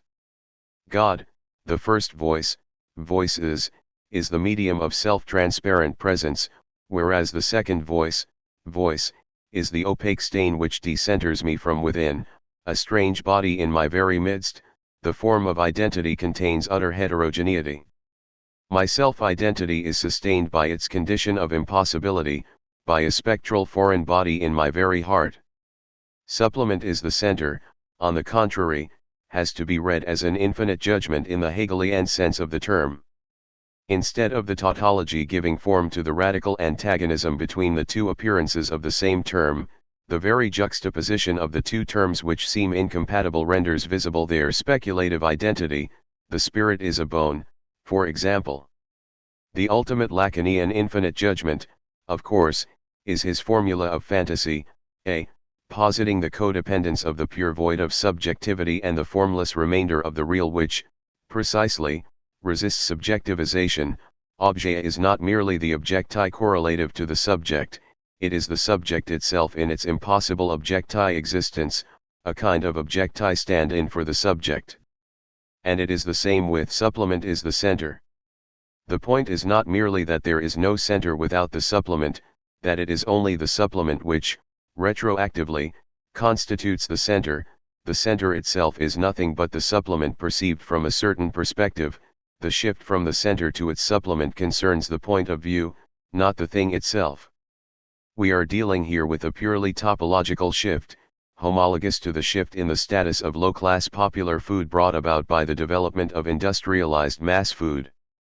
The cheapest and most elementary kind of food, full grain, dark bread, for example, gradually disappears from the market, forced out by industrially produced, white, square loaves or hamburger buns, only to return triumphantly as the most expensive natural, homemade speciality. The fight against the opaque voice is therefore the fight against transparent self-identity itself.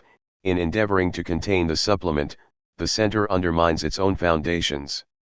To put it in yet another way, Lacan subverts the metaphysics of presence at the very point at which, by way of equating voice with subjectivity, he seems to succumb to one of its basic premises. To the horror and or delight of deconstructionists, he claims that a signifying chain subjectivizes itself through the voice. There is no subject prior to the voice. Writing is in itself non-subjective, it involves no subjective position of enunciation, no difference between the enunciated content and its process of enunciation. However, the voice through which the signifying chain subjectivizes itself is not the voice qua the medium of the transparent self-presence of meaning, but the voice qua a dark spot of non-subjectivizable remainder, the point of the eclipse of meaning, the point at which meaning slides into joure's sense. Or, to put it even more pointedly, we have a chain of, written, signs which transparently designate their signified. When does this chain subjectivize itself? How is its flat meaning, denotation in which no subjectivity reverberates, transformed into sense? Only when a nonsensical vocal dark spot which, in its very opaqueness, functions as the stand-in for the subject is added to it. The Lacanian paradox is, therefore, that if one is to transform, objective denotative, meaning into